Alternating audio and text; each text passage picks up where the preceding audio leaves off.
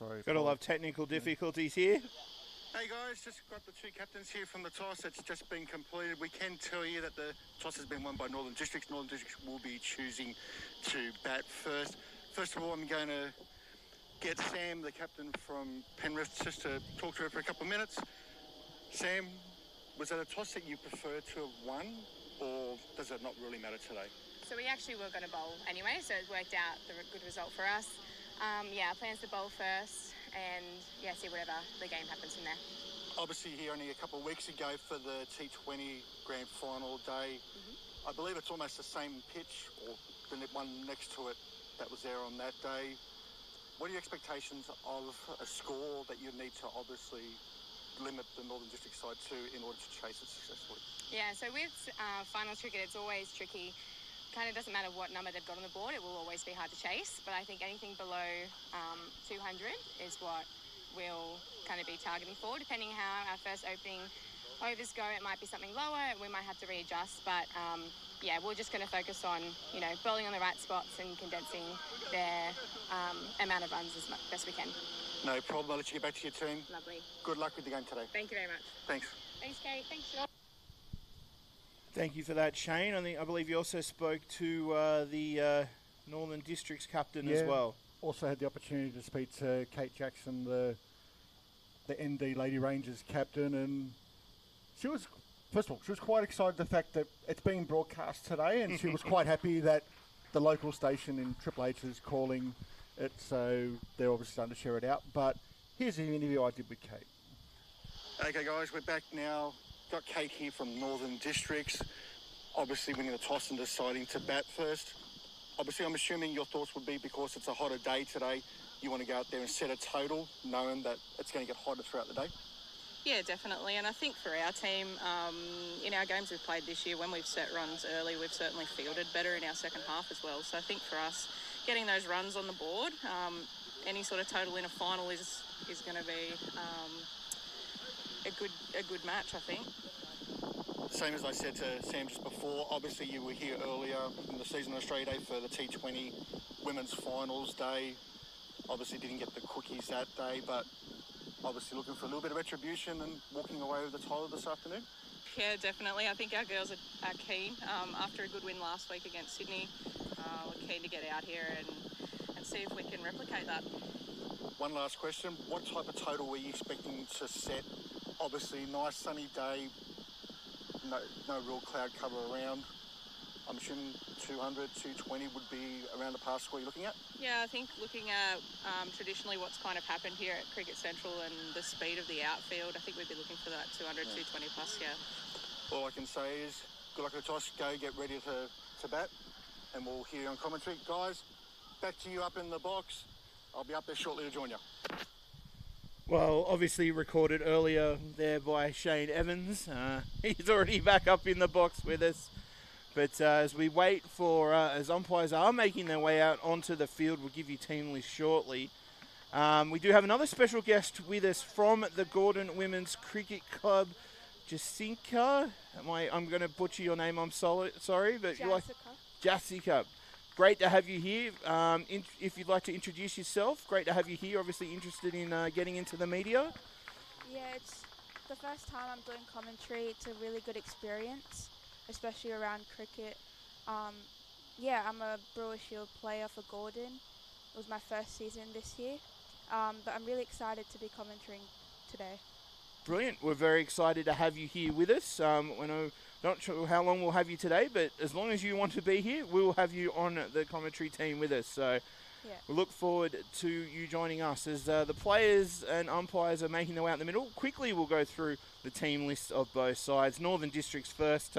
They're led by Kate Jackson. They have the New South Wales player in Lauren Smith, Sienna Eve, Ava Ryan, Claire McGurk, Kate McTaggart, Tara French, Claire Webber, Abby Taylor, Grace Dignam, Maddie McEwen and Sophie Shelley. For Penrith, they have their captain in Sam Arnold, Beth Lane, Elise Noble, Katie Wolf, Kaylee Black, Elise Robinson, Aminga Shah, Elise Williams, Elsa Hunter, Phoebe Litchfield, Beck Cady and Lani Ryan.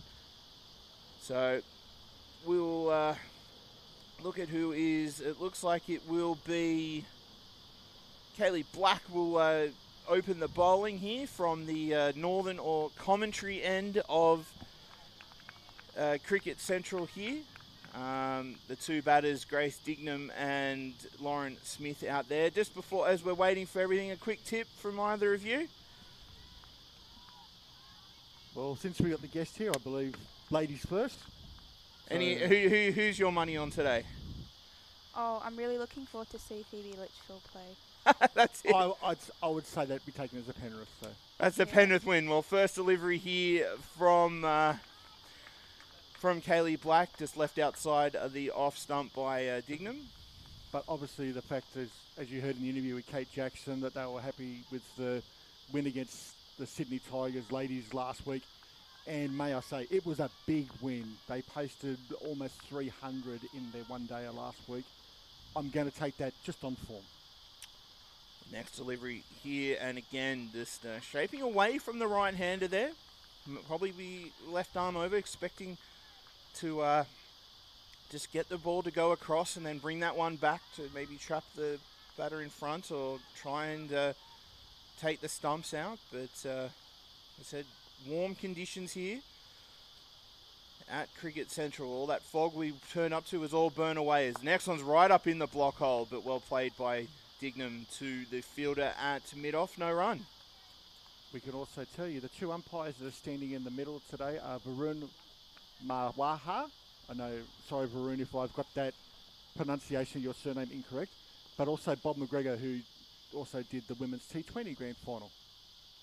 Next delivery here, and that's way outside the off stump, and the umpire very much well and truly putting the arms out for that one.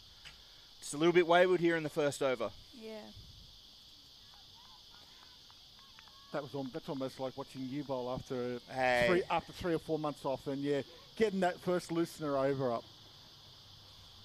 You watched me bowl in the nets on Wednesday. I was more online than that one was, as the next one's again outside that off stump, and first shot played in anger, but he goes through to the keeper, no run. Or was it more like watching Georgia bowl against the Gordon women up at Chatswood Oval a few months ago? Yes, there is vision of you in that. Yes, I know, but there is video vision of you bowling in that. Next delivery, and that's a much better line there, just nipping away from the outside edge there. That's more like it. I'm sure that's where she'll want to be keeping the balls in this opening spell. It's for most batters, it's fairly uncomfortable when you're looking at left arm over wicket. Obviously, majority of bowlers, male or female, are usually right arm over. So. Well, next one's on the pads, and it's beautifully clipped off the pads through the onside, and it rockets along this carpet-like outfield here. That's first runs of the innings for Grace Dignam and for the ND Rangers. That off the bat, and that is the end of the first over here. None for 5. Northern District, they won the toss and elected to bat here in the Women's Premier Cricket Grand Final at Cricket Central. Thank you very much for your listenership or viewership, whether you're listening on the Triple H FM sports stream or you're listening through Frogbox. We welcome you here today. It's what's going to be an absolutely epic grand final here this afternoon. Well, as I said, I don't think we're even looking forward to this afternoon because we know how hot it's going to be here. We'll be cranking up the aircon in the commentary box, but as I said, lovely view here from the box here next to the camera. If you are watching on Frogbox, you see we're right behind the bowler's arm here. Beautiful facility out here at Silverwater that Cricket New South Wales has done. I'm sure that we will see much more cricket be played here over the next few summers and into the future. It looks like Katie Wolf to start the attack from the southern end here of Cricket Central, with Lauren Smith to face her first delivery of the innings, and this one's just played to the fielder at point, no run. Yeah, it's just a nice start there from Katie. Just put it on the spot. Obviously nothing that Lauren Smith was able to do with it, but defended it away. I did wonder if I should have got the two New South Wales Breakers players for interviews before it, but I just thought, you know what, let them have their space and we'll talk to them after the game. Next delivery comes in to Smith, and she just plays it to the point, almost a exact copy of the previous ball. And again, same result, no run. Well, Shane, give yourself something to aspire for after the game. I'm sure we'll get you back. We'll get you down on the ground doing interviews as we've done in the past post game. I must admit, I felt very overwhelmed when I'm standing next to Lauren Smith and. Next delivery just left outside the off stump. Nice little bit of shape there. But standing next to her and myself being 6'4", and I think the top of Lauren's head would have probably sat across the logos on my polo shirt, so around about the 5'4", 5'5" height, and I felt really uncomfortable looking down to talk to her. Obviously, we all know she's a New South Wales player and a very talented player at that as well. Next delivery here, and Jaffa. Absolute beauty ball, wasn't it there? Just pitched and maybe just moved away and just somehow didn't take that outside edge. Yeah.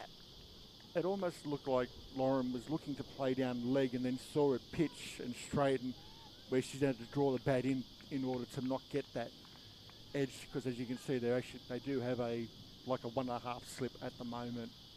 It probably went straight down her throat. Yeah, next delivery here, and well played there by Smith. Just to point again. Yeah, just the maker's name there. Just after obviously seeing that last delivery, not wanting to give the chance to hit that outside edge. Definitely doesn't want to take a risk right now. It looks like a belter of a pitch, but as I said, this new ball does look to be moving very nicely out there. They want to take advantage of this Penrith while they have the opportunity. As Smith again just plays it again to point. They go for the quick single. As I said, good call there by Grace Dignam. She makes it home. And that's the end of 2 overs here. None for 6. Dignam 4 off 6 deliveries. Smith 1 off 6. Katie Wolf's first over only goes for 1. And if you're just tuning in, whether on Frogbox through the Cricket New South Wales YouTube or on the Triple H Sports stream, Northern District have won the toss here in the Women's Premier Cricket Final. They elected to bat first. The one thing, unless I'm mistaken, I'm looking at Lauren Smith's bat, and I know some of our commercial colleagues have been talking about some of the older style bat stickers coming back through. If I'm looking at what I can see on her bat, it looks like she's going with the Kookaburra and the old bubble logos. Well, that is quite popular. The old retro bubbles are coming back. The Ricky Ponting, I remember it was before he moved across to the Kahuna set that he had before he retired. But yeah, it's a real nice looking set of stickers. Well, Black comes in for her second over there. Well left by Smith. First delivery there outside off stump. But yeah, we will endeavour, obviously, throughout the day. We'll try and get some of the non-playing team members for both sides, see if they're willing to pop up and have a chat with us and just talk about how the season's going so far. Well, season's going quite well if they've made the grand final. Is the next one. Big swing outside the off stump. I mean in regards to their season. Georgia, shush. No. But they'll probably, some of their players, maybe they'll give us a little bit of insight to their teammates that are currently on the field. Black again here to Smith, and that one's driven nicely through the covers, but it's fielded well there by number 1 in Phoebe Litchfield. Well, as you and I, we walked in this morning, we had the opportunity to say good morning to Phoebe as she was just getting a huge cricket kit out of the car. Next delivery there, just played to mid-wicket, no run. That was a big gear bag. Well, obviously it's a Cricket New South Wales, her New South Wales Breakers bag, but for anyone that hasn't seen what the professional players or semi-professional players have, that bag is absolutely massive compared to what most of us use on a Saturday and Sunday. Well, next delivery just left outside, left alone. Just in that corridor. Yeah, well, as I said, with mine, my cricket kit fits in with all the radio broadcast equipment and everything like that. If you had Phoebe's kit in your car, there'd be nothing else in the back I don't think it would boot of fit in my boot. Yeah. But next delivery comes in, and again, just very wary of the new ball, aren't they? Definitely. Yeah, obviously the Penrith girls are getting it to do some moving and shaking here, and that's the end of 3 overs. A maiden there. A maiden one. By Kaylee Blackshear. She's none for 5 off her 2 overs, and the Rangers still none for 6 off 3. Dingnam's 4 off 6. Lauren Smith 1 off 12. Also, we do know that for anyone that hasn't realised, actually, is the women's second grade grand final is out at Drummoyne between Sydney and Parramatta. We will endeavour to give you updates throughout the day for anyone that is interested in it. Obviously, we'll focus predominantly on this game. Well, you'd hope so. But there also is some men's Premier Cricket qualifying finals on as well, and we'll give updates throughout the day. We certainly will, as Wolf continues for her second delivery, and Grace Dingnam just plays that to point, no run.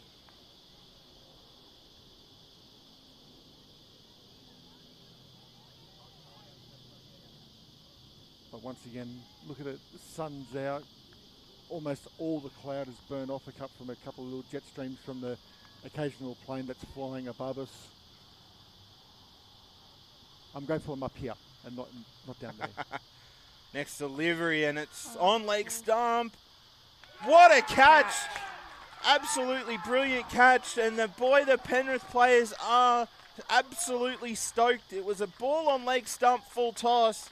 It was flicked away, but boy, wasn't it a brilliant catch down at fine leg. Waited for it and dived at the perfect moment, and that was a great catch. Certainly was, just above the ground. It's one of the harder ones to do when you've got to judge the ball and go forward as well, isn't it? Well, so you look at it now, we're only just over 3 overs into the game, and you can see how much the heat's already there because Lauren Smith's already asking for that bottle of water to come out. So, but also you've got to remember, the helmets that they're wearing aren't the most conducive to trying to stay cool. Darker colours don't help. So obviously, but the one thing the umpires did say when we were down there for the toss, instead of there just being the 2 drinks breaks at over 17 and 34, they're going to be doing a proper drinks break every 45 minutes, which will be about 2 to 3 minutes where everyone can get some fluids in. So normally the innings will finish about 20 past, 1:30. They said it may finish around 1:30 to 20 to 2. So obviously it'll allow for the heat, which is a smart thing to do because, in other words, if you follow the heat rule properly, as us umpires have been told, this game would be sitting there and it hits that 40-point mark, the game gets stopped altogether. It's Sunday, obviously, you don't want to be doing it in a grand final. Yeah, so that was a brilliant catch by Sharma down there at fine leg, running in. And if you've just seen the graphics come up on Frogbox, Dingnam, she was out 4 off 8 deliveries with that one for Kate McTaggart is the new batter, and now she is on strike to face her first delivery from Katie Wolf, and just left outside the off stump. Little bit extra bounce there.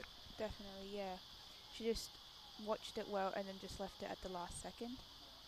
Yeah, just got that bat out of the way. It looked like, a bit of grand final nerves maybe, wanting to maybe run it down to third man, but I think very wisely got the bat out of the way. Right, definitely. But pressure on McTaggart here. 1 for 6 here in the 4th over, as that one's just a bit wider, a bit fuller. Very well left outside the off stump through to the keeper. Speaking of the second grade Women's Premier Cricket Grand Final out at Drummoyne, we can tell you that the toss was won by Sydney Women. Sydney Women will bat first, and after 2 overs, they are none for 8.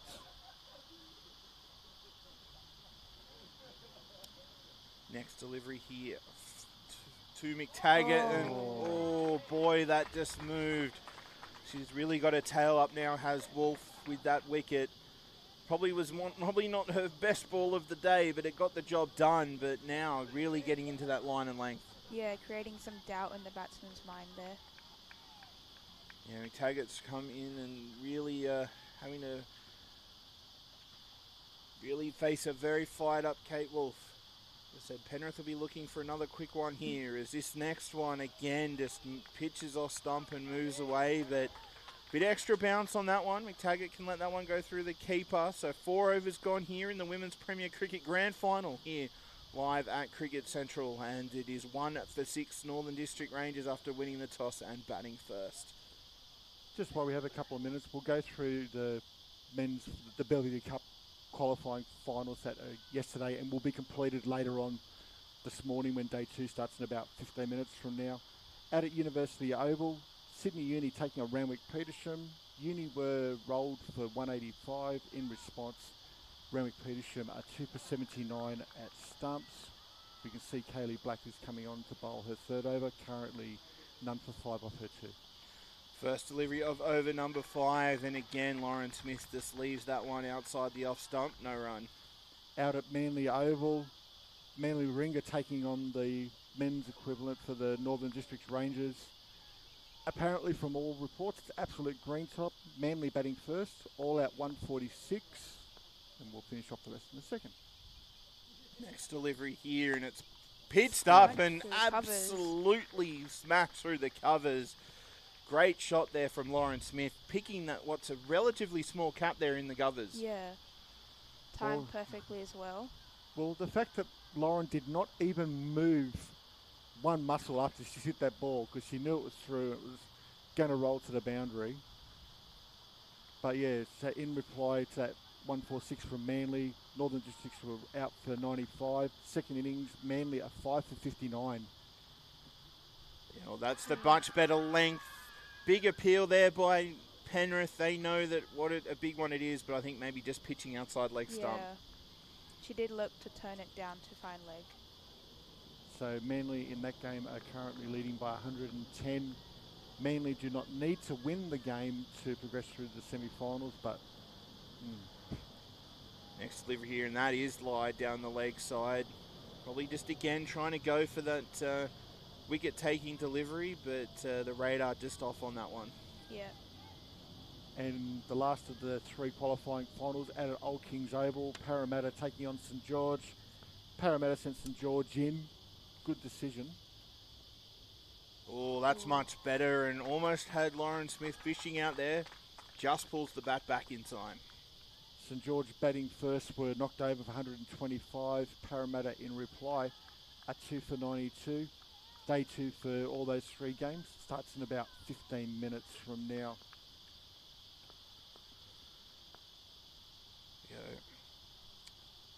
In again to Smith, and all the big maker's name of the bat pushed back to that one. This is the much better spot here from Kaylee Black. This is where she'll want to keep these deliveries rather than straying down the leg side. Yeah, she's forcing Lauren Smith to play the ball now. I think, yeah, that's what you want to do in these games, particularly early with the ball still new and hard and moving around, and again just left by Lauren Smith. Outside the off stump, that's the end of 5 overs here at Cricket Central. 1 for 11 Northern Districts after winning the toss and electing to bat first. Lauren Smith, she's 5 off 18 deliveries with that one beautiful cover drive for 4 in that last over. Kate McTaggart, she's new to the crease. 0 off 4 deliveries. And Black's first 3 overs, 1 maiden, no wicket for 10. So the way both of these sides made it to today's grand final, obviously Sydney played Northern Districts out of Drummoyne last week. Northern Districts posted 169 and defended it, rolling Sydney for 112, and we'll talk about the Penrith semi in a sec. Continues here again, and there's some nice shape here, but I said can just play it to the fielder at mid-wicket, no run. I think they're trying to work the singles now. And in the other semi-final out at Howell Oval, obviously Penrith hosting there. Parramatta batting first were 9 for 216, but there were weather issues in the afternoon, and on DLS, Penrith won, scoring 2 for 126. So next delivery to McTaggart, and nice drive down the ground, but can only find mid-off. Yeah, good point there about trying to get the singles and rotate the strike, but particularly Wolf here just being on Very that line accurate. and length. Yeah, hard to get the ball away from that line and length. I said the one bad ball gets hit straight to fine leg. So Yeah. I said she's been bowling a great spell here, Katie Wolf. What can she now bowl to McTaggart? And again, just can only be blocked back down to the fielder there. Phoebe Litchfield at short cover, no run.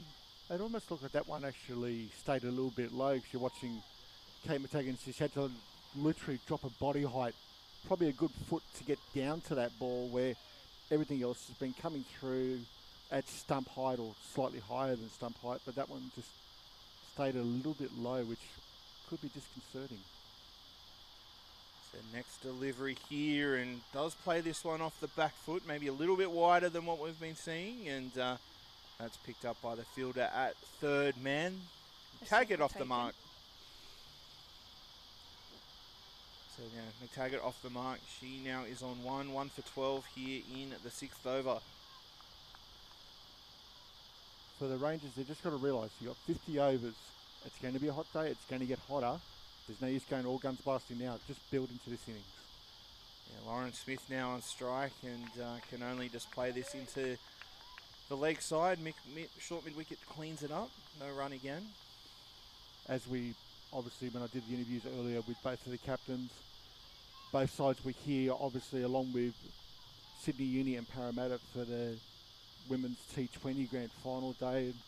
It actually is the same pitch, but they'll know roughly what to expect from the surface itself, but also know how to build into an innings. There we go, and another Jaffa there to finish the over. As I said, I think Kate Wolf's certainly found her line and length. So 6 overs gone here in the Women's Premier Cricket Grand Final.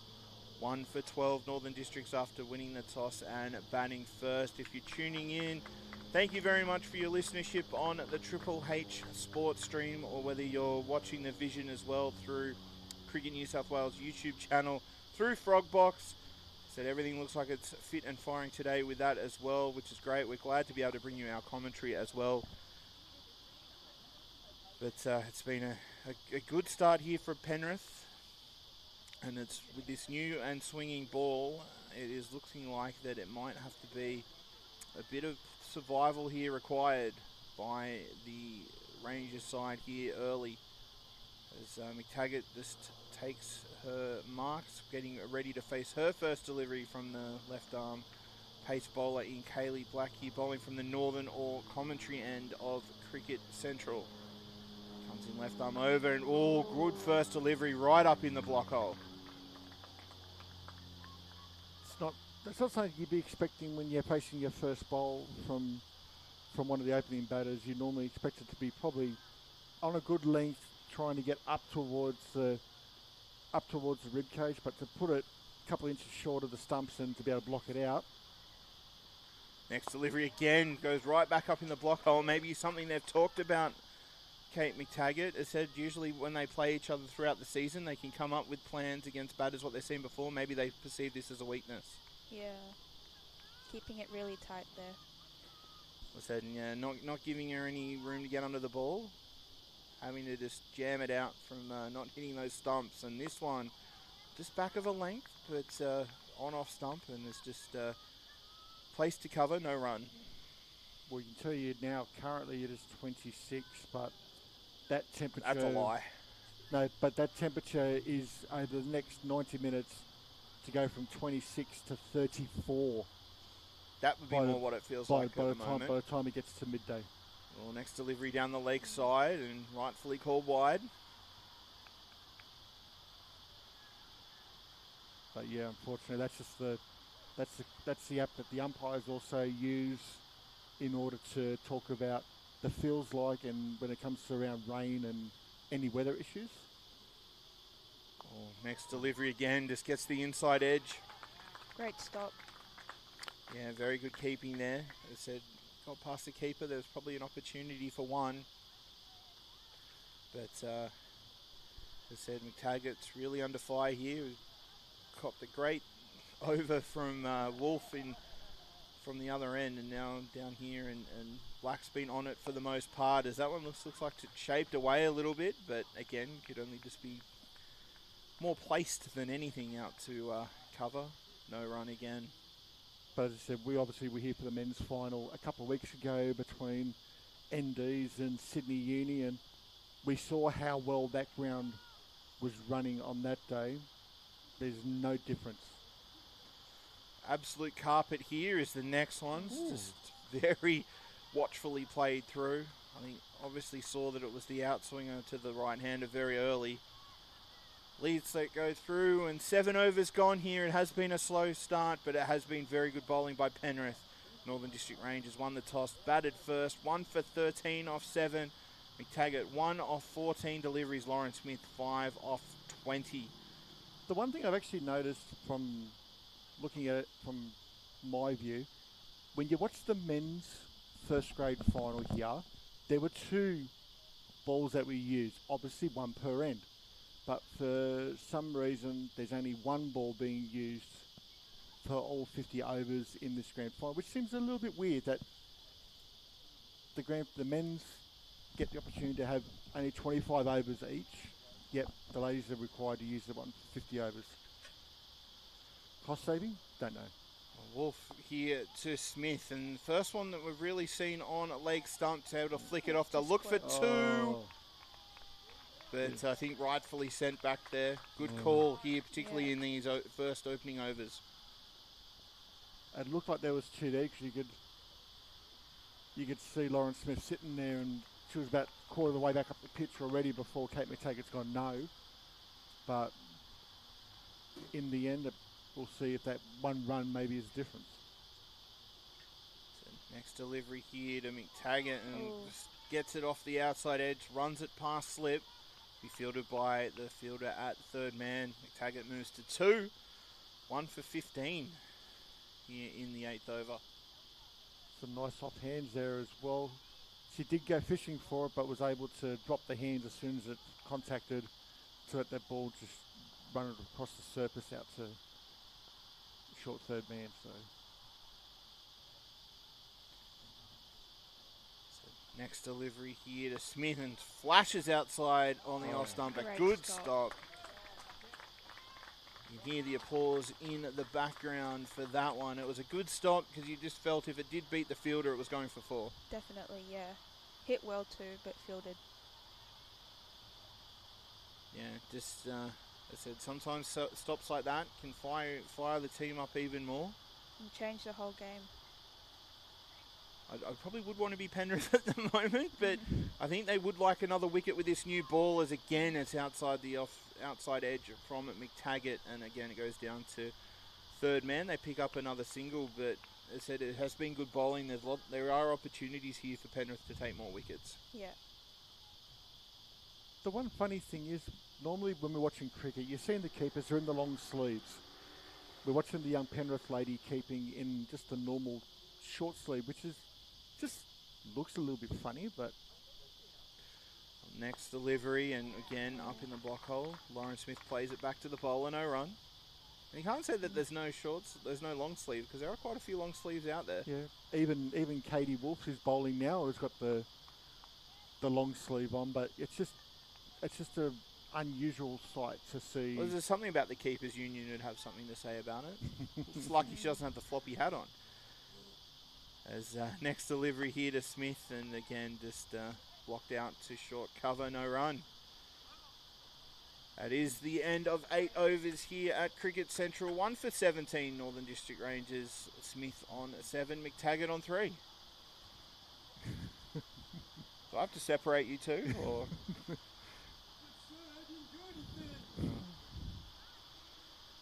If there are any cricket commentators out there listening, please do make your way to Cricket Central so I can leave. Get away from you two. Yeah. We see a substitute fielding change here for Penrith. And there's also a change of bowling as well. By the looks of it, we can see the keepers actually asked for the lid to come out. So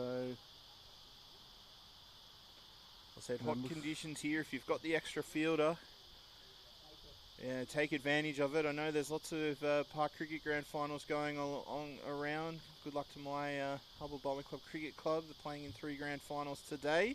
good Wearing luck to my all. hat in solidarity, but good luck to all teams playing in whatever association grand here we final go. that are on today. You had to go all diplomatic on us, didn't you? No, Shane? I know you love your hardboard, and I wouldn't mind seeing them winning a couple of those titles. They be in good positions, but I still don't know if I can get you an invite to the after party. But Shane. we can see Elise Robertson is about to come in with her right arm medium. Yeah, right arm medium here from the Northern or commentary end.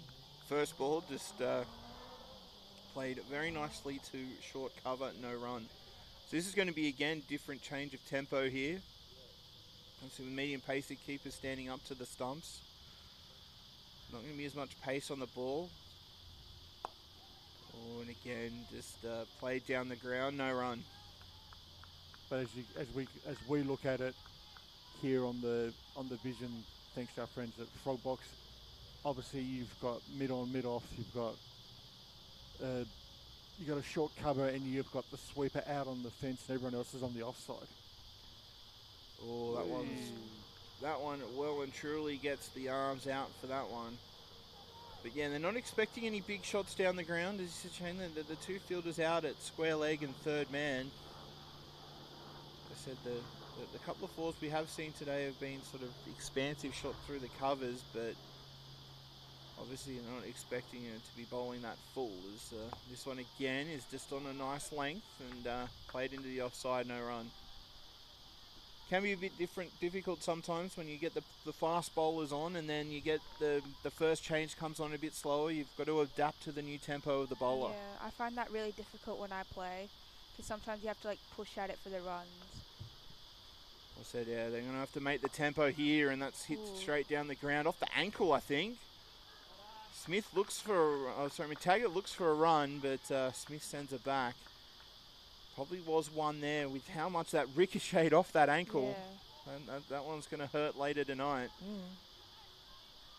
But yeah, I think you see McTaggart trying to push the tempo here, but just doesn't have the pace on the ball.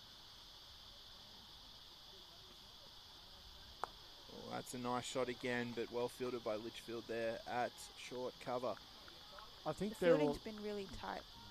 Yeah, I think they've almost conceded. Okay, if you can get the ball down the ground, we're happy to concede it, but you're going to have to take chances in order to do it, especially when you've got Phoebe in there at short cover.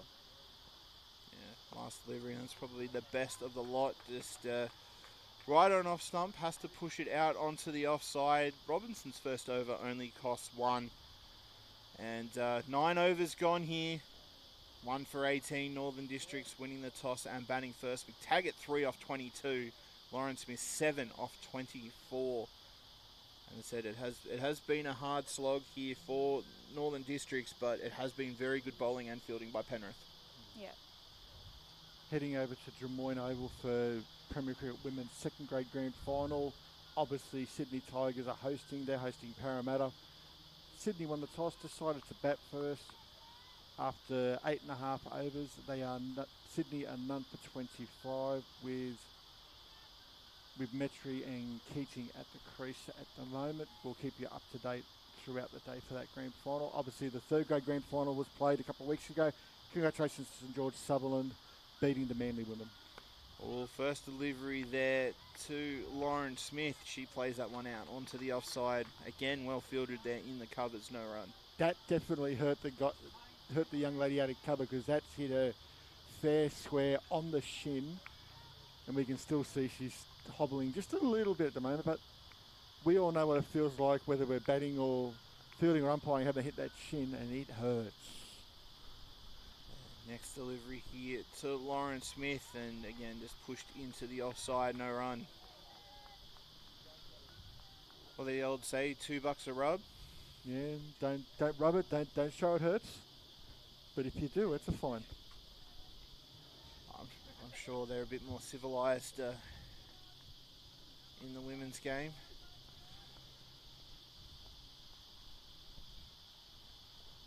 Next delivery here. It's been a good start by Wolf, and again, just on that off stump. Not much that Lauren Smith can do with deliveries like that.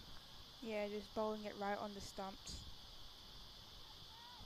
Yeah, makes it really hard for Lauren Smith, she'll be looking to dominate this attack, but also knowing this is a good pitch.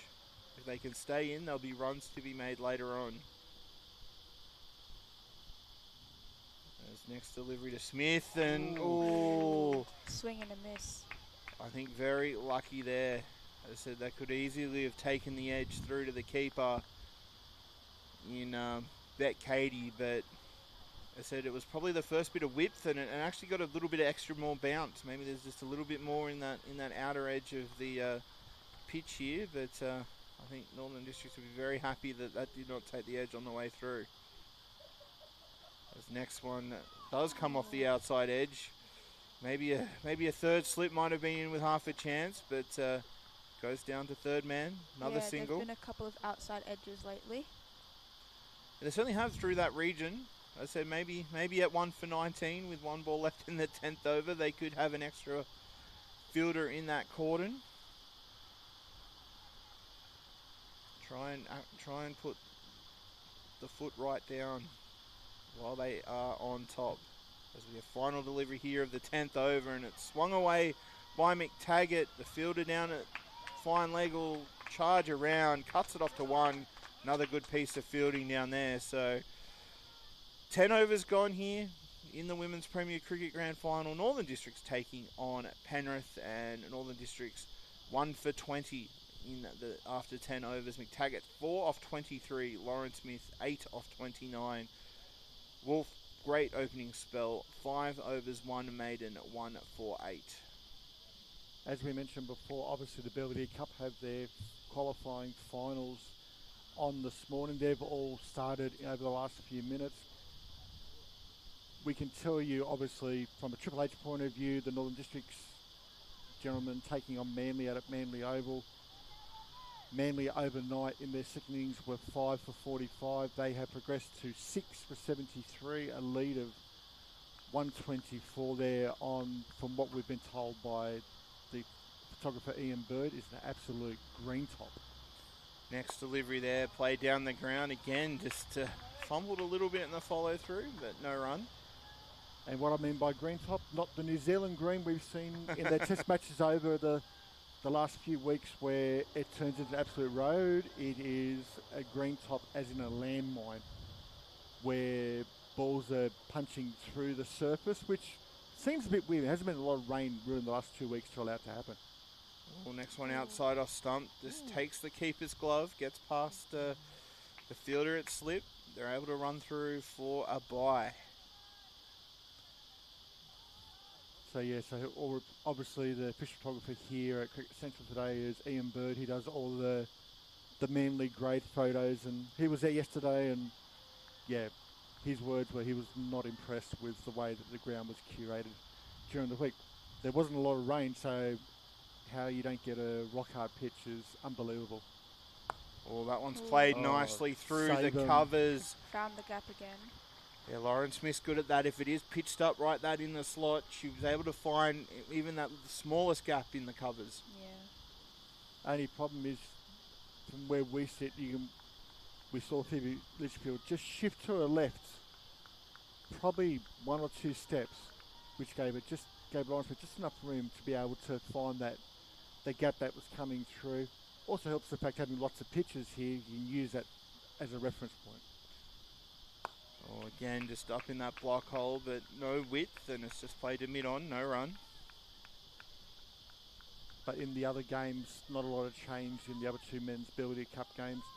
Randwick Petersham have put on another couple of runs, still 2 down, trailing by 87 against Sydney Uni for first innings and possible semi-final spot. Oh, again up in the block hole, but this time Litchfield can cut it off.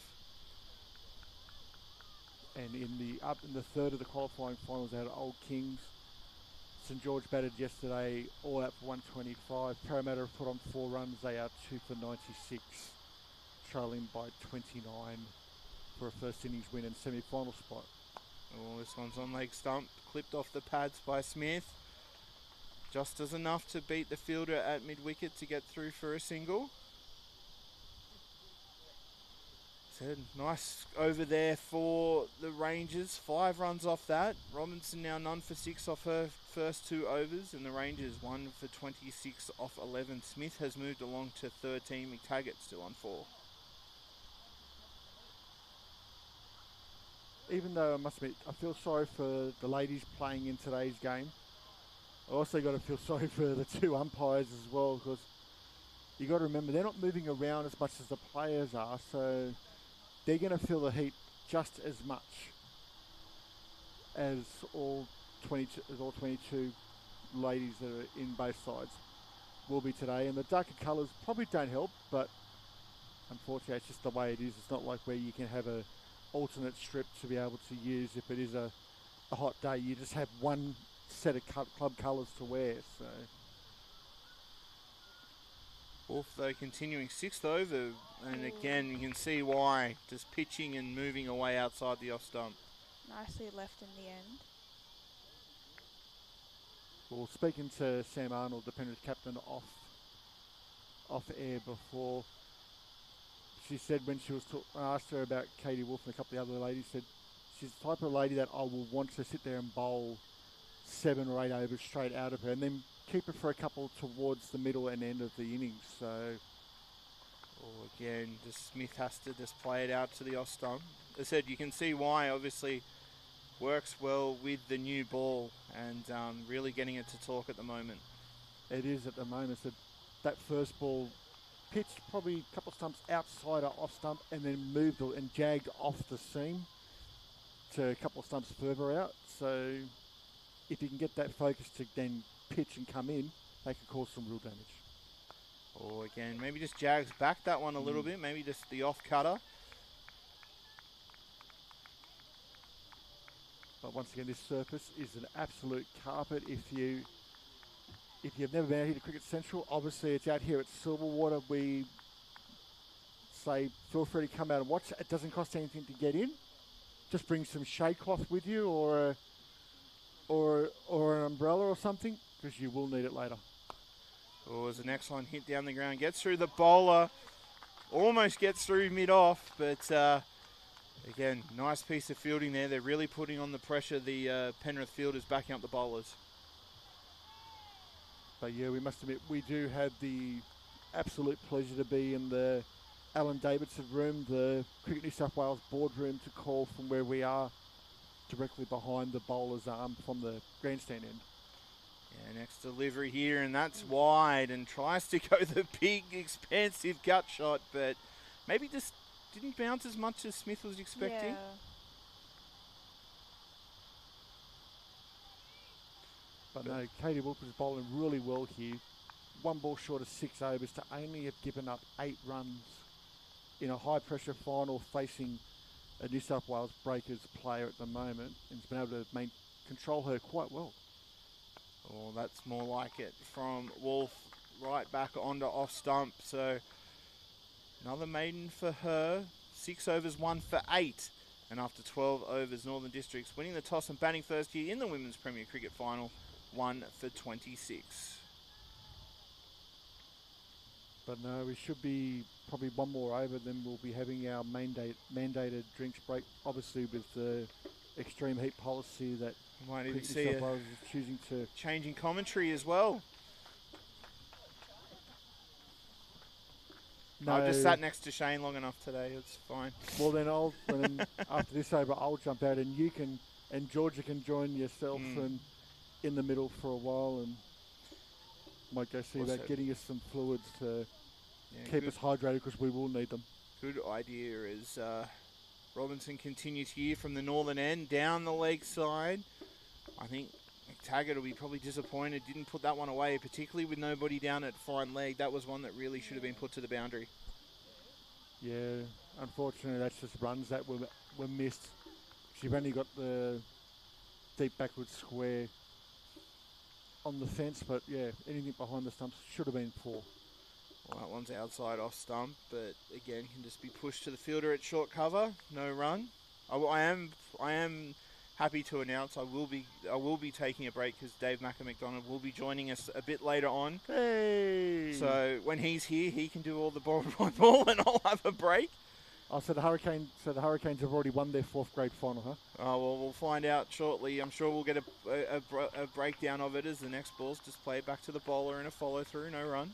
I'm sure we'll get all the blow-by-blows when Macca joins us a bit later. For anyone that's wondering what we were going to, the 4th grade, we're talking about the Sydney Shire's competition, 4th grade, between his beloved Northwest Sydney Hurricanes and the Warringah Shire's club. And one of the guys playing in that side is our executive producer in Anthony Caruso. Took a couple of wickets yesterday, hasn't batted yet, but they are chasing 200 odd, and at stumps were 6 for not a lot. So Caruso, I think Caruso's got 100 in him, don't you? As next delivery, again, nicely played at 2, short cover, no run. Caruso's got 100 in him, doesn't he? Well, we can tell you exactly. Northwest yesterday out at Weldon Oval, so the number 1 field for Warringah, batted all out for 212. Warringah at stumps were 5 for 78. They're just about to head back into the field. Oh, that one's played nicely down the ground, but can't beat the fielder inside the circle there at mid-off, no run. We can tell you that Anthony did bowl. These are his bowling stats from yesterday. 15 overs, 5 maidens, 3 for 33. Jeez. Which isn't a bad thing, but... Next delivery here, and that is absolutely put away. 1 bounce into the fence for 4. Full toss there. I think it was a little bit of a surprise there for the batter, but that's what you need to do with those full tosses, putting them away to the boundary. Definitely have to here, and as we said, we got to that 45-minute mark, so we can see the big crate coming on from the Penrith coaching staff, and also the reserve umpire for today, taking some drinks out at the moment. But in response to Northwest Sydney's 212, so Warringah are 5 for 78 at stumps. We can tell you the 2 batters currently in. Noah Kazmar is one of the young up-and-coming players in the Manly system, obviously through Park to Warringah Shires and obviously to Manly grade. Only just turned 19, and the last 2 innings he had, the last round of the season, scored 104 not outs against Epping, and in the semi-final last week scored 88 not out to get them through to the grand final. He's there currently on 28, along with Harry Burke, one of the opening bowlers, on 22. Caruso, if I know him well, will park himself in the famous Georgia spot at 10 and we'll sit there and try and bat with whoever's around him and whoever's with them to see them through to a possible victory, which Georgia's done a fair few times this year, including the one where she helped one of her colleagues reach a 50 when they were 9 down. Well, while the players have a drink, we'll let you two swap out. I'm going to grab a drink as well. Why don't you take us through, in a couple of minutes, your first thoughts of this first 13 overs here, 1 for 31 here in Northern Districts. Yeah. Floor is yours. So what are you thinking of the game so far? What are your thoughts? Penrith have been definitely bowling really tight and fielded really well too. Mm-hmm. Didn't leak many runs except a couple of loose balls. Yeah. But that was a great catch at fine leg That to was a take the gorgeous first catch. wicket. It was a gorgeous catch, and Ananya's been dangerous the whole season. Yeah. Whole season, for many seasons, got out. I'm not salty at all about this, but I got out on hat-trick ball tour last season. Not salty at all, haven't remembered it at all. Totally. No. Like, not, yeah. No. So, when I got to smack her around for runs a couple of weeks ago, felt good. It was like, I accepted the fact that I was still in first grade after getting out on hat-trick ball last season. But no, it has been a fantastic game so far. What is it? It's 1 for 31 after 13 overs. Only 6 extras from those runs as well. So look, it has been incredibly tight bowling. Penrith are always notorious for their tight bowling. I have seen that when they generally get tired, it does start to come down a notch as well. So the extras will start to leak eventually, but not a lot. But look, it's been a solid start by both teams as well. We've seen that wicket, the fantastic catch at fine leg, diving forward, full length, just got the fingertips under it. If you were to ask her, she would have said absolutely. But if we had DRS, well, that could have been a different story. We may have seen a bit of a Lubberskuchny replay of everyone being very filthy of a drop catch. But obviously, we are very fair here in women's cricket. We are very honest as well. But no, I have no doubts that she took that cleanly as well, judging by the celebration. And everybody loved it too. It was a solid catch without losing the front teeth. There is like varied bounce towards this end. Yep. I've noticed that some of Katie Wolf's wider balls, some bounce up higher, some stay low. Yeah, it is a bit like Blacktown International down this end. Unless you were universities playing against Bankstown there a couple of weeks ago, where Frankie Nicklin tells us that it stays very low, and then we're all copying them in the helmet and the ribs and shoulders and. Well, Frankie Nicklin, she's what, 7'4", 7'5". Yeah, like the attitude she speaks of. Yeah, absolutely, absolutely. She's like, it keeps really low, and then we're all like jumping to try and hit the ball. We haven't let her live that down as well. As you can tell, even while we were out there, we were all like, yeah, it's keeping really low as the batsman walks off with a bruised rib. But what the commentary was getting so hot in here, I did have to turn the aircon down a degree, guys, so good job. Only a degree. Only a degree. Like, I don't want to go too far, too fast. We've got to ease into it. Fair enough. As they've pumped some fluids into Katie Wolf, and she'll be continuing here. I said 7th over on the trot here.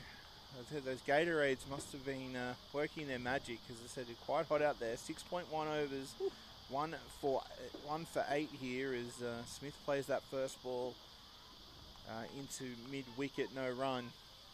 Certainly... it's only 27 degrees out here. It doesn't feel it here in front of the window. As next delivery there is pushed onto the offside by Lauren Smith, and well fielded at point, no run. It is getting quite warm in front of this window here at the is that why commentary you keep area. Shuffling back? Well, I'm trying to get into the aircon. Where are the ducts in Where here? are the ducts? I'm trying to sit under them. The further I get back, the cooler it does get. But the more you can't see of the game, right? I can't see anyway. So that's what my batting coach keeps telling me. Is the next one gets played by Lauren Smith to mid-wicket, no run. That's what I keep telling people. I can't see. I struggle. Like I said, it has been a great opening spell here by Katie Wolf. Halfway through her 7th over, 1 for 8. So I probably will be taking the opportunity. It does look like they have a rotating 12th man here, Penrith, and give her a break once she's finished a spell. As again, just outside off stump, making Lauren Smith play, but soft hands means it just drops down near the fielder at slip. I know she's a very, careful bowler. She doesn't let a lot of runs through, but 7 overs in a row, is that really the best way to use her in a game? Well, obviously want to take advantage of this new ball. Because I said even there, still getting a bit of swing as it goes. Still getting swing, but I mean, we also have to think further down the line of the game as well. Like, what are you going to do towards the back end? Well, unless they know they've got the bowlers that can bowl in the depth and have decided that she's their best exponent of the new ball. Or maybe they're just thinking they want to bowl them out in 30 overs. I don't know. What is the mentality of a first grade captain? Oh, I wouldn't know. Oh, again, Smith just has to play out it outside off stump. Another great over there from Wolf. 7 overs, 1 for 8. And Northern Districts, after winning the toss, batting first, 1 for 31 off 14.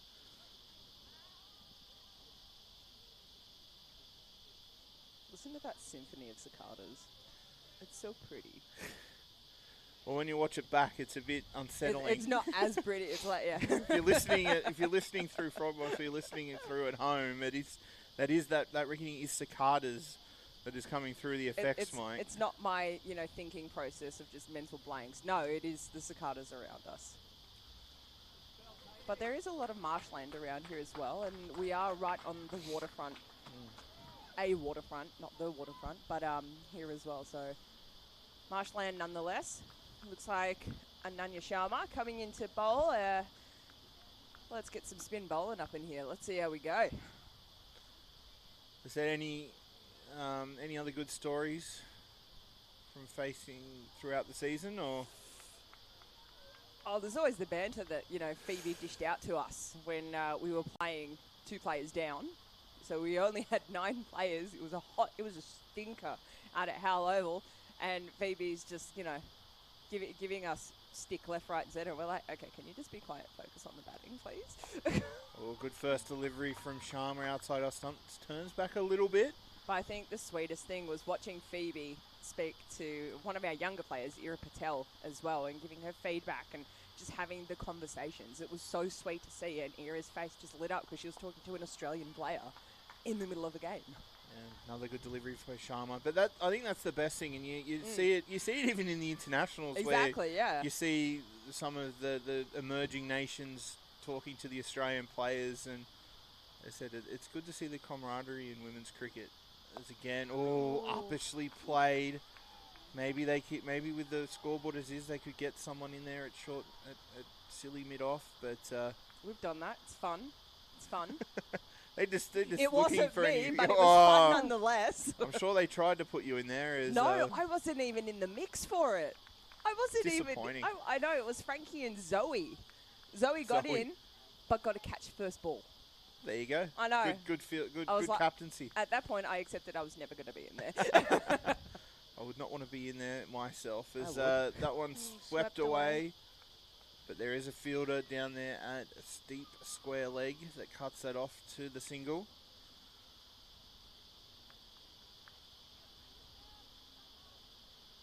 But yeah, it is good to see that the players like Phoebe Litchfield, who said not too long ago was wearing the Australian colours at North Sydney Oval, but now back playing for Penrith. Again, it's nicely played there by Lauren Smith, and good first over from Sharma, only goes for 1. Northern Districts 1 for 32 off 15. And it is one of the amazing things about New South Wales women's Premier Cricket as well.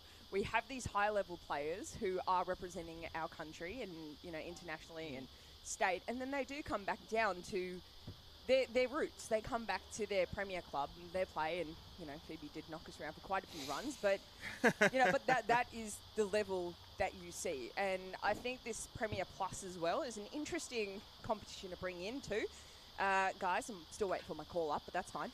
Well, if we get to do any commentary next year, you've already got the invite, don't worry. Yeah, I know, but I mean, to play, I'm waiting for a call up to play. I know it said the best players in first grade, but maybe we can make an exception. Well, all you can do is just turn up on the day, and you never know, someone might be running late, or... I don't think that's how this competition runs. I don't think it's shy as cricket, where if you're running late, maybe someone can get the call up. But is that how you're saying that Anthony Crusoe got a game this week? I'm not saying that at all. I'm saying maybe not him necessarily, but. Oh, it looks like we've got a change. Katie Wolf, 7 overs, 1 for 8, saving her for later in the innings. They must have heard me. They probably have. Yeah. They know that all the wisdom's coming out of the commentary box. Bethany Lane going to start up on the southern end. Full of wisdom. That's debatable. If we don't believe it, no one will. Yeah, right. As comes in first delivery, looks like right arm leg spin, and it's just played by McTaggart back down to the fielder at mid-off, no run. Bit of an interesting action too. Is that something you can get distracted if all the arms and everything windmill like a goes on? Yeah. There is a bit of Paddy Dooley with the spinning of the ball. Wax on, wax off. Here we go.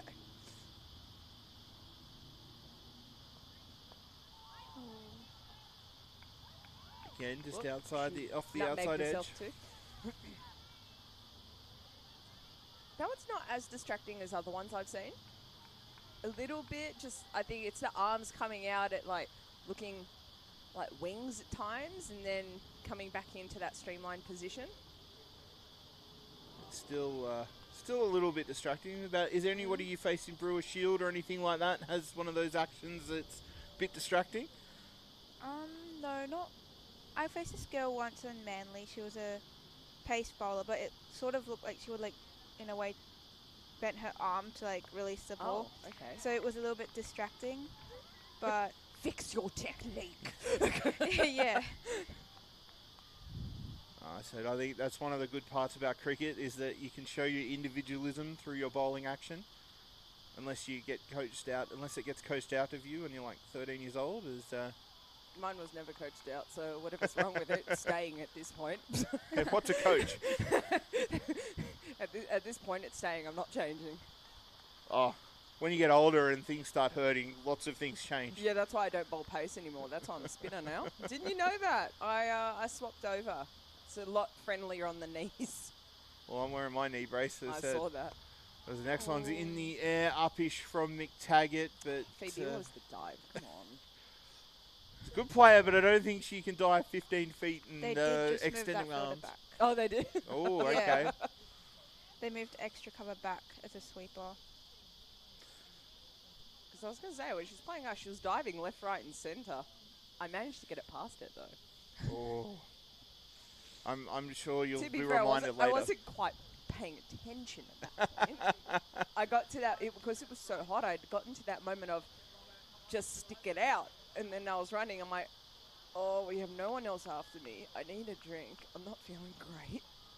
But then I perked up and saw it out. And yeah, it took a week to recover, though. Well, I said hot days in Penrith never are good for the body as Sharma continues from the broadcast end. No run. Well, in park cricket, we play on fully synthetic fields. Yeah, that's not easy. That is not easy that's on a never easy. 34-degree day when it feels like your rubbers are going to melt into the synthetic surface. As comes down the ground, beautiful shot. Talk us through that one. Just gets to the pitch of the ball. Yeah.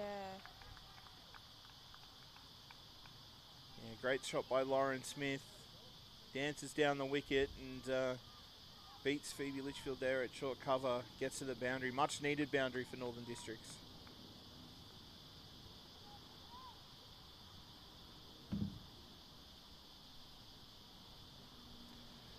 As next one comes in again and trains up a little bit there to McTaggart and it's pushed out to point, no run.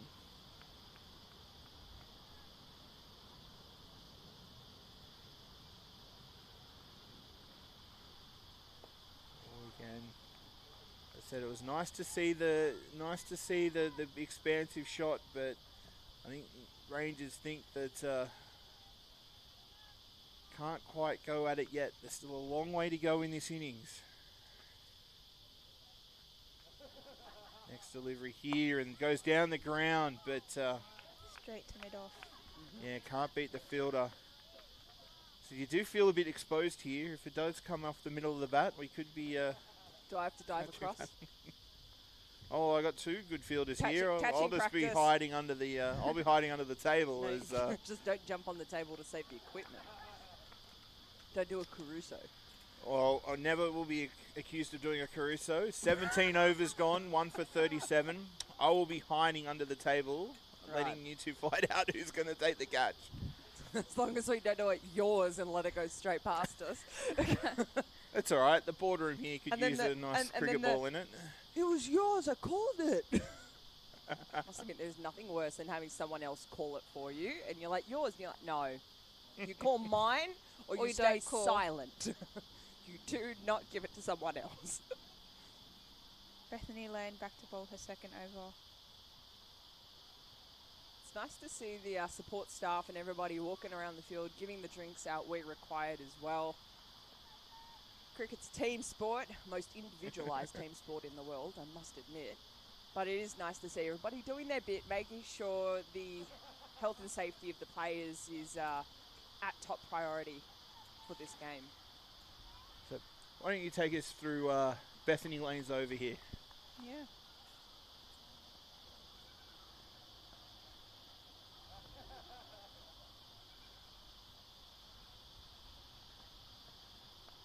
Ooh, in the air.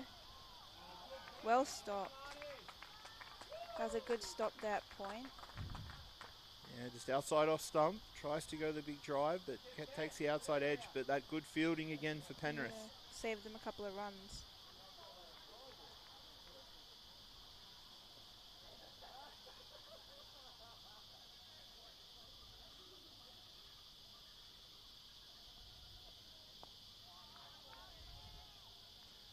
nice and full on the stumps, just plays it towards the cover. Yeah, I think that's the line that she'll be looking for. Trying to make him play outside off stump, but not giving him too much width.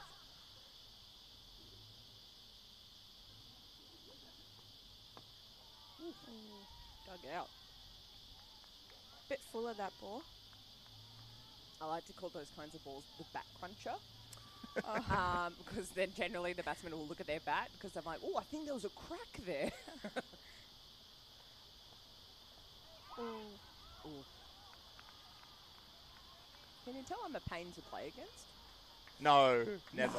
No, never. I'm quality entertainment during these games.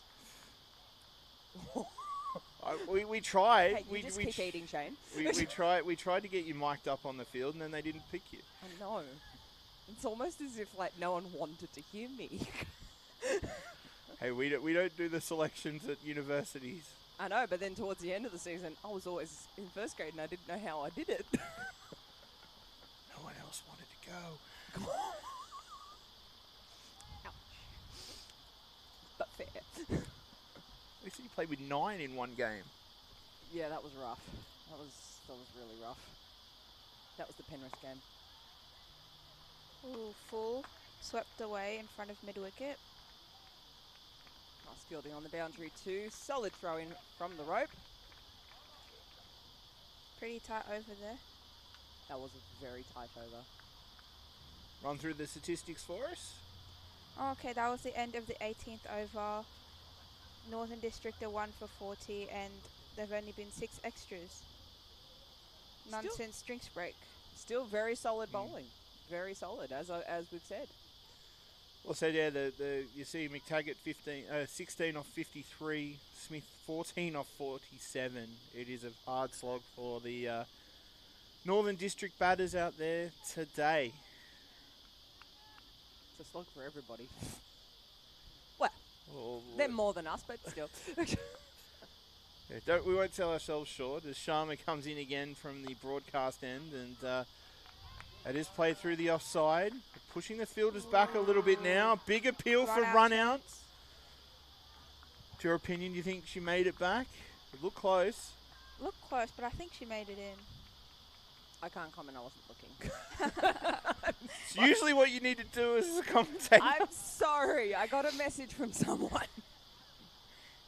Well, it's university saying that you were picked on merit. As Or not. Sharma comes in now and nicely played on off stump. Said try not to get too close to this window as it is heating up a little bit. I think I'm due for a new phone, so it's alright. Let's just put it as close as possible. Well, just he said again, just nicely played into the offside. I said we can go round the grounds. Second grade women's final at Drummoyne. Sydney batting first, 1 for 50 after 19. They're in the second grade Premier Cricket final as that one's off the outside edge. No slip in. Bit of a chase there for the fielder at backward point, but they pick up another single.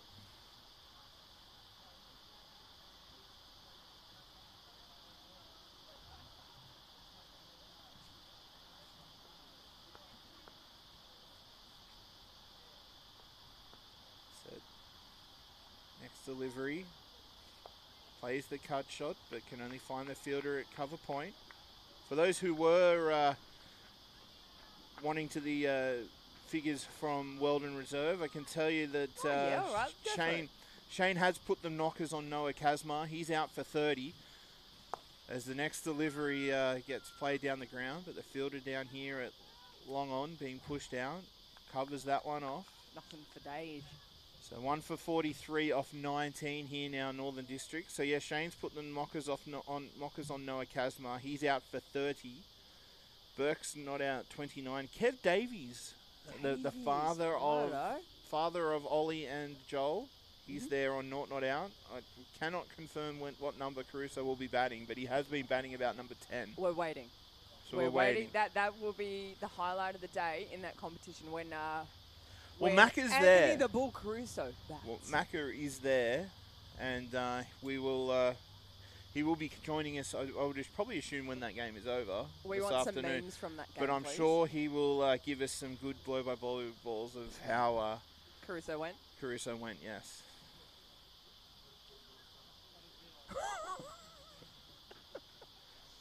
Well, we'll see what we can do. Maybe we can patch him through. The mixer later on. He can give us a description. As Bethany Lane to continue from the southern end, 2 overs, none for 4. With her leg spin. This one's outside off stump to Lauren Smith, but can't beat the fielder at point. No run. Trying to find that gap there in the extra cover.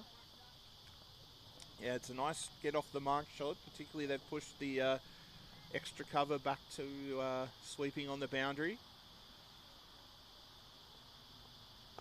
Well, that one's right up in the block hole, but they've pushed mid-off back, so they're able to take a single.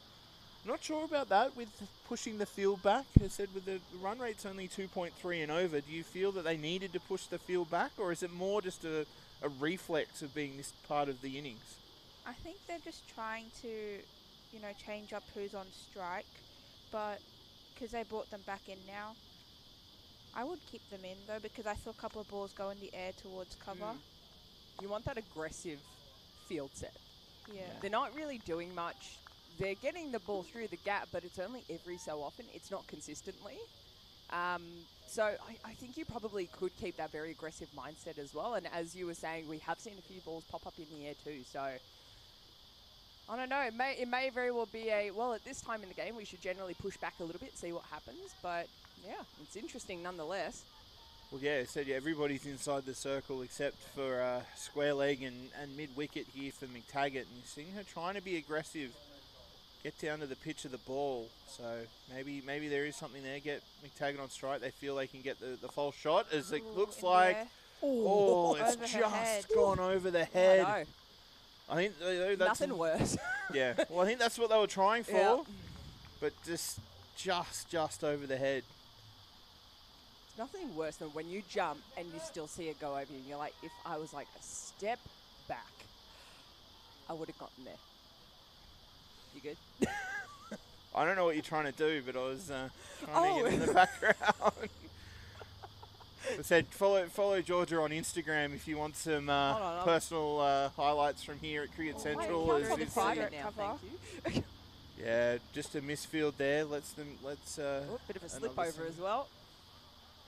Well, the end of the over there now. Bethany Lane now none for 10 off her 3 overs. 1 for 49 here off 20.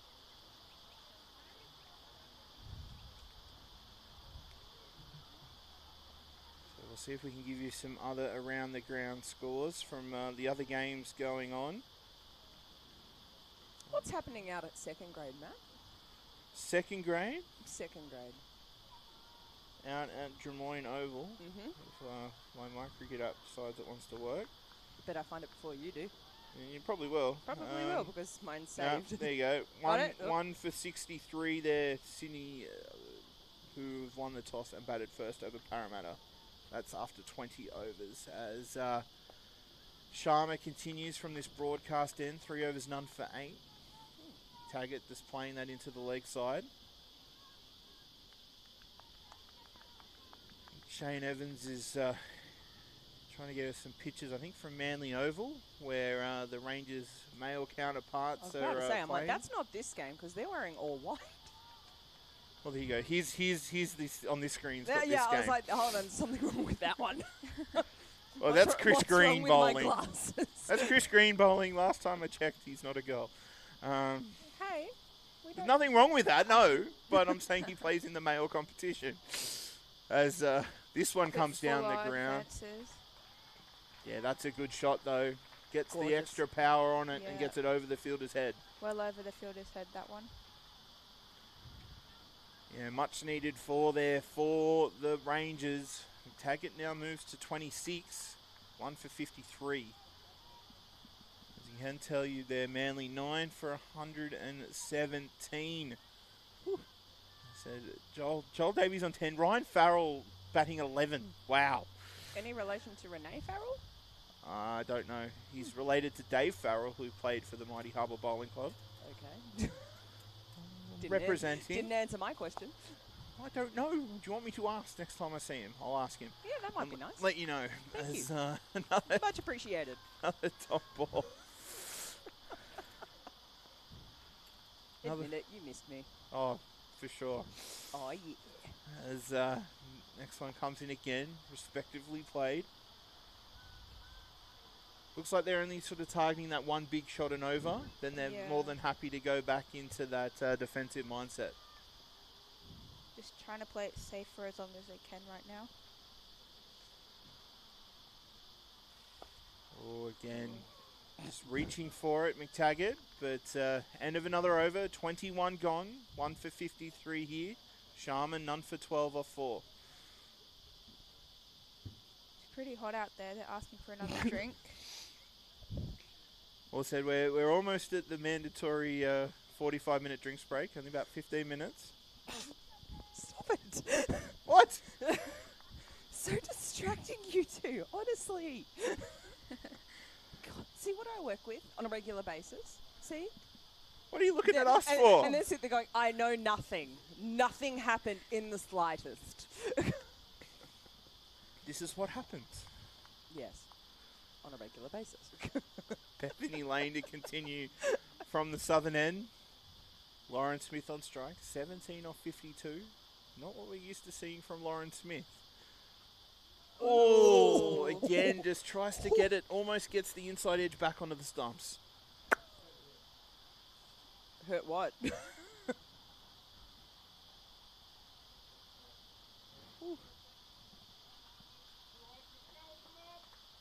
Yep, that's right. Let's do a bit of gardening.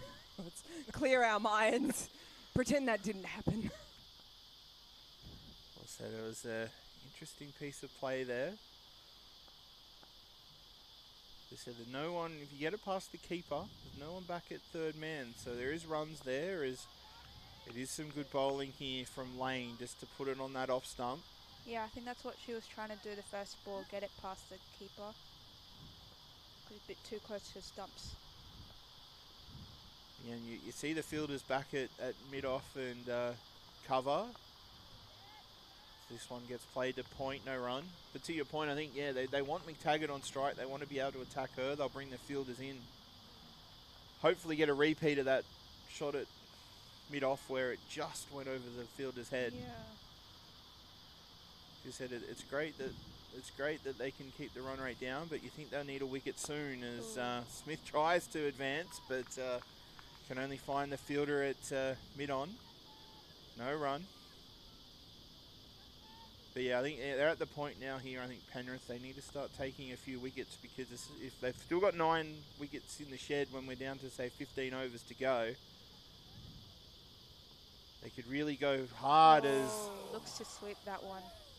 Whew. Yeah, Smith tried to get this one away, was pitched a bit straighter, but maybe just a bit of the pressure of the scoreboard getting to her. You can see the frustration is starting to set in as well. She is attempting to get some bigger runs rather than just ones and twos, because that's obviously what's going to get this scoreboard ticking.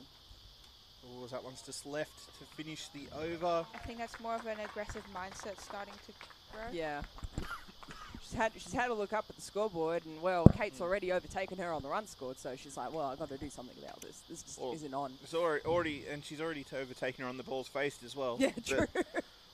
Yeah, Taggart 26 off 66, Smith 17 off 58, 1 for 53 off 22. Northern Districts winning the toss and batting first here in the Women's Premier Cricket Final. Thank you very much for tuning in, whether you're listening on the Triple H Sports stream or through the Cricket New South Wales YouTube page through Frogbox. We thank you very much for tuning in. Hopefully you're enjoying the coverage. As I said, very tense so far, and a day that it looks like it's just going to get hotter and hotter as it continues. Feels like someone's turned the aircon down a little bit again, which is much appreciated for us up here in the commentary box. As Shah Shane goes again. and adjusts it. You'd probably turn it up. As next delivery, just Punishment for being off topic. or punishment for not letting him be on the microphone. As We're all going to have turns, Shane. That's fine. You'll be Sharing back. is caring. Yes, exactly. Next delivery here goes straight, but again, just can't get that elevation. Yeah, definitely more aggressive now. Yeah, you can see that a little bit of change in mindset, that the fielders have sort of started to drop back.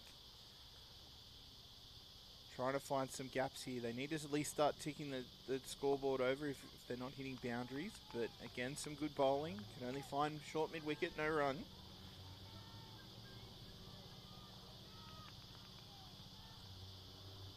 I tell you, there was a wicket falling in the second grade grand final.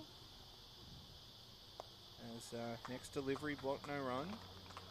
Oh, actually it was a retirement, not out. So perhaps The heat got an to them. injury to Keating. But they are 1 for 77, Sydney Tigers, after 22. As it looks to come down the wicket, but again, good bowling by Sharma. As I said, you can see a little bit of the change in the mindset of the Northern District batters. Trying to come down to the pitch of the ball with the spinners, but it has been good bowling. Oh, sweep. Swept away. Yeah, nicely swept away there by Smith to find a fielder there. And finding the single at backward square. So Sharma now none for 13 off 5.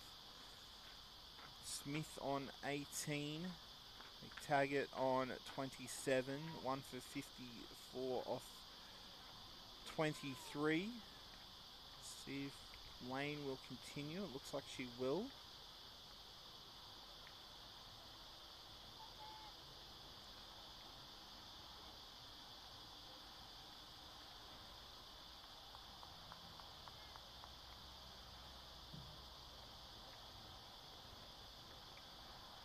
So the Paddy Dooley revs up, is waiting for to come in here from the southern end, and again McTaggart trying to force it through the offside, but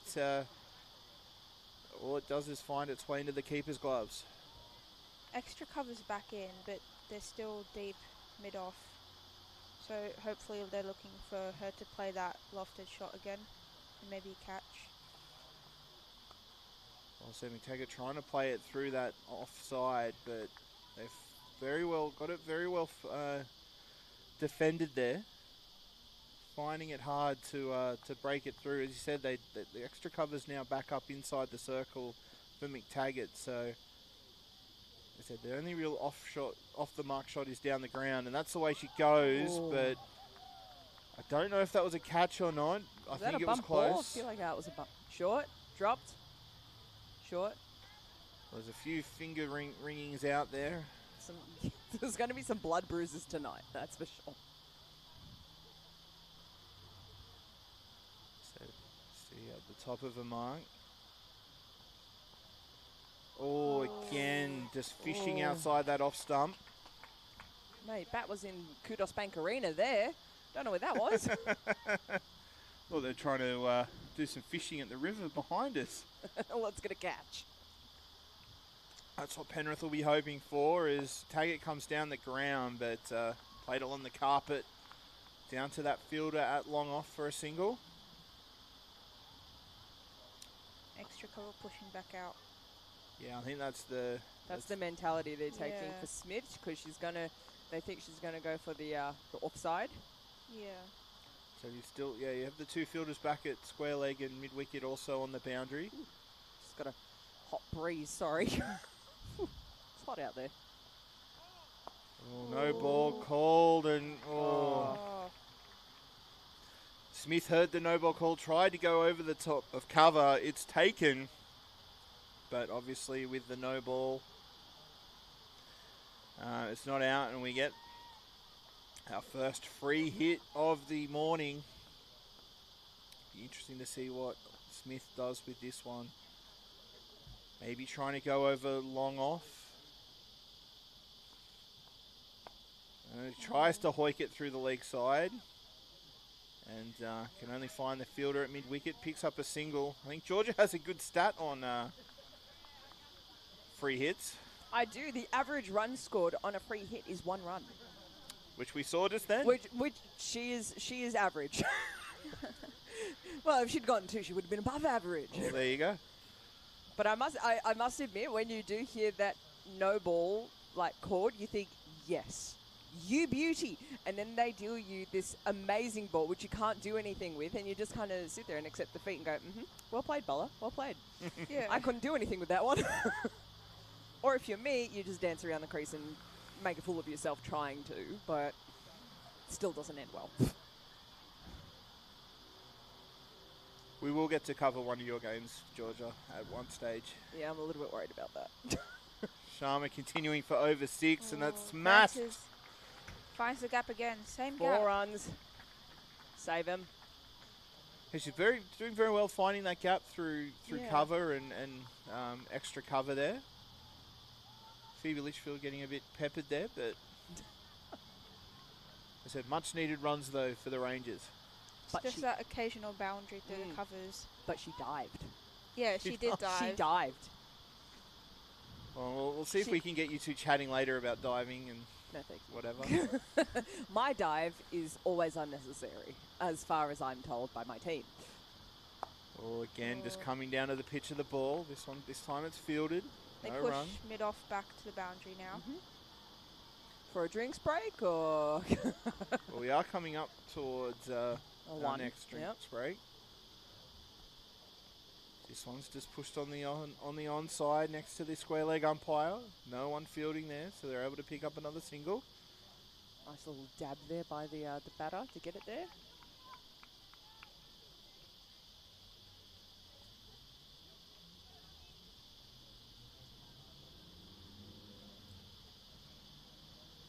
And coming in, McTaggart now back on strike, and she hoiks this one gorgeous away. shot. But can only find the fielder on square leg on the boundary. Another single. Nice over here so far for the Rangers.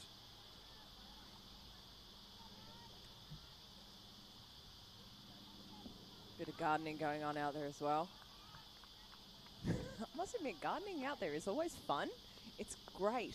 I don't garden at home, but but it is really fun to walk up the pitch, to tap the bat a little bit where the ball hit, walk back, scratch the crease a little bit, like a bit like a chicken, and then face the next ball.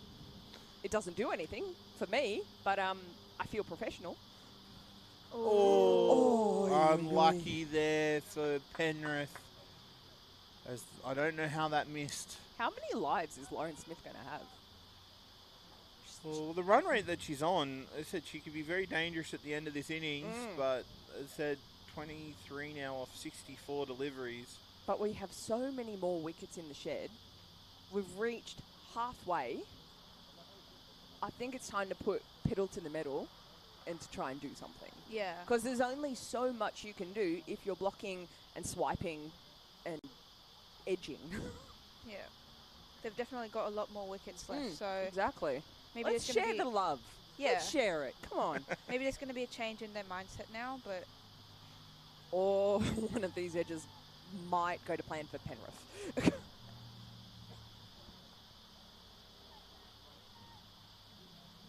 So we're seeing change to coming around the wicket here. So maybe wanting Lauren Smith to play more through the leg side or get the outside edge of the bat. So interesting change of tactics here by Penrith. There's nice first delivery. Are you guys major over or around changes if things aren't going to plan for bowling, or just stick it out, hope for the best? Oh, well, I said I'd still be happy if I'm Penrith. As I said, the run rate's only 2.5 and over. They are keeping the runs down, but they do need to try and maybe get some opportunities as the next ball is played through to point, no run. So what about in Brewers? What would happen in this sort of situation, or are they generally on about 150 after 25? oh no, definitely not. I think usually around the 20 over mark, 25 over mark, if you have wickets left in the shed, you usually start to accelerate, look for the runs and take more risks. That's usually what I see happening in Brewers, but I wonder what's going to happen here. Well, Well, I hope that's what we're going to see here. Yeah, well, I think they'll have an over. They'll have an over in mind where they'll want to start putting the foot down. There's a nice shot there just past the keeper where they picked up 2. So it's now 1 for 66 here, halfway through the 26. But yeah, I think that's what they'll have an over target in mind where they'll want to start pushing. Maybe it's 30 overs, maybe it's 35 overs, and they'll just. Or maybe the 26th. Or maybe the drinks break, as you said, we are expecting due for one. We are expecting the drinks break at the end of this over. Oh, and that's thrown out wide, but must be just inside that tram track.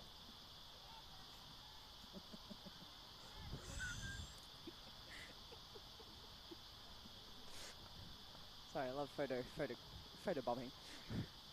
So do you two, apparently.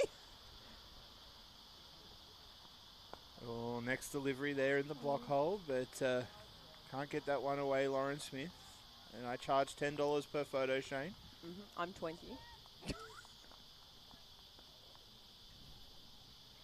Well, I don't know what you're trying to show me there, Shane, but we'll try and get you back on commentary shortly. As again, just uppishly played, but maybe they could have had another catcher there in the cordon. It just goes past the one slip. Or maybe even just moving the slips fielder around a little bit, because nothing seems to be played that fine as well. She's standing at about a, second and a half, third slip, maybe, even around to somewhere between gully and slip might be more beneficial.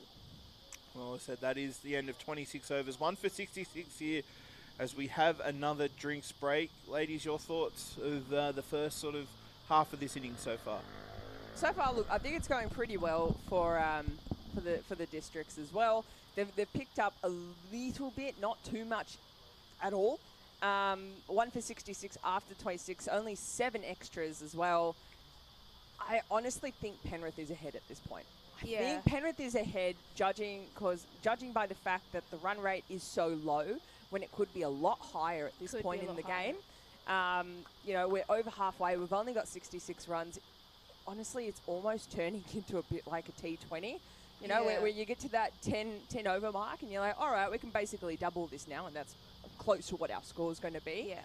I'm a little bit concerned if that is the case for this game.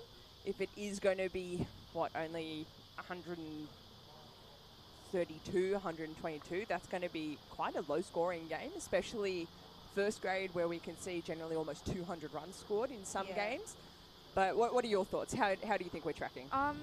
Well, I feel like the first 25 overs, I was really defensive in a way. Yeah. So I wonder if they're going to start accelerating more aggressively now, or if they have like a different plan that they want to stick to. I hope there is a different plan, because if this is our plan, well, as I said, it might be a bit of a low-scoring game. But, I mean, we still have how many wickets in the sheds as well? Hopefully the coach is just saying, look, let's have a go.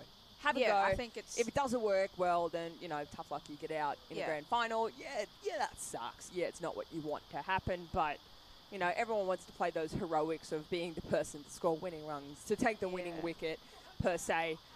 But, honestly, in this situation, you do need to put the team first. You have to put the team first. It is a team sport, and if you're not scoring runs, well, then we need to step it up a little bit as well. In the end, the team wins. Exactly. So it's not a single player who wins. It is the whole team. It is a club sport. It is the team sport. So hopefully we are going to see a little bit of a pick-up in the pace, not bowling pace, but like just pace in general. As the umpires start to walk back towards our crease. I must admit, it is pretty... Oh, I was going to say it's very green, but that's just because I was standing behind the windows. Very green. And not so green when you move to the right of the window. But it's still green nonetheless.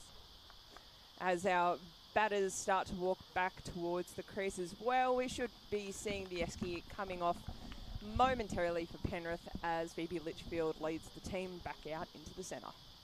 I still think they're doing all right with their over rate, all things considered.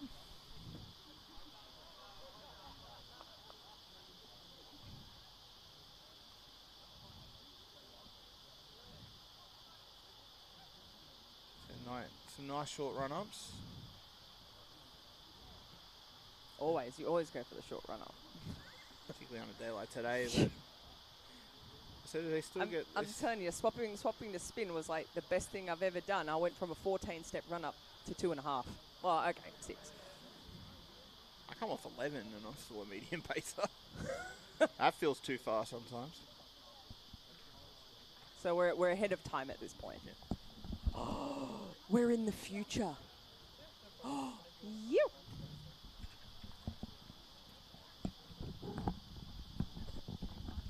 But look, while we are waiting, I do have a bit of a special shout out for today. It was brought to my attention that it is actually my colleague's birthday today. So a very happy birthday to Kath. It's not every day you get it mentioned on radio or a live stream or anything like that. So happy birthday to Kath. I hope you were staying inside because, mate, I would not want to be outside in this weather. And we hope you have a belter of a day too, bud. You mean the world to us. You're fantastic in the staff room. We love you to bits. So a very happy birthday. And the $20 will be coming through very shortly, I'm sure, Georgia. And my bank account details will follow. Well, we can see that there's a change of bowler, and the captain for Penrith, and Sam Arnold, is bringing himself on to bowl from the commentary or grandstand end here at Cricket Central. Once again, thanks to Cricket New South Wales for having this up on the YouTube site. Arnold starts from this broadcast end and just pushed to mid-off, no run. Everybody up in the circle now, only one fielder outside at deep square leg. I think Penrith have probably talked about wanting to go on the attack more because they know that Northern District's going to have to go shortly. That's a bit of a full toss on leg stump. I don't know how that hasn't disappeared onto Silverwater Road, but they'll be happy to take the one as with Smith now back on strike, the fielders now scatter. Yeah, I think it's more the fact they just want to put pressure on Kate McTaggart and try and keep Lauren Smith off as long as they can. But we can also see Lauren's actually out there batting with her New South Wales Breakers helmet on, which you normally don't see back in the Premier Cricket. They normally try and cover that badge up. Nah, don't do that. That's a nice ball there from come on. Arnold. They do pick up a single. I must say it is always entertaining. Not necessarily the New South Wales helmets, but when players come back from Big Bash and they may not have had time to swap out their helmets. I will never forget Alex Blackwell coming out in her Thunder's helmet, green for universities. It looked crazy, but it was also amazing to see. Well, that's down the leg side. That's been put away. 4 runs, just straying down that leg, and we've seen a few down there not put away, but McTaggart gets that one to the boundary. She moves to 34, 1 for 72 here in the 27th. Yeah, she was just able to chase that and connect up with it. As we said, only having deep square leg there on the fence there, no one else behind. But also, Mearsey and myself, we had the pleasure of watching Mickey Council when he was with the Sydney Sixers coming out and playing second grade with a taped up Helmet. Big Bash Sydney Sixers helmet. Nice delivery on off stump. So at that But point, he never played for it. He just got the helmet from someone. He was part of their supplementary squad. so where are the resources? I wouldn't mind one. Well, There's a whole bunch of merch like out that door. Yeah. Don't get caught taking it. Don't say it out loud. well, considering guys, I just want them to know it wasn't me. we also do have a special Mearsey guest made about me a do few it. feet from us, talking to Ian Bird in the men's Premier Cricket Competitions manager in Roy Formica, or Uncle Roy as we call him here affectionately. Here having a chat to Ian Bird, just looking at some of the photos and talking about some of the Belvedere Cup games. Also, speaking of the Belvedere Cup, we can tell you that Manly in their second innings have been rolled for 138. Northern Districts have just come back out to bat, needing 190 to guarantee their way into the semi-finals. Manly finishing second on the table should still progress through the semi-final, but obviously won't have a home advantage if they were to lose that qualifying final. As Bethany Lane continuing for her 7th over to Smith, and with the field back, she gets it through that vacant cover area. Picks up another one to the sweeper. I can also understand now why Mearsey is saying it's getting a lot hotter when you're standing closer to When you're sitting up the back wafting when you're sitting up the back underneath the vent for the aircon, it's a nice little spot. No, I'm referring to like where Georgia is because she's got that. I have the window. She's got the double glazed window there, and it's cooler there there are 3 to hear. windows in front of me. No wonder why it's so shaded. So you'd be I was like, it triple depends. triple glazed then. Yeah, it depends how far. So if I move my head to just one window, I'm like, oh, okay, it's still pretty bright outside. Another one, I'm like, oh, it's getting darker. And then I was in front of all 3. I'm like, wow, it's dark out there. The fog hasn't come back. Yeah, I'm like, Oh. Luckily there for McTaggart, gets it between the keeper and the someone slip help her fielder. out. Big chase down to the boundary, but good running by Smith. Gets back for 3. Great effort there by Lani Ryan to have to go from first slip to a few metres short of the boundary. She had to go from first slip to a boundary fielder very Yeah. quickly. I must say, that's the worst thing about fielding in slips. If there's no one behind you, you're it. Yeah, you got. Well, I think that's fair for you only have to walk sort of 20 metres up and back. Okay, yeah, I'll give you that one. That's fair. That's fair. Although if there is someone fast on the boundary, just a little bonus. Oh. Just dragged down there from Lane. Got caught in fingers. Umpire McGregor gets the arms extended for the first time today. We can see him doing the right thing with lots of sunscreen on the face, so he's not getting burnt. Unlike myself. I'm sure you still got to get Georgia back for that as the next Hey, one's you got up-ish. All dropped. It was in the air to the cover fielder. Ouch. Costly mistake. Lauren Smith should be heading back to the pavilion. And it's Phoebe Litchfield out there Oh. too. Hands on hips. Not happy about that one. It was low, but it was only about knee height. You would expect that one to be taken. Could that change this grand final? Also Thunder teammate to Thunder, possibly caught by Thunder teammate and Breaker teammates, yeah. That would have been some good bragging rights for the rest of the season. That is true. Round the wicket now here, and this one's in the air. One hand, one bounce? No. Oh, I don't think they've quite brought that one in for Premier Cricket. Maybe you can put that one at the AGM, but No. Maybe at least in 3rd grade. Brewers. Seconds. you need to get that Maybe not. 3rd grade gig. Maybe not. Comes in again. This one's outside off stump. They brought the fielder in at extra cover from the boundary. No run. At the end of 7 overs for Bethany Lane. None for 21. Northern Districts, 1 for 78 off 28. I somehow don't think Georgia would want to be playing back down in the women's 3rd grade because, correct me if I'm wrong, Georgia, it's predominantly synthetic cricket where Actually, I don't qualify to play for it anymore because I've played so many 1st grade games, so I would have required to have had approval from Cricket New South Wales to go back down and play, but something tells me I was not going to get that. I'm sure we know a few people. We could have a ask while we're here. Oh no, I'm really good, thank you. I'm sure we can get Sean Mantle up here to I answer that love question for cricket, us. but I'm quite happy with just one day nowadays. My body can't quite take 2 days in a row. No, that's why you just play 3s. That way you can recover on Sunday. Or you can No. come And calling you on can be Sunday. calling with us. Nah, if I play first, then I get to be part of the special mentions. Oh, big expansive shot. Litchfield tries to go for that one, but it is fielded by the sweeper out at cover. Another one to the total for the Rangers. She definitely tried the Superman dive there and just realised, oops, I'm just a little bit too short far, on it. yeah. Not quite there. Oh, again, just played into the offside. Boy, there's 1, 2, 3, 4, 5, 6 there between backward point and mid-off there on the offside. Just mid-off and mid-wicket inside the circle, and a square leg back on the boundary as this one's played high through the onside. It gets through mid-wicket, but well fielded. Keeping the pressure on. Some good fielding here from the Penrith side. Really backing up the bowlers here well. But nice to see we have put the foot on the accelerator a little bit here too. And they're trying to go, and this is the field as that's gone. Never mind.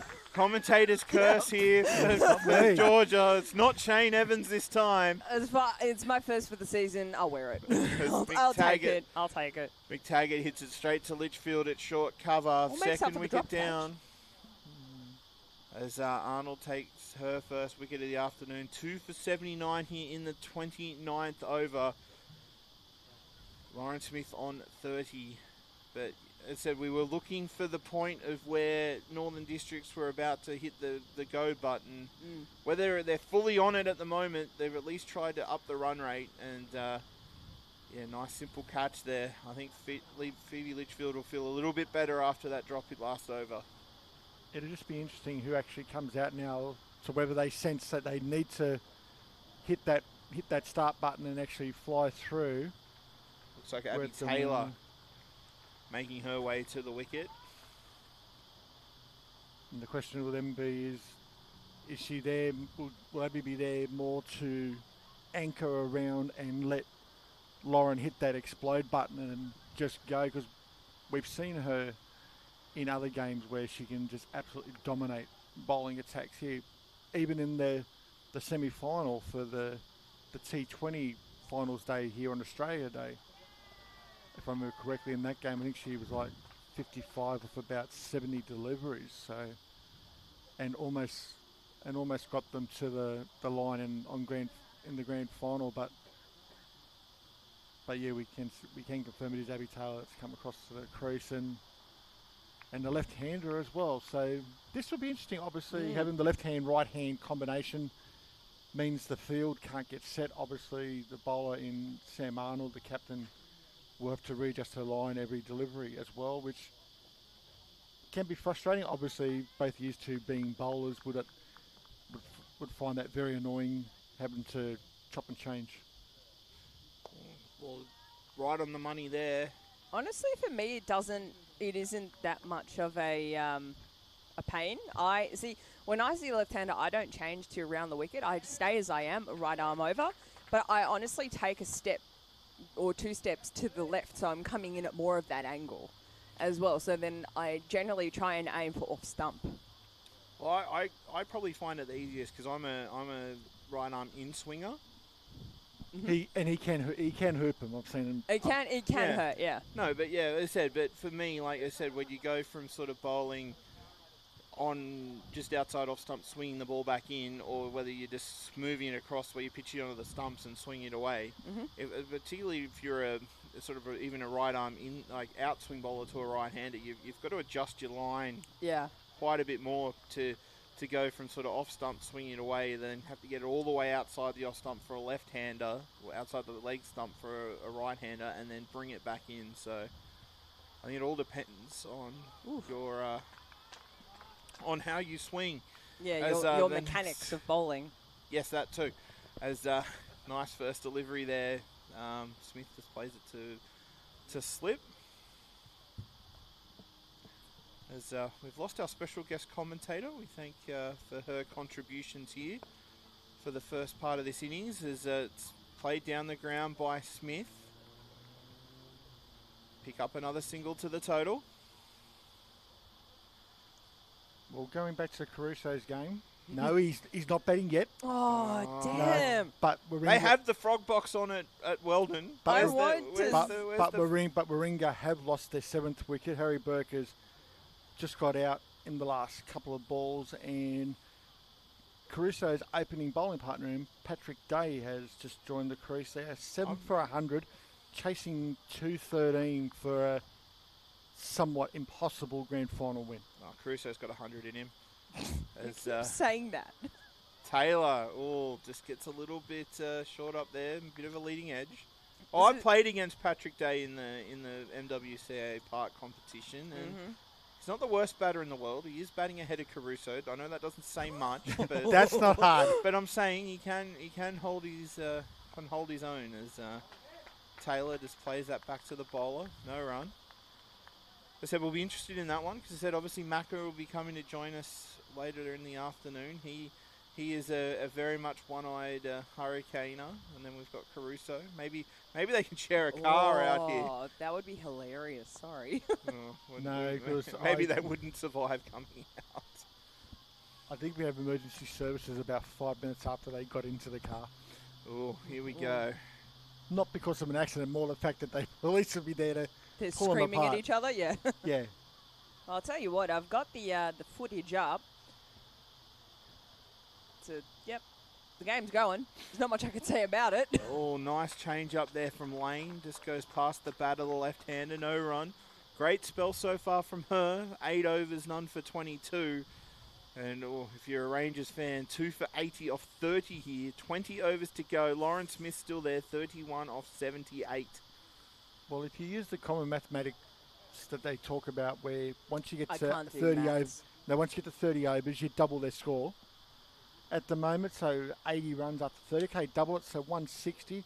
If you only lose, say, another wicket, that 160 should probably push to about 180. We do know that Kate Jackson said she would be looking for around that 200 mark. As we can see, Sam Arnold's come back in again, and Lauren Smith just punches her down the ground for an easy single there. But in the other two Belvedere Cup qualifying finals, out at Uni Oval number 1, Uni obviously batting first against Remy Petersham, all out 185. Randy Peets 4 for 130. As Sam Arnold comes back in again to Abby Taylor, gets it off her top edge out through what would have been a second slip, and the ball rolls all the way down to the boundary at third man for a 4. It's carpet-like outfield here at Cricket Central. I know how do we get like a Triple H game or something? We need to get out there and roll our arms over. Well, I'm sure if we organise some sort of a broadcast versus like the community broadcasters versus corporate broadcasting. Oh, what do you reckon we take on? We challenge Clifton to a game. Yes. Oh no. And we could call our own game as we're doing it. I'm sure we have someone that we will just be able mic ourselves up. Oh, here we go. That could be either the best or worst thing ever in broadcast history. And in Probably the other qualifying final in the Belvedere Cup, Parramatta taking on St George at Old Kings, but Sam Arnold's back in again, gets the ball, pitch on leg stump, moving to middle, and is defended well there by Abby Taylor. St George batting first, all out for 125. We can tell you that Parramatta has got the first innings points there. They are 3 for 174, currently leading by 49. Another nice defensive stroke there from Abby Taylor. They're not giving them anything here. I think it's been a good effort so far in the heat from Penrith here. If you would have told them that after losing the toss and be bowling that they'd be 2 for 85 in the 31st over. Don't forget they wanted to bowl first as well. Well, this is said, and I think knowing you've got someone like Phoebe Litchfield in your batting range Certainly helps. Yeah, It helps. here you go. You need to make 120. Go for it. Make it in 20 overs, and we'll go home early. Here you go, bud. Here's your bat. Good luck. Have fun. You can make it in 20 overs, and we can go to the pub early. Yes. I'll just wait here. Well, I said that is the end of 31 overs here. Should be showing up as 3 overs for Sam Arnold, 1 for 14, or 1 for 12, sorry. I haven't changed it over yet, so yeah, it will be 2 for 86. Yeah, 2 for 86. Scoreboard's lagging a little bit, but as said, Frogbox Is also lagging. is it lagging a little bit as well? is. The carrier pigeon is just a little bit worn out. Obviously, No, it it's is. caught up. It is Okay, it is getting hotter outside. We've gone past that 30-degree mark. Have we? We have. It says 28 on my computer, but maybe that thinks I'm still at DY. I don't know. But No, just as they went to that drinks break, it was showing Sydney Olympic Park, which is the area that it measures on, at 31. That was just after 11:30. Nah, your computer's just cool, calm, and collected, mate. just like its owner. As no, that's No the comment? opposite. That's the opposite. Opposites attract. It's 29 degrees, according to the weather app. 29 nice degrees, but shot by Taylor. There's a fielder down there, does her best, but took it over. unfortunately She's for actually kicked it into the boundary. Katie Wolf, She's just done the takes right it thing. across the boundary. She did the right thing in the Superman dive with the hands to get to it, but the hands have pushed it back into the field of play. But obviously, being the carpet continuing the slide, that unfortunately you can't control. And her feet had then kicked the ball into the boundary. A little bit unfortunate, but for Abby Taylor, she'll be happy with that to get another 4 runs. Where it looks like Bethany Lane's going to sit here and bowl her 10 overs straight, which in these conditions isn't too bad. Just a little bit uppish there, trying to overcorrect too much with that one down the leg side, but they do pick up a single. I said it is getting warmer out there, but I still think that the Rangers, though, will probably have the worst of the conditions about that when they walk out, that 2-3 o'clock. That'll be the hottest of the day here. Maybe they can turn the sprinklers on. Isn't that pitch tampering? Keep the fielders cool as Smith displays that to short cover. Well, just don't put the ones that go on the pitch. Just in the outfield. Just get a couple on the outfield on the far side away from. Well, if you're watching on the frog box on the left-hand side of the pitch, there's lots of room there. Get some of the top holes out, a bit of soapy water, and go for slip and slides. Well, we know what Georgia wants to do at the end of the game. There's Not end a of slip and 32 slide. overs. Oh, if I looked at a slip and slide, I'd just be going, what else can I break on my body? 2 for 91 off 32, the Rangers. You're not the only one who's thinking that. And just some of the other games going around. Obviously, we've got Ian Bird, the official photographer here for Cricket New South Wales today. Just to cheer him up a little bit, we'll go across to the third grade game between Manly and UTS North Sydney out at Graham's Brad Reserve. Wilson. Manly batting first, 163. In response, UTS North Sydney have just lost their 8th wickets. They are now 8 for 91. Brad Wilson to score, please, as the first ball just blocked for no run. Give me 2 seconds. We don't have 2 seconds on commentary, mate. No, Everything's got to be done you quickly. guys do, because I can sit there and not have to look at the... Arnold coming in again here to Taylor. They'll peel, but pitching outside leg. They'll run through for a leg by. I'm waiting for this Caruso batting moment, because It'll when be it coming. happens, No, it when it literally will happens, be Frogbox is going on. It will literally be a moment, and that'll be it. It'll be like, oh, he's in. Oh, he's out. There he goes. Long walk to the crease for Anthony Caruso to stretch his legs. And primary club, all donations gratefully accepted. Oh, that one's played uppish, but gets over the head of mid-wicket. Lauren Smith wanting to put the foot down. They'll get back for 2 quite comfortably, though. Also, I think it helps the fact that she has Abby Taylor, who's a taller lady, and is able to come into the danger and closest to us here, is able to stride out and cover that pitch a little bit quicker to allow Lauren to get back up on strike. Lauren's a fairly quick player. I don't quite think it matters. She's getting there either way. Nicely played through the offside. Extra covers back on the field, on the fence, so they're able to get through for 1. While Shane's still looking up my score, I can tell you in the second grade grand final, Sydney won for 123 in the 33rd. So they're on par with us with the over 8 here. Metri was out for 10. Keating retired, not out for 27. Rag is 47, not out. And Webster 22, not out. As again, Taylor displays that one back down the pitch. No run. Well, I can't give you an answer because he hasn't batted yet. So he's obviously coming in at 10.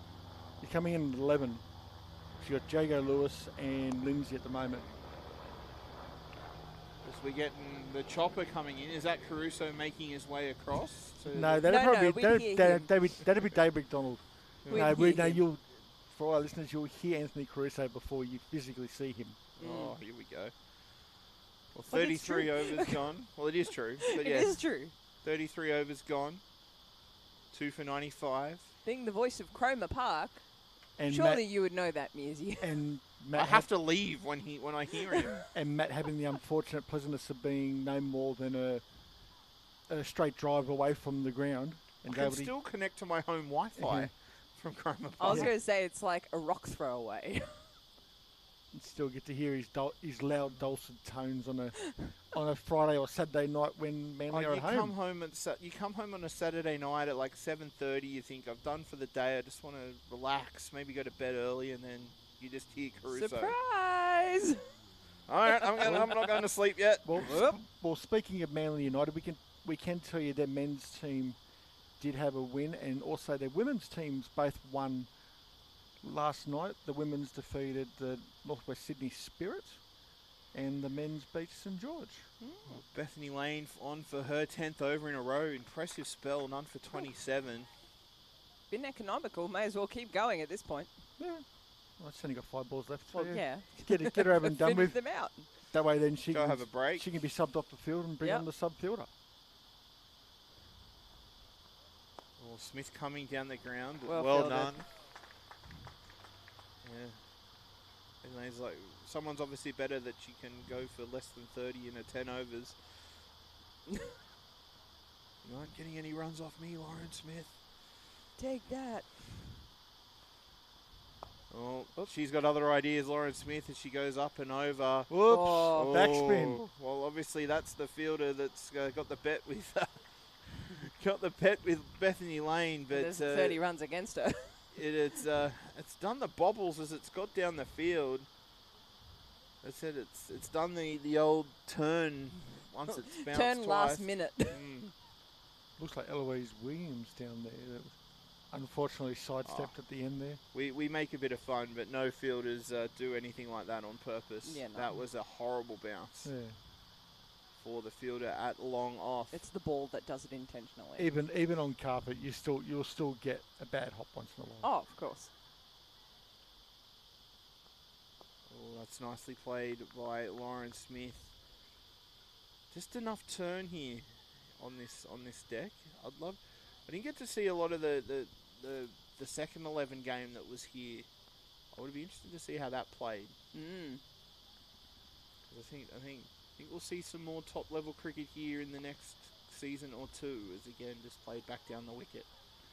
Well, it's going to be interesting because obviously this season the Belvedere Cup final will be played away from here, from what I remember us being told by Uncle Roy. But from next year onwards, this will be the home of the final. So again, just played by Smith, no run. But you'd think, with a facility like this, they should be using it for as many things as they can. There's a 2 for 99 off 34, the Rangers, winning the toss, batting first. Yeah, well, we know that we had, when yourself and we come here on Women's Grand Final Day for the T20s, that the Women's Competition Manager and Sean Mantle gave us a bit of a tour around, and some of the facilities that we see here, you would not see anywhere else unless you're at one of the state level cricket centres. So especially the change rooms, the fact you've got probably 12 different decks that they can use, a sight screen that's probably the better side of 35-40 metres wide, which can just be rolled across with a couple of centre net type decks on the far left hand edge of the screen if you're watching us on the Frog Box setup. I was going to say, this is probably the last pitch you'd want to be playing on if you want to have use of that side screen. Yeah, you play at the next deck if you're watching on Frog Box. If you're a left arm bowler, then maybe you'll get the side screen, but not for the other side. Oops. Okay, we can see who's going to change a bowler. Yeah, And then at least Noble to come in and bowl her slow loopy spin too. That's when the black bed sheets come out. Just draping. Isn't that what's underneath us here? What they'll be putting up against the side of the building? That's directly what's beneath us here under the Alan Davidson boardroom at the moment. So that's what they put up for on this side of the field. But as I said, it is a beautiful facility. I still think we'll see some, maybe even some Sheffield Shield cricket here. Ooh, as the season goes on. Maybe Thunder WBBL games, rather than playing them at Blacktown. But also the fact is, on the other side of the grandstand we are in, there's also pitches where they can prepare for any surface. Oh, shot. Big hit. And out. Gone. Never mind. No, I think... No ball.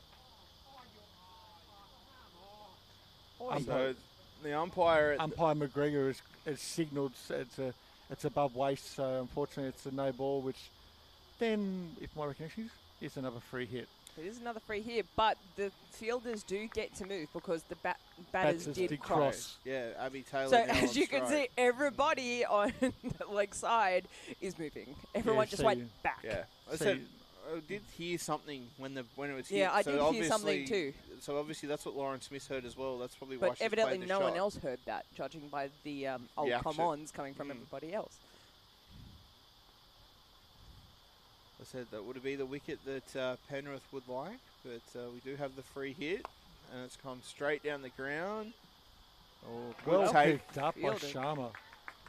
Good pick up. You probably won't see that on Frogbox. You just see the ball coming down out of screen. Whee! But to pick maybe one day we'll have a second camera. But to pick it up so cleanly there, about probably 10 metres short of the boundary, and get it straight back when it could have in. bobbled as well. Nice pick-up. Oops. Let's see what happens with this one, and just nicely played by Smith into the offside. They'll pick up another single. Any sight of Caruso out at Weldon Oval?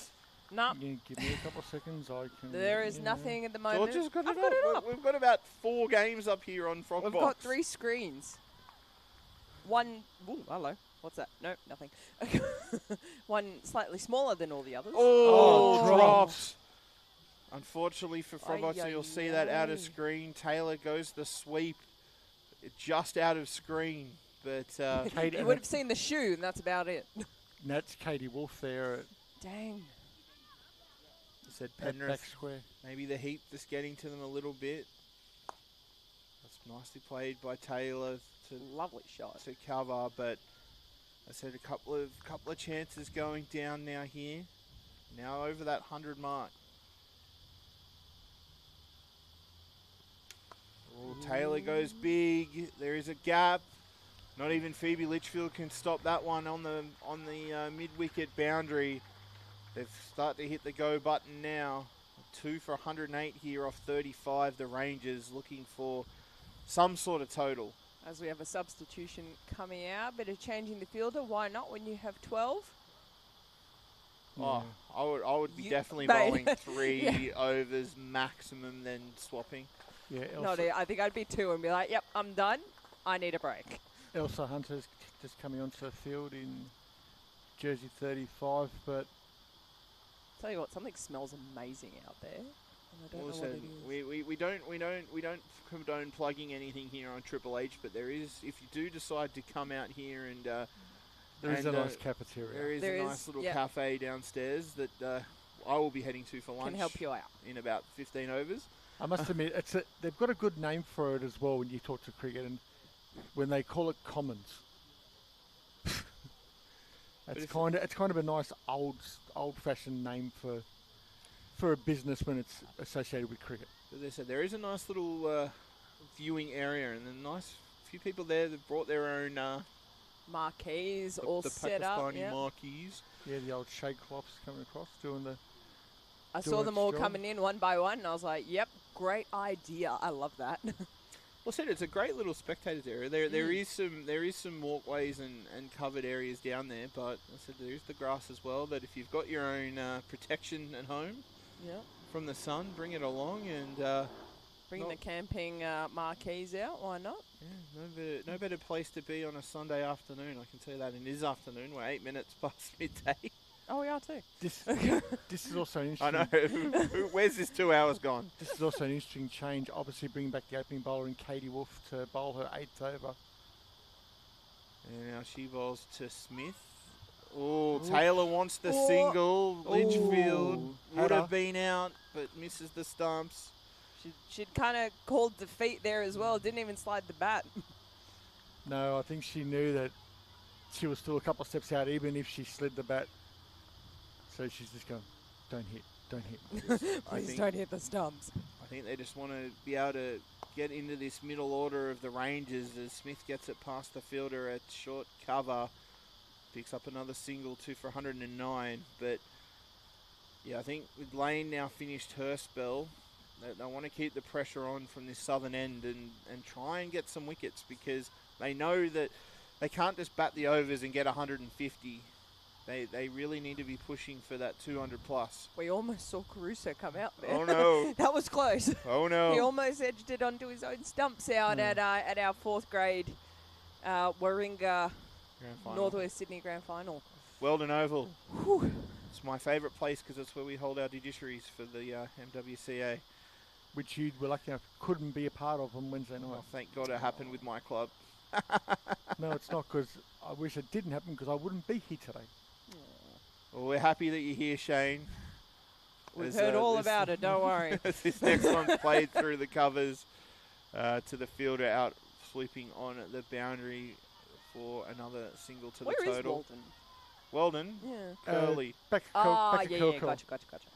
It's Next I to was the like, best yeah. place It's also in the the I world. was going to say, it sounds familiar. It's but also I the couldn't home of the quite- Manly Wolves in the Sydney Premier AFL competition.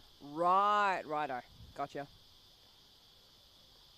Oh, another good ball there from Wolf. Played into the onside, no run. Or in Measy's case, it's a nice little pitching wedge from his favourite haunt, which is the Hardboard Bowling Club. What's with all the golf analogies today? Well, what do you He mean? doesn't like cricket anymore. A line It's golf drive? season now. It's always golf season somewhere in the world. It is. That is true. Oi! I don't know what's gone wrong there from Katie Wolf. We all have had that problem. I'd say the it's a sweat slip. of the palm That's kind of slip. got on it. Whee! I We've know all this- been there. Let's be honest. Yeah, for those fans watching on Frogbox, and hopefully there's a few. Yeah, it's just absolutely just gone wrong. I would have hit myself or Measy in the head. That's how high it went. But it is a free hit there to Lauren Smith, and she's able to French cut it back behind the stumps down to final leg, and they're going to be able to sneak 2 out of it in the end. Yeah, good running there from the Rangers. They'll need to start putting those ones away. Rebecca Caddy has been really, really good in the keepers' gloves today. She's had some absolutely shocking throws and bounces where they're hitting like the edge of the cut square and all of that, and either staying low or bouncing high. But she's done really well to be able to control those throws in. Oh, fishing there from Smith. Maybe just trying to run it down to this vacant third man, but luckily for the Rangers, makes no connection. 36 overs gone. 2 for 113, the score for the Northern District Rangers. They won the toss and they elected to bat here in the Women's Premier Cricket Grand Final. If you're just tuning in, thank you very much for your listenership here, either on the Triple H Sports stream or through Frogbucks via the Cricket New South Wales YouTube channel. Hope you're enjoying the coverage. As we await, as I said, we're almost time for our third drinks break of the day. They are getting through the overs quite well here, Penrith. Yeah, at the last drinks break, we They were sitting there 2 ahead working or it out. something, weren't they? They're about 2 ahead. I don't know. We weren't working out. You were working That's it what I out. said. But we as team. Fair point. Oh, But one team, one dream. That's how we Exactly. do it here. Teamwork makes the dream work. But what we can tell you is the young lady that was here with us, obviously it's also the Brewers Shield Grand Final, and we'll give an update of that in a second. Oh, Ooh. again. Elise Noble's got another no ball for a waist-high full toss and has been put way, way back. There's the ball still rolling under the big side screen, the big scoreboard here down at Cricket Central, which means there'll be another free hit No, here they too. said the square leg umpire did signal that it was below the waist, so Below, it It's must on have the- only been just. from where we're looking at it straight on, it's almost landed on the I sponsor's can only shirt. tell you what the I know. umpire We can only said. tell you what we see, mate. It must have dipped at the last second. As I said, that ball had a nice bit of dip again here from Noble. I must admit, when you're the bowler and you're just waiting and that arm doesn't come up, you think, yes, I got away with one. I've done it. I made it dip at the last second, although when it's caught, you're like, dang it. So But- close. Because where you guys are sitting a pitch to the left of it, sitting right behind the arm, and I thought it was up almost on the sponsorship on the front of Abby Taylor's shirt. But There's a lot of sponsorship on that shirt, mate. Which one? okay, the major sponsor Okay, for there the, we go. for The, the, northern, the main one. The main for the one. Northern Districts. Across the group. chest. Yeah, Yeah. gotcha.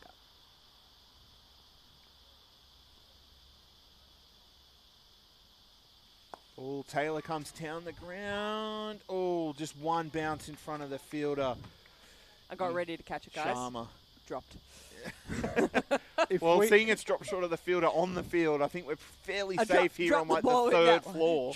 Drop the ball with that one. The only way that we'd see a ball up here would have been during that men's one-day final, where a couple of them did come straight below us, but just didn't have the elevation to get through. I think I'll take that any day. Just dropping. And out. Lauren Smith finally holding out. Celebration. Well, don't do it too hard. You might be facing the judiciary this week, but... I threw it in the air once and got told off, so... Yeah, but well, that's you. But you're also not supposed to throw the ball into the ground as well, because it can be classed as trying to tamper with change the shape or the complexion but of the ball. fantastic, wow, that's not a word. Fantastic catch nonetheless. Yes, so that's Sharma's second catch for the day. Lauren Smith out for 44 off 98, 3 for 118 off 37 now here, the Rangers, as we have this drinks break. Georgia Shane, your thoughts here with 13 overs to go? It looks like it's going to be an interesting end to this one. Yeah, well, Claire McGurk's about to come and join in the middle, but obviously our young colleague who is here as a guest from the Gordon Brewers team, we can tell you their grand finals on at the moment out at Sydney's number 2 field out at Birchgrove Oval. Sydney are hosting UTS North Sydney in their game. The Sydney Brewers side are batting first with a couple overs left in their innings. They're 4 for 115. They were the minor premiers in that competition, and UTS North Sydney coming through in third on the regular season. Has Caruso gone to bat yet? I don't think so, but I hope not, because if it is, it could be a very quick finish to the end of the game. But no, we can see that Warringah are 720, still 93 runs from winning that 4th grade grand final in the Sydney Shires competition, which is the Harry Colbert Trophy. Quickly going across to the Belvedere Cup 3 qualifying finals. Renwick Petersham taking on Sydney Uni out at Sydney Uni. Uni batting first, all out for 185. In response, Renwick Petersham 6 for 138, still needing 47 to get first innings there. Out at Manly Oval, this game is going to be one of two ways. Manly win outright, or Northern Districts win outright. Going back to yesterday, Manly batting first, from what we've been told is a minefield type green top. Batting first, 146. Northern Districts responded all out 95. About an hour ago, Manly were out in their second innings for 138, meaning a lead of 189.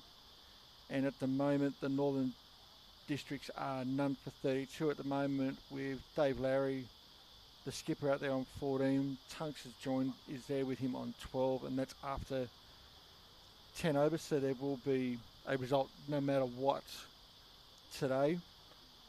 And in the third of the games there, Parramatta taking on St George at Old Kings. St George batting first, out for 125. In response, Parramatta have gone past that and are now 73 runs in front. They're 3 for 198. They'll probably bat on for another hour or two, and then they'll shake hands when they get to either lunch, which is in 20 odd minutes, or they'll go through to tea and shake hands then, because Parramatta, being the home side and the higher ranking, just need to get first innings to progress through to next week's semi-finals, where we can see that the two teams have make their way back out to the field. The drinks carts and reserve umpires have walked off the field. And it's coming back out here again. It looks like, well, they're saying that it's Katie Wolf, but I somehow don't think it's Katie Wolf. It looks more like Ananaya Sharma about to switch ends and come on from the city end, bowling towards us here. But yeah, Claire McGurk's the new batter coming out to join Abby Taylor, who is 22 off 29 with 4 fours and no sixes. 13 overs left, 118 for 3. What do you think's a good total, Shane? I still think what Kate Jackson said in that interview pre-game, that 200 to 225 is still going to be needed. Obviously, they're going to get a little bit warmer later on when they're trying to bowl. Oh, this Sharma to come in from that southern end.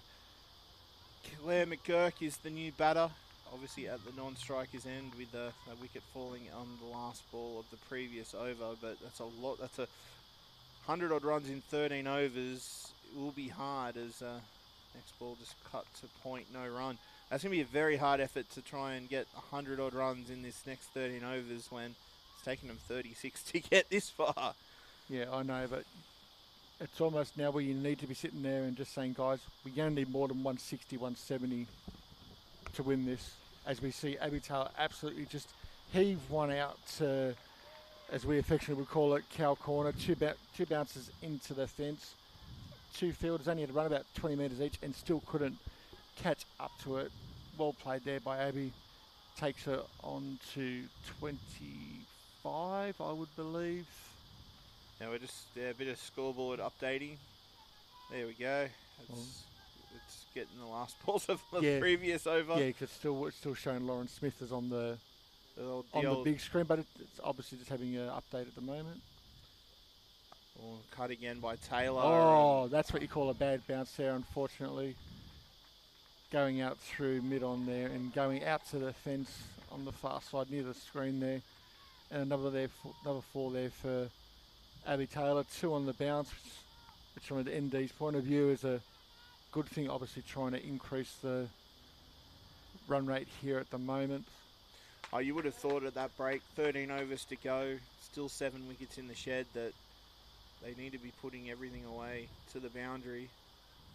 All uppishly played by Abby Taylor, but Sharma couldn't get across in a follow-through. I think the way that Abby Taylor's played, Penrith will be very happy to see the back of her very quickly.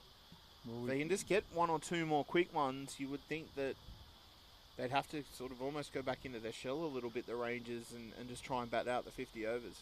Yeah, well, we can see the scoreboard's finally updated. So with 1 ball left in the 38th, it's 3 for 127. Abby Taylor's now raced to 31 off 34. With 6 fours now in that innings, so and Claire McGurk about to face her first delivery of her innings. Oh, she just plays it onto the leg side. Good work there, putting the pressure on. And 38 gone, 3 for 1 at 27. Abby Taylor 31 off 34, so that's more like it for the Rangers. Claire McGurk just facing her first wicket there. Lauren Smith, she was out for 44 off 98 deliveries. It was a mammoth innings, but I think they probably would have wanted her to bat through till the 50th over, but I said this is just the way that it's been for Penrith. They said their bowling and then their fielding have been on point today. It's made it very hard for the Rangers batters. Well, if you sit here and look at it, when we're obviously normally in the... Well, Georgia could probably tell us this one better. I know she's just sit back doing a little bit of socials at the moment. No. But normally doing admin, but yes. But normally not our socials. The one does those. The 1 day, the 1 days for the ladies. Is it 120 or 130 is normally the cut off for the ladies 50? 130 as far as I'm aware. Okay, so you got 12 overs in an hour and 7.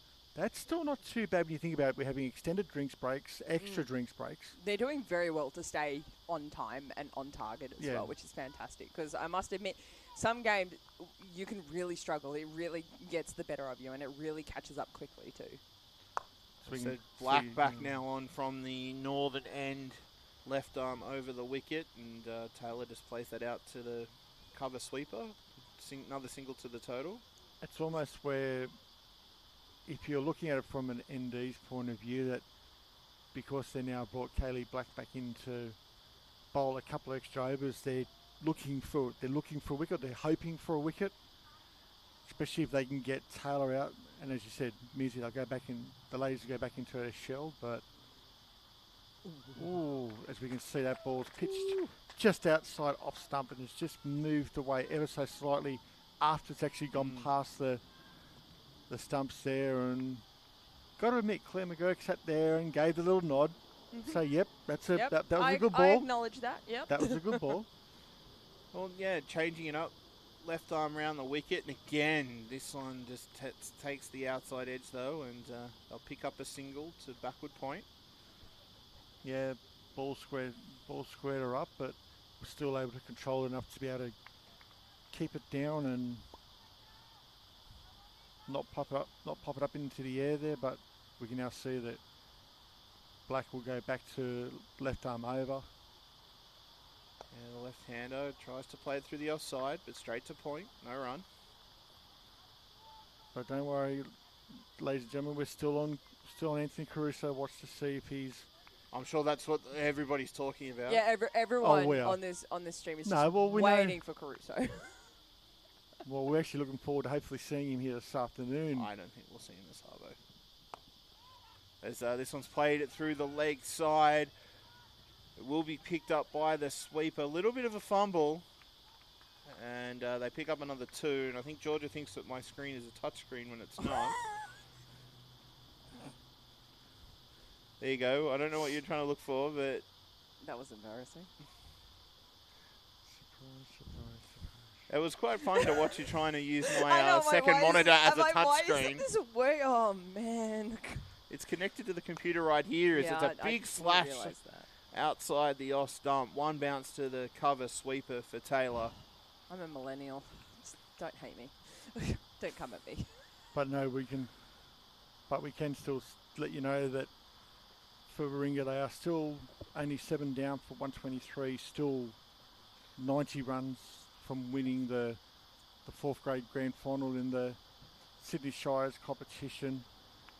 Out at Warringah's number 1 field at Weldon Oval, so we'll try and bring you some more scores in the break, but 39 overs gone here, 11 left for the Rangers. They won the toss, batted first here in the Premier Cricket Grand Final, 3 for 132. Abby Taylor, 35 off 38. Claire McGurk, she's just new to the crease, 1 off 3. Well, I'll tell you what, I found the fog. It's at Manly Oval.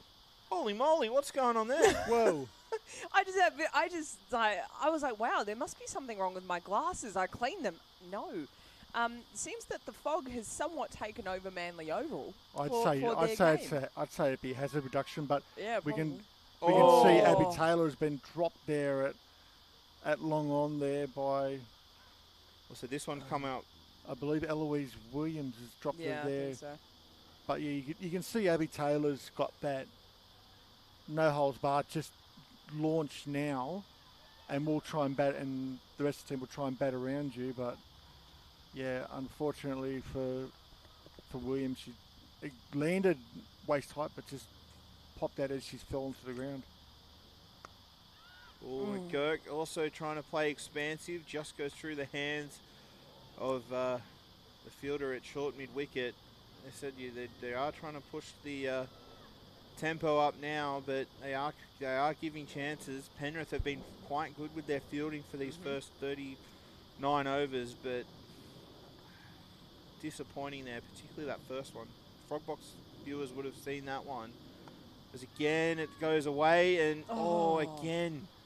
Captain Arnold, that's 2 in a row she's dropped now. That's what, 3-4 this over? That's the last 3 balls have been hit, catch, drop, catch, drop, hit, catch, drop. That one should have been taken though. That one should have been taken. That would be very frustrating if you're Sharma there. All of them could have stuck. They all had the possibility of sticking, of being the wicket, but it's not like you're sitting there trying to grab it around your toes, or you're trying to get it They're 7 all or 8 feet above the air. Decent lengths coming in. Well, what's going to happen now? Again, it's obviously played and just dropped short of the fielder at backward point. This over has everything. What is it they say? Too many cooks spoil the food. I think too many fielders going for it spoils it. Too many Chiefs and not enough Indians. I like my one better. Yeah. Too many cooks spoil the broth. Yep, that one. Oh, McGurk's back on strike. What's going to happen here? And again, uppish through mid-wicket. No one there, though. And it's cut off by the sweeper. Another single. So that run rate is going up. It's now 3.4. It was in the low twos not that long ago. But as I said, Penrith will be... if they keep going the way they are, the Rangers, Penrith will be ruining a couple of these drop chances. What's Taylor going to do now? She cuts and cuts hard, but can only find the fielder, which again is bobbled by the fielder. But remember, we can't judge a pitch until both teams have batted on it as well. Oh, 100%. I mean, yeah, we're very quick to say certain things about catches and the run rate's too slow. But again, we cannot really take these on until both teams have batted, because it's the two teams that are required. And obviously the winner will come at the end of the game after both teams have batted on this pitch. Yeah, but as I said, I think when I said Shane had a chat with the captains, 200 was the target.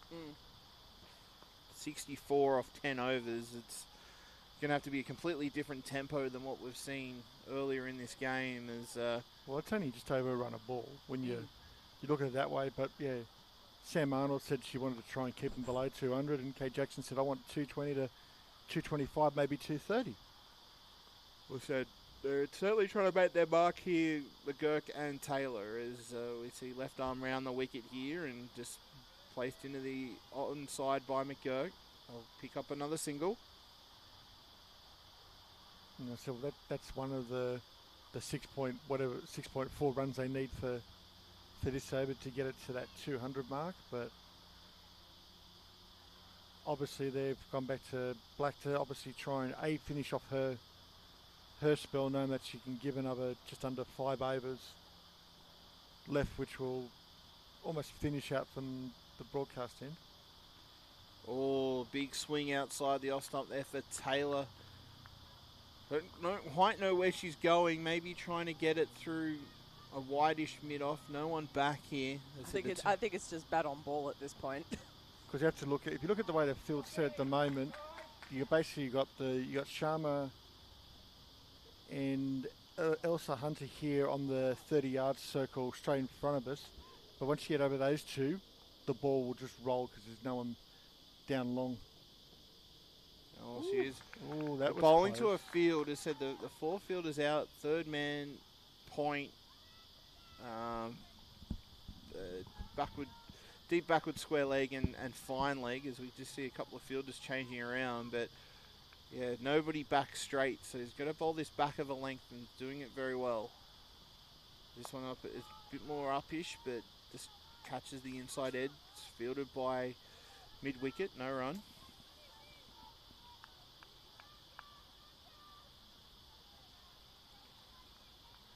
So 9.2 overs here remaining at Cricket Central Oval. Comes in again and Taylor swings and swings hard. That one will be taken though by Phoebe Litchfield at point. Taylor just trying to go up and over. Just trying to get it into some green spaces somewhere, but unfortunately for the Rangers, they see the back of her. She's really up the run rate here. 37 off 45 deliveries, 6 fours to her as well. 4 for 137 here. 1 ball left in the 41st, Georgia. Look, every run counts at this point in time, and those 37 runs, well, they've gotten us to 137. Incredibly important as well. Unfortunate, just didn't quite get the full, didn't quite come off the center of the bat as we would have hoped, but fantastic catch by Phoebe Litchfield on the run over her head and 2 hands. Well, easy does it. Fantastic work nonetheless, and a wicket to Callie Black. Yeah, I think they needed to take one of those catches. I said what we saw the last over from Sharma, just a couple of those ones going down. I said we saw Phoebe Litchfield also drop a fairly simple one not long ago as well. They just needed to sort of maybe take some of that pressure off, just take a good catch like that and just show that they can do the job here. As Claire Webber makes her way to the crease here. The 2 Claires are out in the middle at the moment. It'd be very rare to see 2 Claires playing like obviously if you look at the men's, like you'd have Nicks and Nicholases and Toms and Thomases and that. Matthew. But, yeah, Matthews and that, but you just find it'd be like, and also there's two different spellings of Claire. Obviously Claire Webber that's coming out is Clare, where the other Claire has the I in there as well. So that's something that's a little bit different. But Black's back in here, bowling first ball in that channel just outside, off stump there to Webber, and that is the end of the 41st over. Northern Districts are 4 for 137. Tally Black's figures 6 overs, 1 maiden, 1 for 17. I can tell you, as a person that has their name spelt quote unquote differently, don't do it, parents. Don't do it, parents. I still get my name spelt as if I'm a double T all the time. No. Even if I write emails to people at work where it quite clearly has in my name, in my email, and in my signature that I'm a 1T, I still get double T back. I can spell my own name, people. Yeah, that's why. That's sure? why. That's what. Well, maybe my parents can't. I don't know. I why- didn't have much say in it when I I'd was say, like but a day old. It could have been, but the thing is that the way your name is split, you could have so many nicknames with it. Door being one of them. 'Cause you- Don't make me throw you out the window, Shane. I've heard them all before. Mate, and everything that rhymes with my surname, I've heard them all before. Oh, one Oh, of them Tears for that Fears. rhymes I'd be pretty happy with. I was going to say Tears for Fears sounds pretty good. Well, Shane Evans will be working his way out the window in the drinks break as Sharma Hey, look, continues. Shane's learnt how to fly. No, I just bounce. Sharma continuing for her 9th over from the southern end. No wicket for 33. McGurk on strike. I must admit, though, the amount of time and effort I have to put into spelling my surname for people, I feel you, Matt. I feel you. But at least I they feel take the time to ask. Yeah, because they all look at me blankly and go, how do you spell that? Played through the offside. Good first 3 balls here from Sharma. Very simple. GLF. That's it. Don't worry about putting Yeah. the full name. Number Sorry, 56. GL-F. Nah, Gotta just, say it properly. just GLF. Number 56 coming in. Oh, as McGurk comes in. Another good catch there from Almost Penrith. overran that. Yes, coming in a little bit too quickly, but quickly adjusted there and took the necessarily couple of steps back. But great catch in the outfield. 5th wicket down here now. McGurk tries to go big, but straight down the throat of the fielder at deep mid-wicket. So 5 for 137 here in the 42nd. You can tell, though, the Rangers don't want to put the foot down and try and put something that's going to be hard to chase, but they keep losing wickets this way. As I said, Penrith will feel that they're in the box seat. Unfortunately, that is the way the cookie crumbles, though. If you try to get the runs, you do have to play the more dangerous shots, and of course, there is a greater chance of being caught out. Unfortunately, this is what we are seeing. However, the reign of the 2 Clares at the crease has come to an end as our next batter makes their way out to the Ava centre. Ryan. Ava, there you go. She's wearing the short sleeve shirt, which gives her number 76, where if she decides to put the long sleeve on, she walks around in number 61. I don't like this 2 numbers thing. Yeah, Can't you it just is- get it is one a bit shirt annoying. with the same? Can't you just get 2 shirts with the same number? I must admit, it is a little bit more, like it is a little bit harder to coordinate as well, especially having done the administrative parts of uniform and all that kind of thing for universities. But it is just easier. I'm sure to your shirts were fine. Mine were fine because I got them when someone else was doing the uniforms and I wasn't part of it. But unfortunately, nowadays it's just, very much this is what you're given. Good luck. First delivery there. But it is nice that they have the numbers. Still waiting for it to make its way down to park cricket, but I don't think we're going to be that lucky. One of the blokes in the Warringah game is wearing 122. Yeah, no, because shies are required to be numbered as well now. No, I know, but 122? Yeah, no, Maybe it's Caruso and that's his bowling average. I don't know. because basically in the shies setup, basically if you're there, like whenever you get there, when they start doing the numbers, it's like first grade, second grade works through that 11, etc., etc. And then as you come in, you get whatever number's next on the list. Yeah.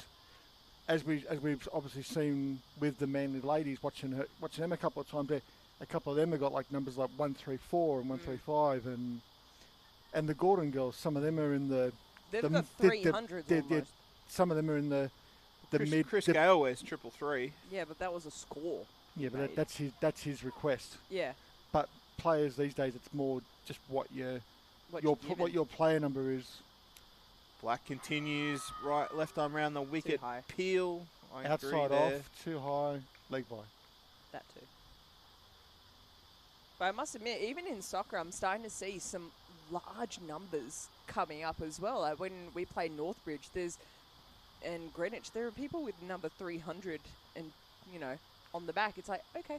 Well, That's a club if number. Macca wears his Northwest Sydney. He's got 49 or no, so. he is a 9, but a different 9 number, as that one again is up on the off stump. Well played. I don't think it's going to take you too hard to work out what number it is. No, I'm keeping my mouth shut because I'd like us to stay on here and not be in trouble with the CBAA or they love us. or AM or the ACMA at the moment. Oh, I figured it out. It's played through the offside here, Ava Ryan. But even the same as like when you watch a rugby league game, when a player makes their NRL debut, you see all the monograming on the front, and that gives you their player their first or in the league. NRL grade number. Well, they wear them on the back of their trading shirts now too. You league, see like their Cherry numbers, Evans 630. 623 or something like that. I think the Roosters are up to like the thousands. Yeah, so They've been around a little bit longer than. No, I know, but more player turnover. Well, yeah, in the 45 odd years that they had before Manly came into the competition, probably a little bit less. Yeah. They said we will look to call a game from Brookvale Oval at some point this year on Triple H. As again, just blocked down the wicket. Ava Ryan getting a little bit bogged down here, but it's been a good over so far from Black. Well, if you are tuning in here on Frogbox and not heard of us before, follow us on our socials, Triple H Sport, Facebook, Twitter. You'll see where we call from around Sydney most weekends. As Ryan finally gets off the mark as chips this one into the leg side. Another nice over here from Black, just the one off it. 1 for 18 off 7 here, 5 for 1 at 39 here off 43. You can tell it must be hot out there because I'm watching Phoebe Litchfield running up. Don't admit that. No, but she's got you see some of the players and they get the sleeves and they've rolled them up so it almost makes it like they're wearing a vest. She's done the same thing as she's walked up just to try and... Can't even see her. Where is she? She's heading down towards mid on now. Ah, yeah, okay, gotcha. As she walked up, she's pushed the sleeves up and made it into almost a muscle type top. A tank top. Whether to try and get some brown on the arms or get some airflow in. But we can see Sharma's in to start her final over for her spell. So you don't have some of that good stuff? I know I've seen your leg, Shane. I don't want to see it again. I have my nice cricket tan. Yeah. We all do, mate. The unfortunateness of refereeing rugby union on a really hot Saturday afternoon is... Well, even when I go to the beach, I wear my rash shirt, so there's no chance of getting some sun on the guns. Oh, you two, honestly. You signed up for this. I know. That's kind of my regret. Tries to play it through the leg side. Good shot here by Ryan. Will it make the boundary? It does. Just what the doctor ordered for the Rangers. Boundary here in the 44th over, 5 for 143. Ryan moves to 5. Well, you are our women's head of sports, so... Oh, we've got a gig for you next week. Shane has to tell you in the break. What, we couldn't have told me sooner? Well, you live the closest, so that's why you've been volunteered. As oh, great. This one gets the under edge from Ryan. There's no one down there past the keeper. I have an idea as to which event it is too. It's only a Taramara.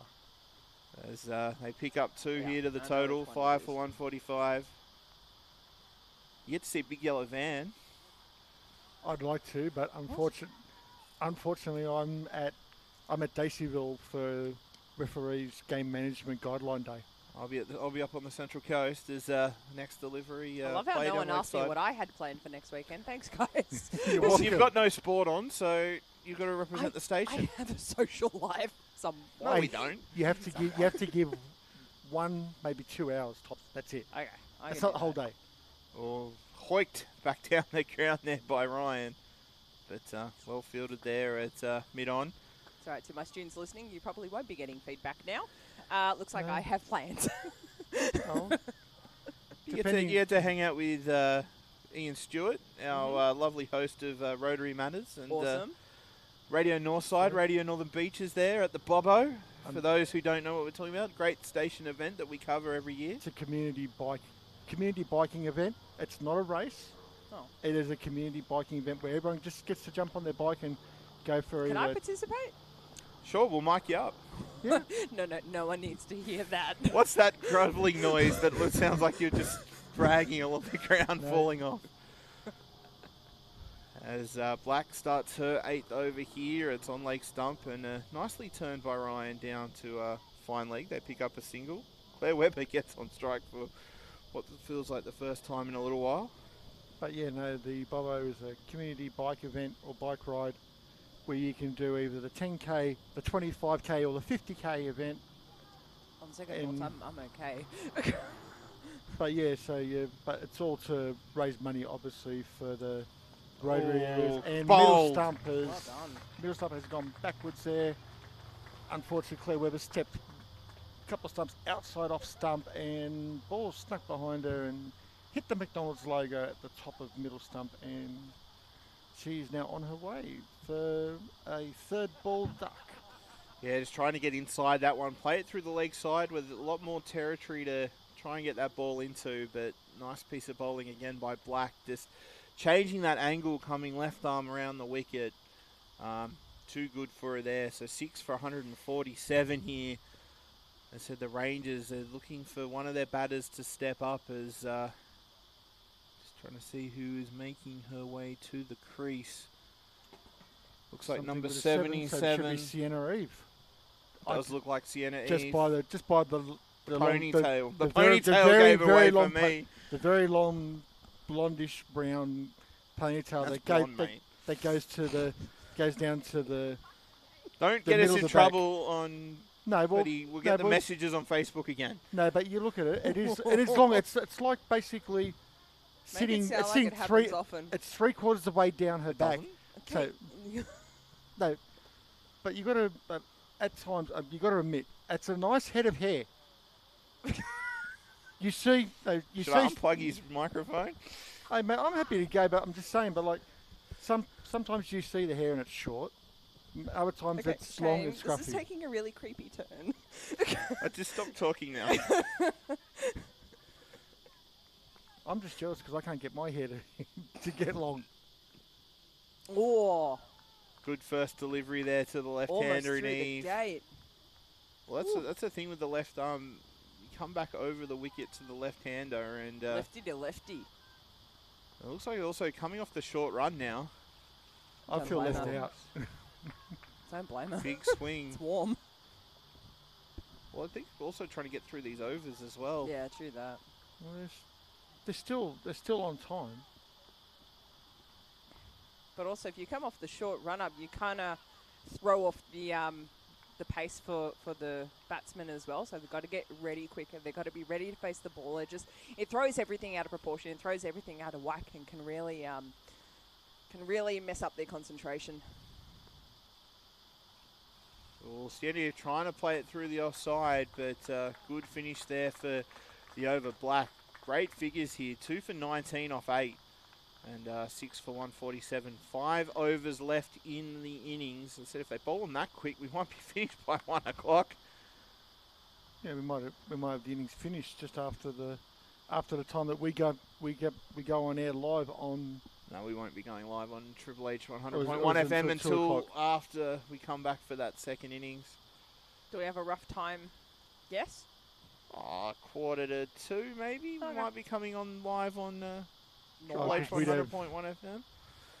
Definitely not time for Splinters. Normally that's on at 1 o'clock. That will be played after If you are listening on Triple H, that'll be on after the coverage here, unless we're going past 5 o'clock, and then it'll be us until Callum comes on with Sunday nights at 6 p.m. here on Triple H 100.1 FM. Just Sneaky extra hour that no one told me about that he suddenly has.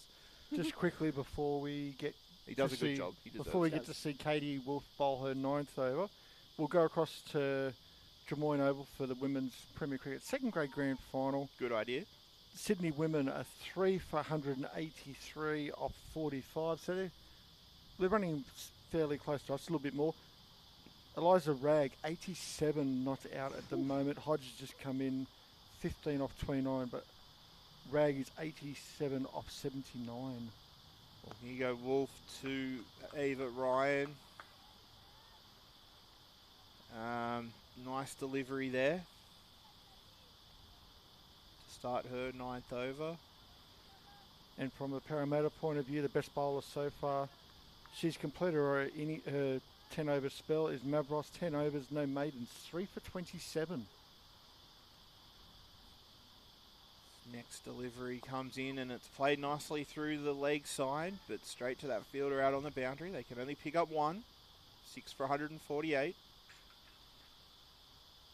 And all the men's Belvedere Cup games are currently at lunch. Obviously, and also the same with the Shires competition games. But we can tell you out at Manly Oval, Northern Districts are none for 32, chasing 190 to win outright and to progress through to the semi-finals. Manly should still progress through, being the number 2 ranked side in the regular season. Unless the first ranked side doesn't make it as well. Which is Sydney Uni. And apparently Renwick Petersham still need a few runs with not many wickets. Well, Eve faces her first ball from Wolf, and they take the single to cover. I think you're going to have to find that they're going to have to just run for everything at this stage, with only 4.5 overs to go. Yeah, Renwick Petersham 6 for 144, chasing 186 to knock the minor premiers in Sydney Uni out. But that could happen, but I just don't know at the moment. Next delivery here, and all squared up. It's been good bowling here from Wolf. 8.4 overs, 1 for 15. And in the other Belvedere Cup qualifying final, Parramatta have already got first innings chasing St George's 125. At lunch, they are 3 for 198.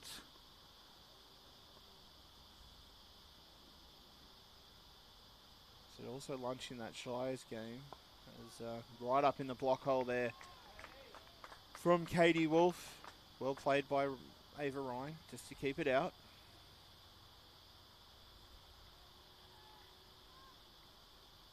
There's already been one result in the second grade of men's Premier Cricket. Mossman have won by 8 wickets. Ball goes down the ground, but they've brought the field inside the circle, making it hard for the Rangers batters. And it's the end of 46 overs here. 6 for 149. Ryan is on 10. Eve is on 1. Katie Wolf, 9 overs, 1 for 15. You'll take that in a grand final. Yeah, so Gordon were travelled to Allan Border Field. Kiwi Mix second home to take on Mossman. Mossman batting first, 2 for 297. Gordon had been knocked out, scoring only 155. Teams have shaken hands and have gone home. It looks like Manly should progress in the second grade. Batting up until about 30 minutes ago, all out for 309. St George just starting their innings, they're none for 3. And Northern Districts, for some reason, playing a home game at Rosedale Oval, home of Fairfield Liverpool, batting first against Bankstown, 354 all out. I can tell you, Corey Miller, 120. And Fisher getting 76, batting at 10. Well, Arnold comes back trying to find this extra over that they need out of their 5th bowler. And Eve just pokes it into the offside and takes off for a single. And in response, Bankstown are none for 20, chasing 3-5-5 for a very improbable win to stay in the semi-final race. Interesting here. Said with Black still got 2 overs to go, whether they'll just bowl this 1 over now to make up the 5th bowler and then bring it back. Ooh. As that one's obviously played through the offside. What's your thoughts on this? Would you have just left it for the 50th over, or No, do you want to get it out of the way? No, you want your best bowler. Obviously, there's been a miscalculation somewhere by Sam, and she's trying to make up for it now rather than when it's too late. Because I have been in games where it has been a new bowler for the last over, and it's not fun. And it's like especially 20, if you're 20, that bowler. 22, 24, 26 runs. Yeah, exactly. Going off because you you're know, not warmed up. You're not in your rhythm. Haven't had any time to think about all that kind of behind the scenes stuff you would normally go through before you bowl. So I think she's trying to make up for it now, so we can at least have someone. She obviously has someone in mind. She's done the math, so we're trying to follow through with that. We could even have to be swapping them around, because as I said, Katie Wolf's only got 1 over to go, and there's still 2 overs to bowl at that southern or far end from our commentary area. As that one's obviously played, but drops just short of the fielder at mid-wicket. I think that is Kelly Black herself. Yeah, it is. It just looked bad the way it bounced. Yeah. It almost saw like it sit there and smacked her in the chops. jaw or something. Yeah. Oh, that one tries to go through the leg side, but again, fielder out there sweeping on the leg side. There's going to be some ladies with some bruises on their arms and everything today, because we even just saw them. I'm telling you, cricket ain't for the faint-hearted. We just That's seen for sure. just saw Sam wear one on the bicep there, and they're not the most comfortable things to have hit you. Down the ground tries Eve, but gets past the bowler, but picked up by the fielder in Sharma at mid-on. That's 47 gone, 6 for 154. Let's see how they play it here. Okay, Musi and Georgia, if you used to still being the 2 current players here in the content. Debatable. Okay, you haven't officially retired. Officially retired. Yeah, that's a good point. If you're you've not retired, you're still a player. if you've got 3 overs left, Yep. what would be your intent if you're Northern Districts? Are you having them both tee off, or is one of them teeing off? I think Ryan's got to tee off. Yeah, I would be and saying work around them. I'd be saying to the batsman who's been in longer to have a go. Generally, I will usually be that player who has just come in or something like that. And I generally go to the other player and say, look, you've been here longer. You make the calls just, nothing silly, nothing ridiculous. Well, nothing silly, nothing ridiculous there as Ava Ryan just gets bowled. First ball there by Katie Wolf. Yeah. Oh, I thought that was going to be 4 runs. I was like, oh, there he goes. No, unfortunately, she's edged it back onto the back of the top of leg stump. But the ball rolled to the boundary. Yeah. That just shows you how good a roll it is. The pitch it is. But you look at this now. Look who's running the water out to Sienna Reid. Same player. Oh, it's Lauren Smith. Same player. Still, I'll be Always. trying to go through here because they still need to find another over from this end. Said Katie Wolf bowling her 10th over now for over number 48. Someone's going to get a call up. 50. And now you talk about having a captain's knock. This is where Kate Jackson needs to give us that captain's knock coming in now. She said that she was happy to get around that 200 mark minimum, but obviously they'd be disappointed with what's happened. Give credit where credit's due. Penrith bowled really well, especially between Wolf and Black. I think they're combined as 34 runs in 17 overs, so which isn't too bad. So, but now you see Jackson coming out to take strike now to Katie Wolf for the remaining 5 balls of Katie's bowling spell. So I'd say a quick chat would have been, okay, I'll play around, you hit. But Kate can bat. We've seen that before. I do think you want to see the end of Wolf the way she's been bowling, and that's Selvi Jackson there just pushing it out to cover. It was on off stump again. It's been a great bowling performance by her. So we did question a little bit her bowling up front, but it was warranted because it's put Northern Districts in this position where they're probably a 40-odd run short of where they wanted to be for at least a defendable target.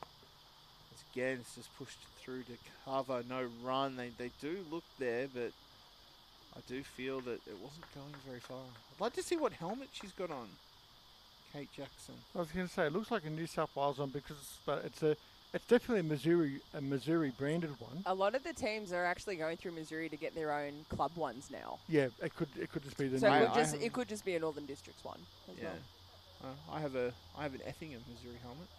We know. I know. I'll bring it up any chance I can get, and big swing, no ding for Jackson. Again on that off stump line, tries to play it through the leg side, but yes, good. we've seen your bottle green helmet, and it's nice. And we've seen your boot kit bag as well. and the kit that Effingham won, which looks more like it's been spray painted on. No, it's not my fault they didn't buy but that one was big your enough word. for me. But it was your words. Well, looks like we've got another wicket here, and we do.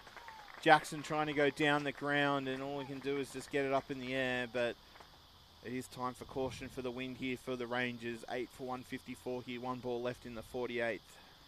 Yeah, it's just trying to do the team thing and just try and get some quick runs. Unfortunately, just didn't hit it sweetly enough and just popped up to mid-on and taken fairly comfortably at shoulder height. As you can hear a Virgin Australia plane just going above us at the moment. Well, trying to get a free ticket, are you? No, well, that's what plane it is. Oh, I can't see. Too far away. The plane. Well, you get enough of the Qantas planes coming through, and it's a lot lower than that. Oh. It makes I a lot wouldn't know. more I noise haven't been coming on a through. holiday out of Australia in years. Oh. Or anywhere in Well, Australia. So you should try and get yourself an English gig. Well, Matt I have a job that I have to attend. Well, Matt I have a job. Matt would know what it's like to go to England. I know what it's like to go to Singapore and to Vegas. So, I have a job too. To be fair, when you went to Singapore, you went to the Liverpool store. I spent one day in a Liverpool store, yeah? Yes, you Out did. of the 10 days we were there. Mm-hmm. Also managed to see some of the local Singaporean Premier League for soccer, which when we see it here in Australia is played on a Thursday and a Friday night, being that's on the Perth timeline, so it's actually a lot different. Do we think that trophy is going to melt if it's just sitting out in the sun? First delivery for the new batter, Manny McEwen. Just The random hits a thoughts cover. of Georgia. No, I did see it out there. That was probably not the place I would have left it. I put it this way, I don't think it will melt. Oh, good luck. Good I luck. love a misshapen trophy. No, the question would be more like, whoever picks it up first, if there is any graphics on it, will that be imprinted into the hand? Bit like Home Alone. Yeah, when you grab onto the door handle, yeah. But yeah, considering it's been sitting out there since about 10:15 and being a goldish colour, it would be tending to warm up just a little bit. But we can see that Kaylee Black's about to come in and bowl her second last over. Yeah, weird. I don't know. I think they've miscalculated a little bit here as the ball to Eve goes past the outside edge because there are 2 overs to go. 2 from this end and still 1 more from the other, yeah. No, there's there's only 2 more overs, so that's what I mean. Oh, okay. Black will finish on 9, and again outside the outside edge. Eve maybe trying to run it to third man, I'm not sure. But like I said, she'll finish with 9, and then they've still got to find an over from the other end. So it's strange that the captain came back and bowled that over. You think she would have bowled the over from the other end for 49? Yeah. But it's all right. I still think they're ahead of the game here, Penrith, even if they're... Time-wise, they're definitely in front. 103, and they've got 27 minutes to bowl 9 legal deliveries. I think we'll be off air before that, as this one's just played into the leg side.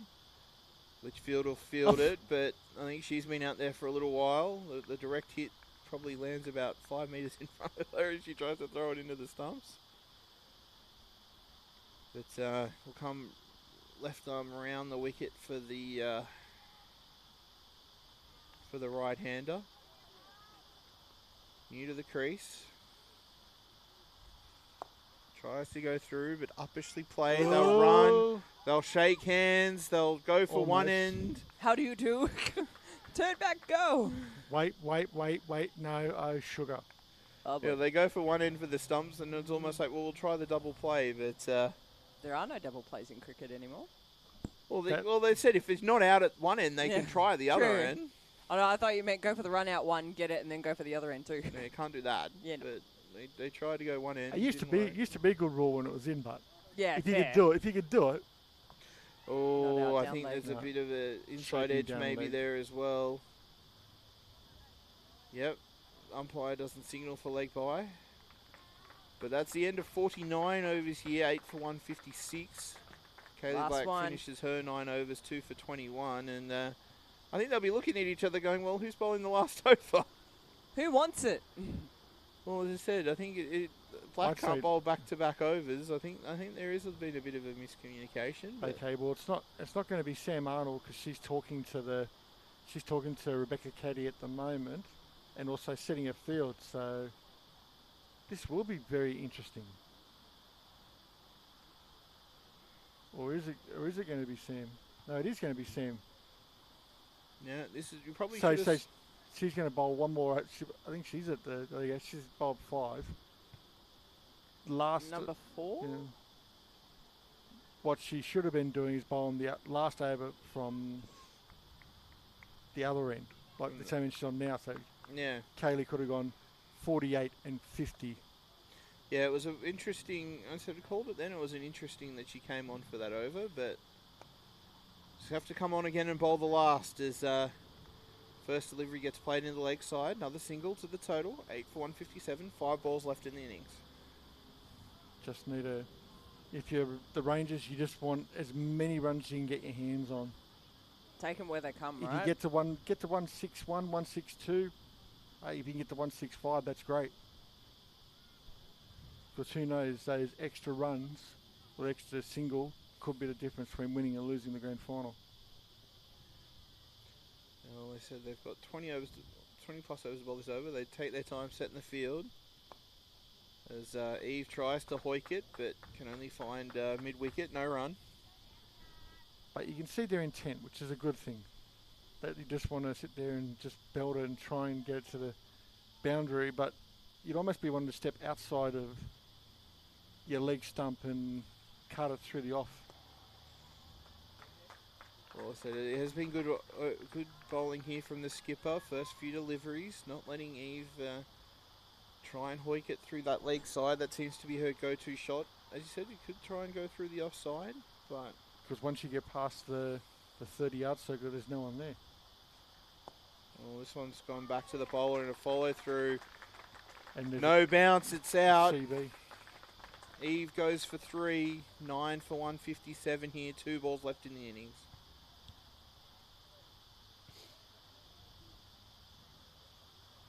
Yeah. It's almost like there's no excitement there. It's like we're Which- so close to the end now. It's like just hold on. Yeah, but normally you sit there, even if you're celebrating a wicket, normally you'd be doing it knowing that you've got so much time up your sleeve. But the fact is, the only person that's gone across to the skipper has been one of the fielders. Everyone else has just gone, let's just stay in our spot, not worry about it. But unless I'm mistaken, this should be Sophie Shelley coming out as the number 11 to 52 shirt number? 62, yeah, 62? that's Sophie Shelley. Yeah, coming out to face a maximum of 2 balls, I believe. Just what you love to do as the number 11. Come out and face 2 balls. Oh, you could always be a Ryan Hadley and just go 6-6 and just pogo them out of the ground for the fun of it. But then again, we have seen that with some number 11s where they just say, well, what's the worst thing's going to happen? If I get out for a duck, who cares? I've got 2 balls, 3 balls. Have some fun. Well, they said not on a hiding to nothing here. What will she do? Oh, somehow misses the stumps, misses everything, misses the keeper. They'll run through for a bye. But gets through to the other side. There's still one I was more. like, I'm not facing the last ball. You face the last ball. Okay, so that's Gibbs not.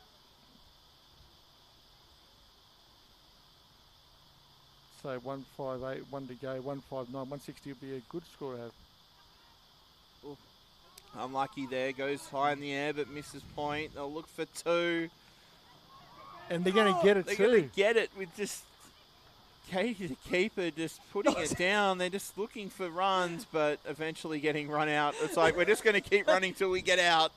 But they managed to pick up 2 somehow. Well, 160 in the end is not a it's not a bad total when you saw how low their run rate was earlier when they're only like 2.1 after like 20 and 25 overs to get it to a 3.2 run rate, 160.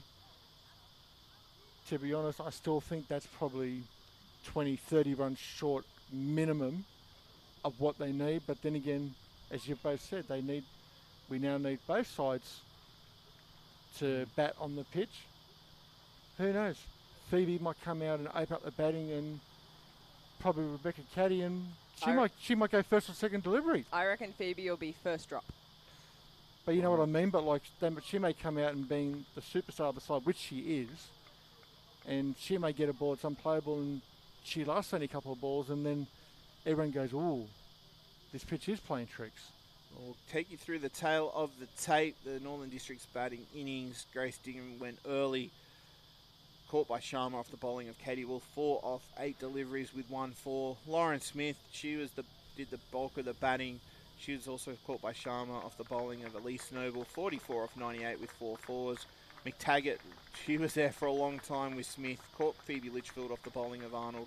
37 off 90 with 5 fours included. Abby Taylor tried to up the run rate before she was caught also by Phoebe Litchfield off the bowling of Black. 37 off 46 with 6 boundaries. McGurk didn't last too long, caught by Bethany Lane off the bowling of Sharma. 4 off 10 deliveries. Claire Webber nicely bowled by Black.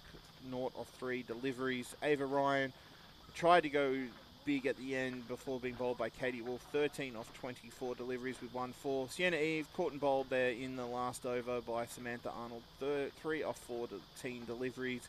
Jackson didn't last long before she held out to Lane at mid-off. Off the bowling of Katie Wolf, 0 off 4 deliveries. McEwen was run out there off that last delivery. 4 off 5 deliveries. Sophie Shelley finishes 0 not out off 1 deliveries.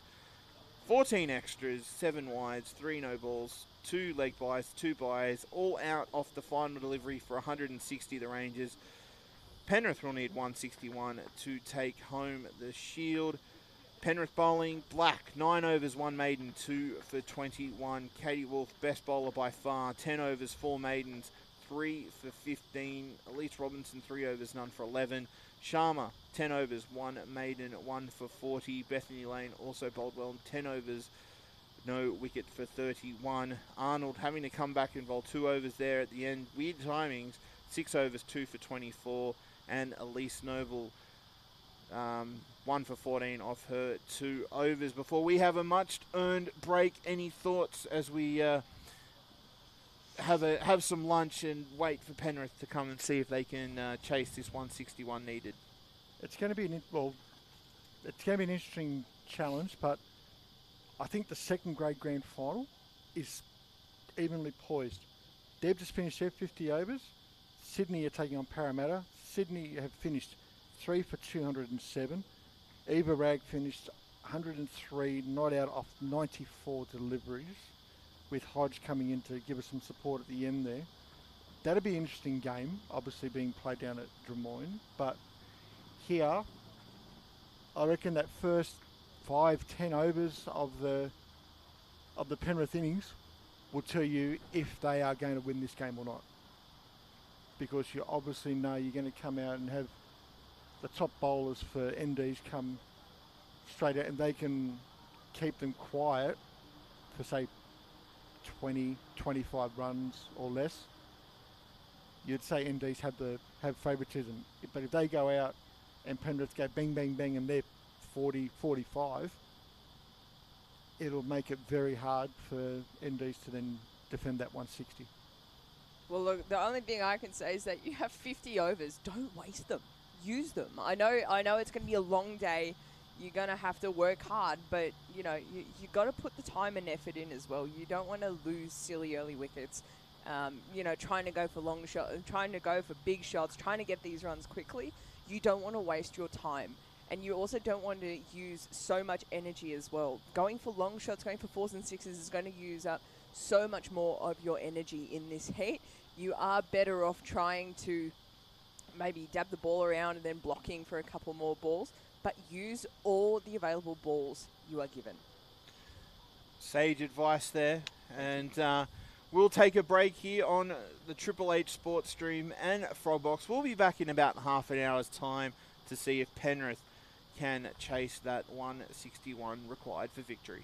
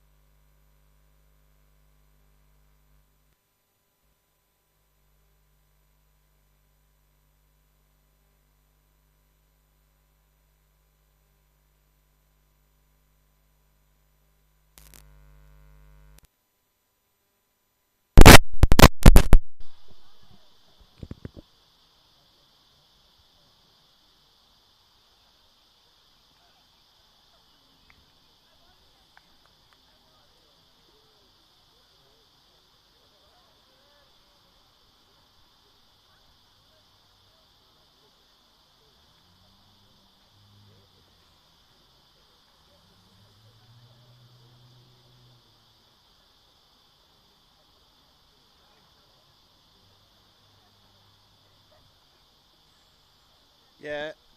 Yes, hello and welcome back to Cricket Central. I am the wise man, Matt Mears. We're waiting here for the players and umpires to get us started for what will be an enthralling run chase here. If you're just tuning in, whether you're tuning in on the Triple H Sports stream, whether you're joining us again on Frogbox through Cricket New South Wales YouTube, or for the first time on Triple H 100.1 FM. It was a very enthralling first innings. Northern Districts being all out for 160 off the final delivery. I said there is a bit of talk, obviously, around will it be enough, but can it be runs on the board in a grand final will get the job done, or will Penrith's batting lineup, including Phoebe Litchfield, be able to do the job with a lowish total? Probably 200 plus was what we were looking at going into that innings, but as I said, Penrith needing 161 or 50 overs. As the umpires make their way out, we introduce again Shane Evans. Shane, it's going to be an interesting first few overs here. I think you said before the break, obviously these first sort of 5 to 10 overs will set the tempo for this Penrith innings. It definitely will be. Mearsy and our listeners, welcome back, especially our listeners on 100.1 FM, listening for the first time this afternoon. Thanks for coming on board. But yeah, as I was playing to Georgia, I wouldn't have been surprised to see Phoebe Litchfield come and open the batting. And it seems that I'm correct. I haven't got the team sheet in front Elise of me. Noble. And Elise Noble's going to come out with her. The surprising thing that we've had happen during the lunch break, the women's operations manager, Sean Mantle, has come and given us the Duckworth-Lewis-Stern method. For any of our listeners thinking, hang on a minute, there's absolutely zero chance of rain. It's not for rain. Obviously, for people who are listening to us up in the Hornsby area, or obviously if they're listening and watching us through the Penrith Frog Box here, obviously out of Penrith, it had to be fairly stifling at the moment. Apparently it's meant to have got to about 37, 38 degrees out west. If it gets to that 37 degrees here, they have to start invoking the extreme heat policy, which will mean the players will literally go off the field until the particular point that they use as a reference. Like when you look at your phone, if you've got a smartphone and it says it's 30 degrees but feels like, once that feels like gets to the certain point, but correct me if I'm wrong, it's about 38 or 40 degrees, they will come off the field until it feels like drops back below that particular point. Obviously then if you're off for more than an hour, you then lose time, you then lose overs, so then it needs to be reset. That's the reason why we had the DLS here in front of me. Not for the rain, but for heat. But we'll let you know if that needs to happen and comes into effect. Hopefully it won't, but we can see that the first ball is about to come in from Tara French. Yeah, she opens up to Litchfield, and Litchfield just nice little sweep off the legs to the fielder at square leg, no run.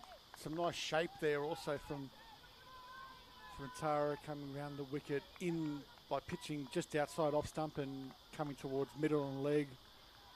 But I would almost put every cent I have in my wallet that would be Lauren Smith sitting out there just near the square leg umpire.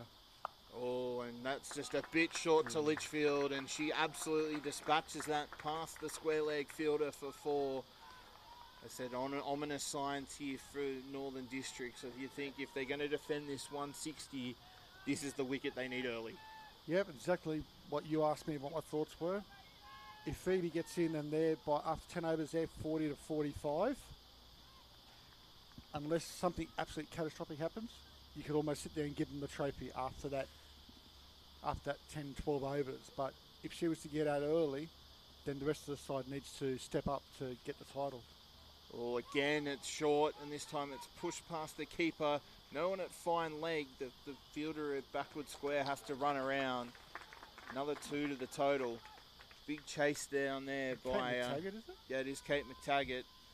It's a hot day, as we've said, and it might sound not very far from backward square to fine leg, but in these conditions did well to cut that one off. But I think with someone like Litchfield, need to be pitching the ball up. Otherwise, she'll get away very quickly. Oh, and again it's short. And again, it's just one bounce four from Litchfield. McTaggart had no chance, even though she had to move about 5 metres to her right. But it just absolutely rocketed off that Gray Nichols of Phoebe Litchfield to the boundary for 4. That was just unlucky there because McTaggart was in the right spot for the first ball where she made the long run here down to fine leg. But when she came to set back up, she set herself up a couple of metres closer to where we are in the broadcast set, where if she was in her original spot, that ball and catch is straight down her throat. But unfortunately, you can't control every single shot that's going through. But we can tell you at the moment, at 1:55 Sunday afternoon, Sydney Olympic Park is 34 degrees. As Litchfield again beats McTaggart, following her everywhere around this field. Third 4 for the over. Phoebe Litchfield's got somewhere to be this afternoon. She's already rocketed along to 14, and we're still in the first over. Yeah, so at the moment it's 34 degrees with a feels like of 38 here at the moment. So we are getting close. I did go outside at the change of innings. We regretted it, didn't we? I very much regretted it. Welcome back, Georgia. Thank you. It is not the most pleasant feeling to be outside really in the isn't. sun at the moment.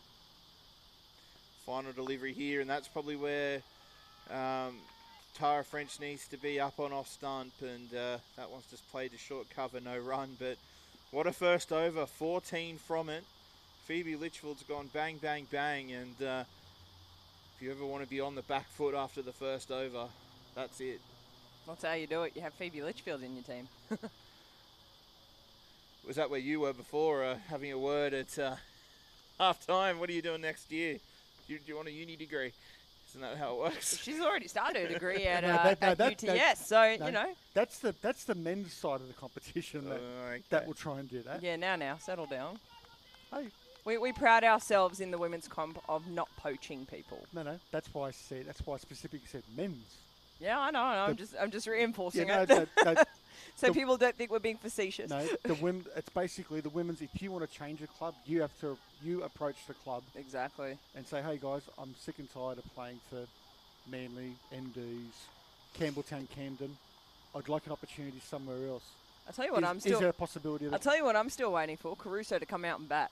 No, but Well, we can say here in the game that we're actually calling that Lauren Smith will take up the attack from the northern end, second over, and not a good start by her. Pitches outside leg and turns away, and they'll pick up an extra wide as they run through. None for 16 here of 1.1, and Litchfield now back on strike. no, but we can tell you going. Speaking of Caruso, We don't want to speak of Crusoe. they've got the difference to less than 60 runs. They are 8 for 159. No, Anthony has not decided to come out yet. He will come out at 11.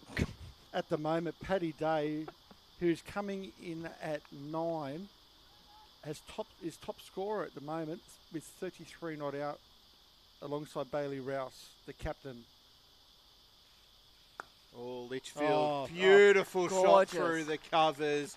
There's a short cover and a cover point, but just expertly played in that small gap. And This is Litchfield exactly- just keeps going. This is exactly what she did to us a few weeks ago, so it's bringing back some bad memories. Well, at least you're not That- having to field at this that- time. that You can is- sit in the aircon. That is true, but I mean, it was basically this hot out there, so like, it's bringing back all the emotions. Well, what can Litchfield do now here? Their Thunder teammate and Breakers teammate coming to bowl. This one's a bit shorter. Turns a bit off this Cricket Central pitch, but just nicely played. But it's almost how the intro, if you heard it, it's almost starting to come to fruition where Penrith want to make up for losing to Sydney last year. Oh, nicely That was a played again by crazy game Litchfield. anyway.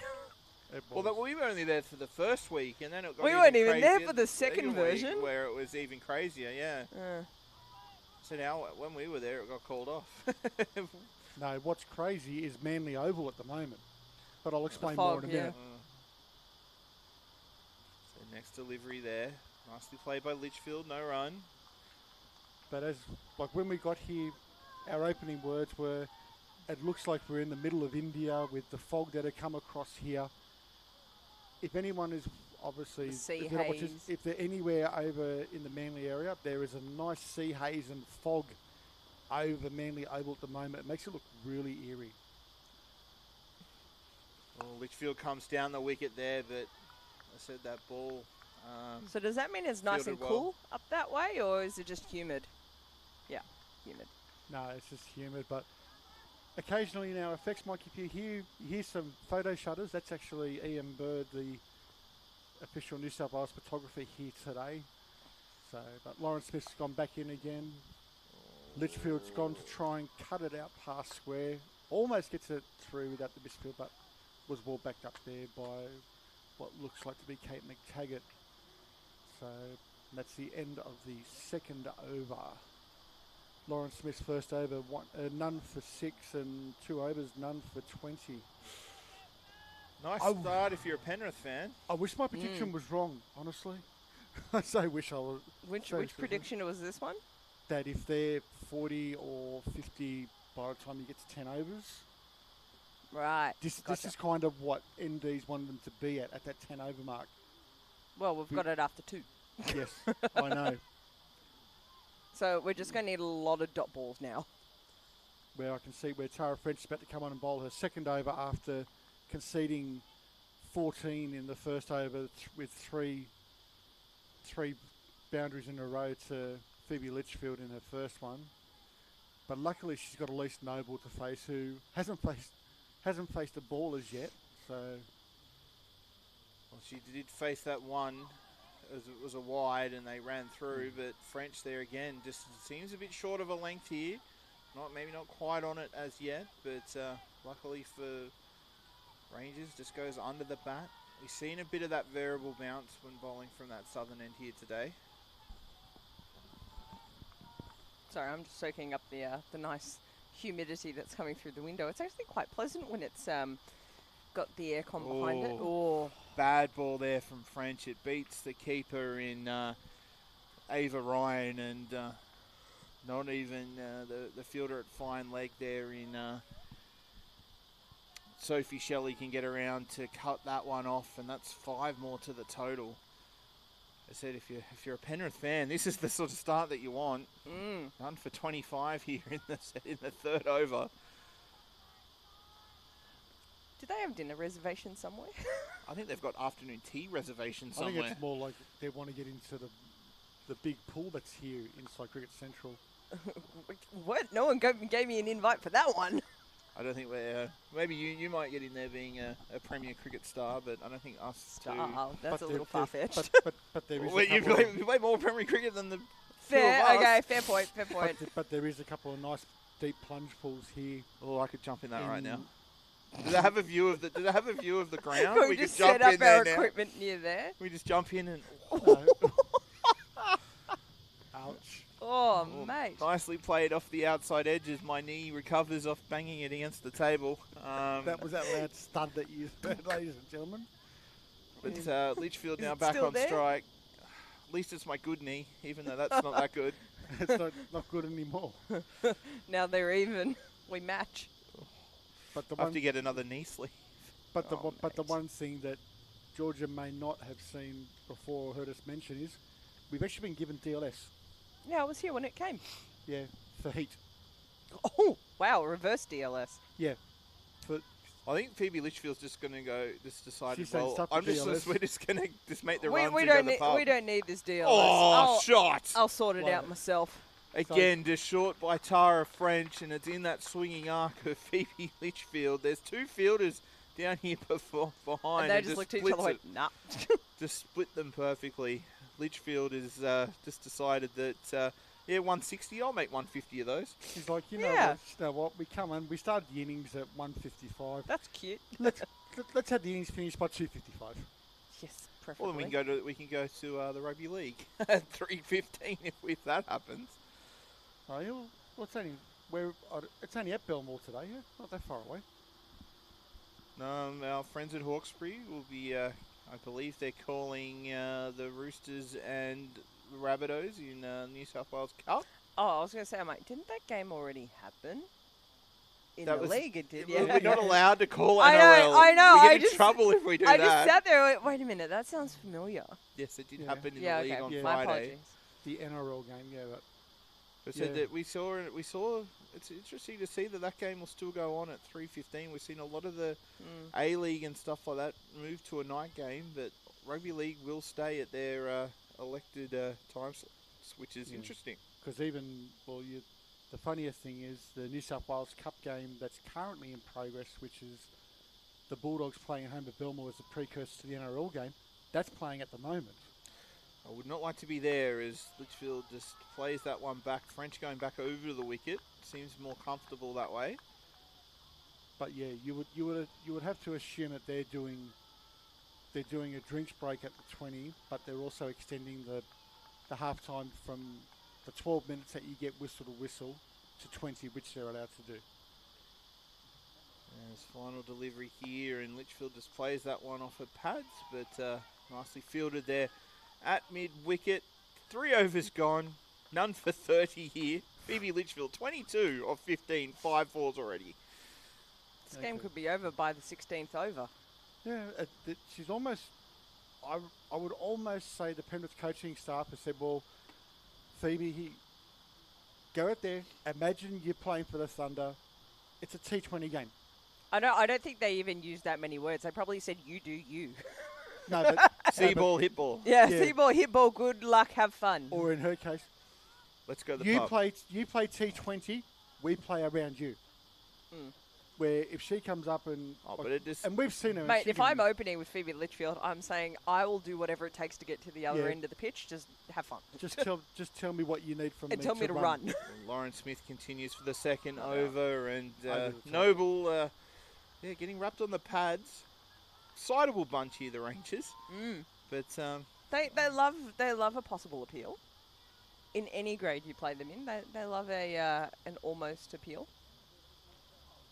well, I said if I was Noble, I would be trying to get a single, and she tries to and just flick it away, almost into the hands there of the keeper in Ava Ryan.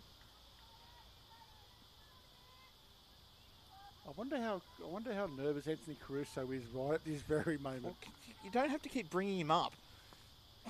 I do because I want to see him bat. Is it man crush time? Or No. I don't know. You No, can see all She three took a stumps. huge step forward. You're 2 stumps outside off stump there, Lauren.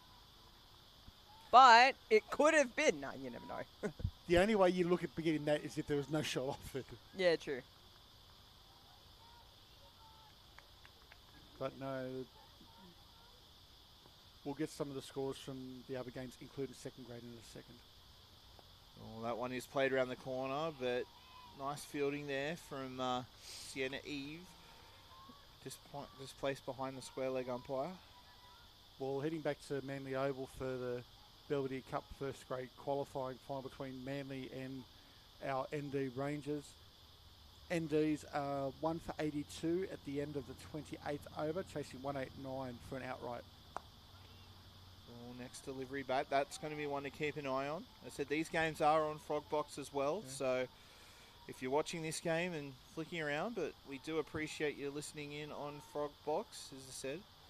We enjoy being able to provide our Triple H Sport commentary. As this one again, Smith just making it hard.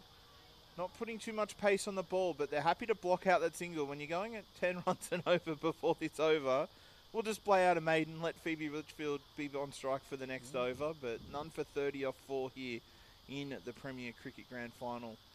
We can also tell you there has been a result already in the Belvedere Cup qualifying finals. Parramatta have defeated St George by 7 wickets. They declared at the lunchtime break at 3 for 230. Both captains have said, you know what, it's too hot. When we can't get an outright against you, let's just shake hands and go home early. Or in their case, go for a good swim in one of the local swimming pools. And Sydney Uni 185. Randwick Petersham are currently 6 for 169, trailing by 16. So unless something tragic happens there, Sydney Uni will lose on first innings, which will make it really interesting because then if Manly were to lose to NDs, then you'd be possibly looking at Team 1 versus Team 2 playing next week. Or Manly at worst being out. Interesting there is also Abby Taylor will come on to replace... Bumble. Yes, very much a bump ball that first delivery, but Abby Taylor coming on to replace Tara French. And But, yeah. but Lauren Smith's questioning it. She's like, did you catch it? Well, Did it? we saw her questionable appealing in the previous over. Well, we had one of those in our game against as Penrith. Fitchfield just plays his back over the bowler's head for 4. Here, let me help myself. She is definitely on a mission to get this game over and done with before it gets too hot. Because they've also... I think we're well past that point. No, but I'd say they've also been told if it gets any hotter, they're off the field. Well, I said if DLS does come into it, they're well and truly ahead of that. Well, let's see. So we're at the end of the 5th over. They need to be 7. Well, they've I think cleared we're that as that ball just goes down the leg side for a wide. I think we're in front of that. Extras are in front of DLS at the moment. Yeah. After that one, making it 8. Yeah, Litchfield on strike. Oh, just played back. They need a Phoebe Litchfield DLS. Well, we'll let you work on that one. No, I'm good. That's too much mathematics for me. Aren't you a teacher? Not of mathematics. A planning program is enough. I took a Year 12 maths class the other day. I almost cried Well, because I did not feel like the smartest person in the room. What's the square root of pi times Pythagoras' theorem and... Yeah, Georgia crying in the corner.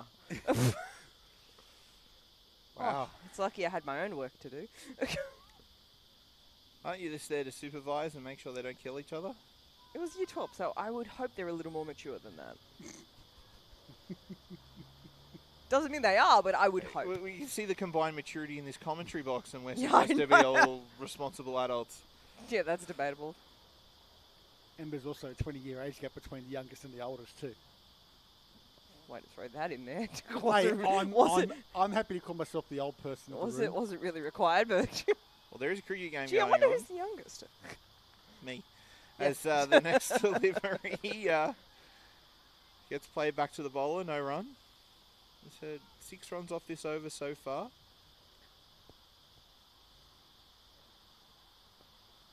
Oh, and I think Noble is very much happy just to Noble decision there. see out this one. That was terrible. I'd rather have...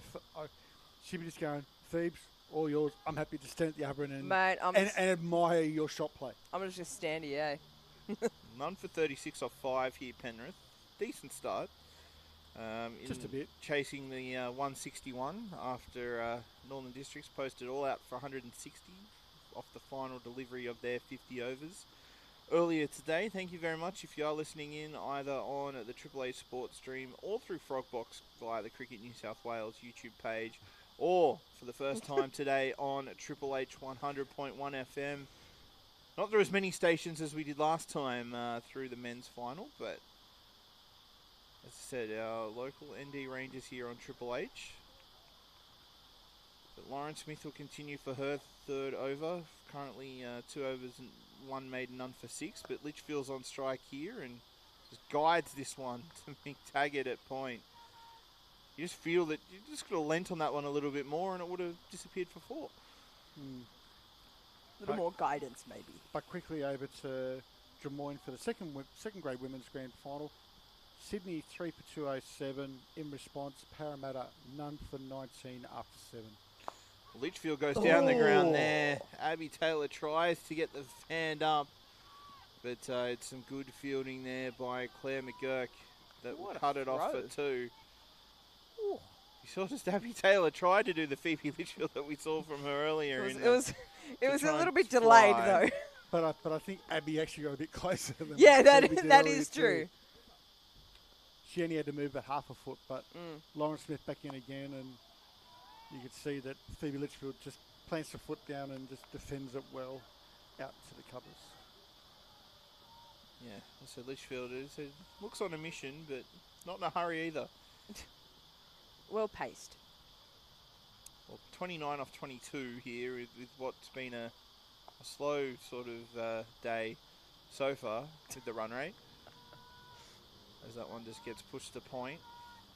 You just feel it's anything that's just in her arc is going to disappear. Mate, anything near that bat is going to disappear. And George is right in line to catch it if she launches one straight and high. Yeah, I did just realise that. So again, just push to tag it there at cover point. Sitting in a bit of a reclined position here. Might need to sit up straight. Maybe uncross my legs.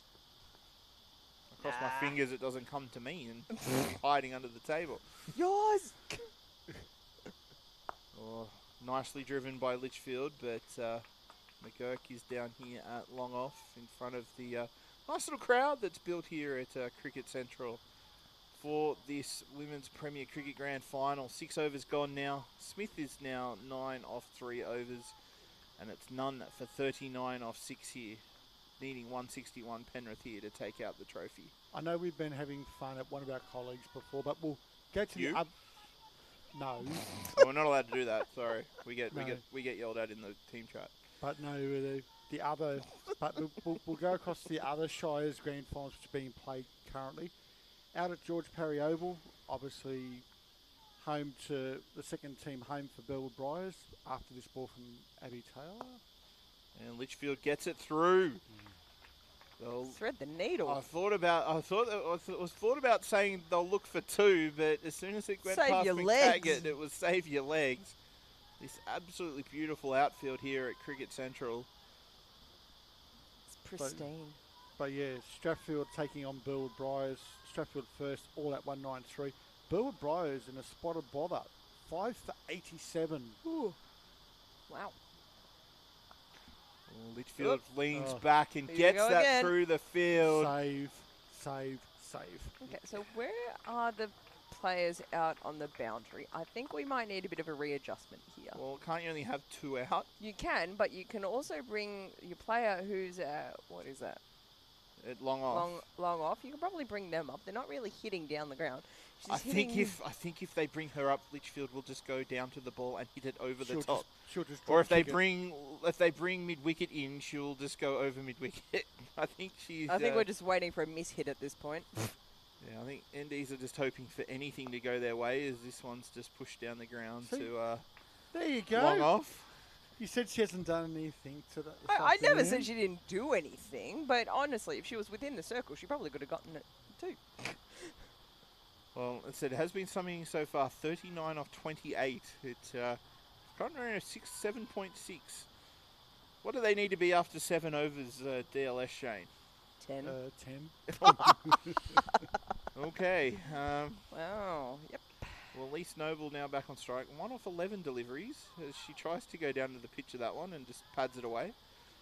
Also in the second grade Shires Grand Final, Burwood taking on Warringah. Warringah set 139. Burwood Briars have passed that total. They are 8 for 187. Oh, well, Noble doesn't want to be left out of the party now and gets it over the fielder at mid-on, and that one rolls away for 4. She's now starting to break the shackles here, and we're past 50 already when we're not even at the end of the 7th over. As I said, Phoebe's gone T20. Imagine your Sydney Thunder and just go out and see ball, hit ball. Oh, is that what I've been missing? Right.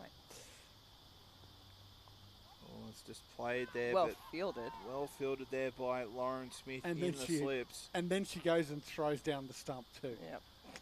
Way to not- waste time, mate. Yeah, well, Hey, but that's not bad. The thing is that she sprawled all over the field, That she did. picked up with yeah. the right hand and just flings it back. And it just Jonty happens Rhodes right there. and it just hits the middle of how she looks at it would have been the off stump, halfway up. well, none for 52 off 7 here. Noble 5 off 14 with 1 4. Phoebe Litchfield just a breezy 39 off 28 with 8 4s. Abby Taylor's 2 overs have cost 19. As Lauren Smith, probably the most economical of the Northern District Rangers bowlers, will continue here. 9 off 3 overs from the northern or broadcast end. Got Litchfield on strike. It's on leg stump, but can only find, looks like McTaggart there at mid-wicket. No run. Still think you're on for a catch here, Georgia. She just gets a hold of one straight down the ground. Must admit, I'm a little bit concerned now. Well, she cuts that one and cuts it hard. Well, that's not coming to me at all. No, it just finds point. Whew. So, you can feel the humidity coming in even through the window here. It is the aircon is keeping it just nice. We've just been joined up here by the Penrith photographer, who's very wisely had a break up in the air conditioning out of that heat.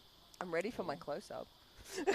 Well, single down the ground to Litchfield, fielded by McGurk here at long off. As the field goes charging around for the right-hander, now back on strike. I think this is where you're probably more worried about it getting a catch after watching Noble cover drive that last one that she hit for 4 fairly straight down the ground. As we point out, didn't have the elevation. Yeah, but you'd never know. I'm not climbing out that window to catch it. It is pretty much a sheer drop straight out the window. I know, right? Yeah, it's about an 8 or 9 metre straight drop onto some solid concrete. That's all right. Well, you'll bounce, won't you, Shane? I'll become roadkill. Bad joke, guys. As Noble just plays this one into me. Well, that's what he said earlier. I know, but it still doesn't sound good no matter how many times we're going to repeat it. Yeah, we need some relief commentators here, but Macca. stuck with us. I don't think Macca's coming anywhere near this game if that 4th grade game is still going. As Smith comes in again. This one's outside off stump. Ooh. That turned, though. It turned back as Noble tried to play it through the offside, but I think luckily for Penrith, didn't take the outside edge. And yes, that 4th grade game is still going. Warringah are now 8 for 175, trailing by 37.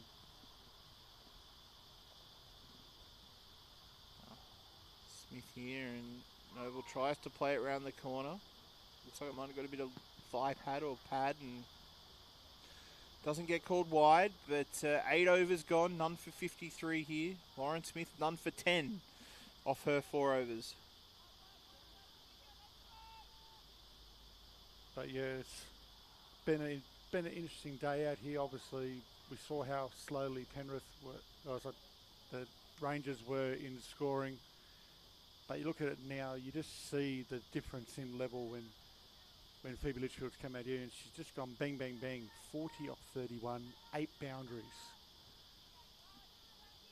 I'm probably incorrect on this, but I think it was only about 10 or 11 boundaries in total for the whole of the Rangers innings, and she's immediately put the pressure on it. And there was 17. Okay, well then I'll take that back then. But you see where she's coming from, where she just wants to get this game on and done with. As we can see, another ball just being paddled around the corner by Phoebe Litchfield out to the 3/4 way of the boundary for an easy single there off Sienna Reeve, who's the new bowler coming in. Yeah, left arm orthodox. Trying to change it up from this southern end. It's not been ending well. But as I said, if he's in the arc of Noble, we've seen she'll also hit out too. So lots of pressure on the left arm spinner here.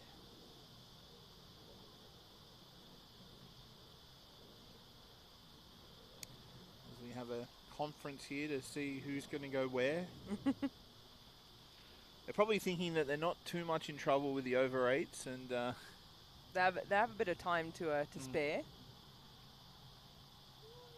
So it looks like the conference is over. We're waiting for the first delivery. Noble displays back to that one, but finds McGurk at point. No run. Just for our Triple H listeners, obviously most people know that as a sports team we do call a lot of the North Sydney Bears New South Wales Cup games. We can tell you they've made the trip to Auckland late last night to play the Warriors this morning. Come away with a win, 20 points to 12. right up in the block hole there from Eve. Well done by Noble to keep that one out. But yeah, congratulations to the Bears. We look forward to being back there from mid-April when they have their first game at North Sydney Oval. So if you are listening through Frogbox and you're a North Sydney fan, make sure you follow our socials, Triple H Sport, Facebook and Twitter, to find out more info about that. As the next delivery just played into cover, no run. And the other New South Wales Cup game currently in progress is the one we were speaking about before at Belmore Oval, where they are having a drinks break, a 5-minute break at the 20-minute mark, and it's 25 minutes half-time. Bulldogs 10, West Magpies 0. Well, so Magpies played well. We called them here on Triple H last week. Big win that they had over the Knights. So that next delivery just played to backward square, no run. And as we did mention before, Nicholas Kutniak and the guys out at Hawkesbury, kicking off at 3:15, will be calling the Roosters and Rabbitohs game from Greyhound Central, Wentworth Park, which we will have the pleasure of being at in a couple of weeks. We will be there on April 2 as this one goes down the leg side, called wide. Unlucky call there. The Noble did move on the inside, but the umpire stating that it still would have been wide if he'd been in a normal batting stance. And the other game to be played later tonight out at GIO Stadium as the cursor before the NRL is the Canberra Raiders at home to Newtown Jets. Well, again, Noble just plays it back down the wicket. No run. One off the over for Eve. None for 55 off 9, Georgia. Look, guys, I want to take this time. Again, I said I had a shout out earlier. I have another shout out. Jeez, who keeps paying you all this money? I will do it for less. no. So, We're not no. Cameo. This one is more We're not important. Cameo. This one is far more important. So Oh. today is an incredibly important day within our family. It is my grandparents' 70th wedding anniversary. 70 years of So marriage. Double I'm- life sentence or Almost Oh, triple. no. almost triple. I'm out here instead of with them. So Granny and Granddad, we love you to the moon and back. Congratulations on your 70th wedding anniversary. You guys are the backbone of our family. And take the time, celebrate it with everybody. I will be there later. I swear I will be there later, I promise, as long as the game keeps going at a fast pace. But we love you so much and congratulations, guys. Here's to many more to come. Yes, congratulations. That is a long, long innings. Long More than innings. I'll ever And see what- with my and bat. The funny thing is, whilst Georgia was giving a well-deserved 70th wedding anniversary to her grandma and grandpa, Phoebe Litchfielders covered drove the ball out towards the boundary, but in the process, actually dropped a bat halfway through the first lap. Because she was so So- impressed with my dedication to my shout out. Yeah. So she's had to then touch base to complete one, then come back for two, and then she's just punched out And into then the go for covers the for a third drop to ball. Yeah. get her bat back. Yes. Well, Litchfield's dispatched that one. Nobody out at Yeah, Cow saved corner. that. 3, 4, 5 bounces past the rope for 4. Smith just trying to float that one up there a bit more, but Litchfield just quick feet to get down to the wicket and get it on the full. I said she wants this game over and done with. 47 now off 35 deliveries, 9 fours. I think she knows. Maybe that's the engagement. Is she coming to the 70th anniversary party? Well, I don't know what the food situation's like, but I'm sure we can organise something. I'm sure you could accommodate Phoebe somehow. Well stopped there in the covers of a nice drive there from Litchfield by, might be Kate Matega, but now my luck, I'm going to be well and truly long. Like Sophie Shelley, 59. It's Grace Dignam. Grace Dignam. Oh, and Litchfield just plays this one back down the ground. I said one delivery left here. Shane Evans was going 40 or 50. We're at 61 with one delivery left. And DLS after 10 is 16. Wow. And that's not even being funny, guys, honestly. I know. Oh, Litchfield again. Whoa, It's gone hello. high. It's gone long. And 4. short. Well, And Maddie McEwen out there at deep mid-wicket. oh, that's a 50. It is Wow. at 50. Okay. Yeah. 51 off 38 balls here. We're just trying to find it. I was just trying to find out that fielder. It is 4. Yeah, Yeah, it did drop inside the boundary. We know that. Umpires did, I think, originally signal 6. that's but what I was thinking. Hang on a minute. as I said, I think Maddie McGowan would want to time over again. She came in, out, zigzagged around a little bit out there, but it's definitely a 4. It bounced a good sort of half a metre inside the boundary. But yeah, Phoebe Litchfield, 51 off 38 as the scoreboard's still updating itself. 10 fours as part of that 51. Lauren Smith now none for 20 off 5. None for 65 off 10. They're trying to get Georgia to her party early and me to the hardboard celebrations early as well. Hey, well, okay. We're going to go there. How is the team? I know, I've had no updates. I've been trying say, to get your third updates. grade? That's because they don't want it mentioned. Probably. Usually our secretary posts in our Facebook group, but has not done that so far. As Eve continues. No to news is Noble. good news, surely. Well, I said my third grade team. They declared with a couple of overs to go. I think 156, and they had the opposition 1 for none, with Sam James bowling second last ball of the day. It's the weekend of grand finals, I tell you. It certainly is. Our 4th and 5th grade sides also in the grand final in the MWCA competition. As Noble tries to cut that one, but no cigar. I got a photo from Caruso yesterday of a broken bail, so I think he broke the bail. No, I heard about that one too. That wasn't him. Wasn't him? All right, well, he sent it to me, and I was like, okay, Well, he's cool. claiming credit. Yeah, he's claiming it. Said even again, and brilliant cover shot. drive by Noble.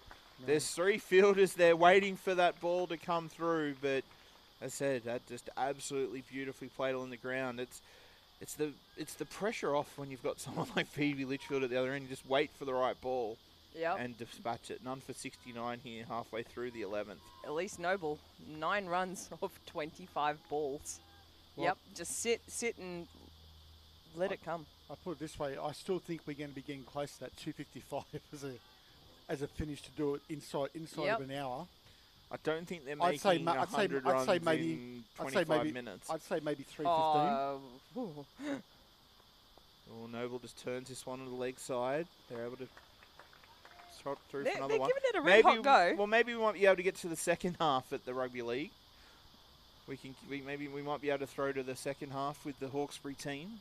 But I don't think we want to put any mockers on Penrith at the moment. But I think they'll be very happy at none for 70 here in the 11th. Quickly going across to Manly Oval. I know this is about to make Ian Bird very happy. Hazy. David Lowry has just been run out for 50 exactly. NDs are currently 2 for 98 after 33. Lockie Shaw has just come to the crease on 2, joining Chris Green, who was 17. And I just see a big smile on Ian Bird's face just near us here in the commentary. That smile's always there. Come on. That's true, Happy to see us. But it was sees us all the time. It Now. was a little bit wider. Those guys turn up again. It was a bit wide, but it was a bit wider to see David Lowry being dismissed as well. Litchfield likes driving down the ground. It's going to take some work for the fielder there to cut it off and can't. Just absolutely mowed it off this carpet-like outfield at Cricket Central. Wasn't that far away at long on. Maybe just out a little bit too wide, but Litchfield gets it past the bowler. 4 more runs to the total. She moves to 55. None for 47 off 11. 74, my apologies, off 11. 47. Wow. I think that's what we're used to expecting seeing, but none for 74. 47, that's what her own score was like a few balls ago. Yes, Litchfield 55, Noble on 10.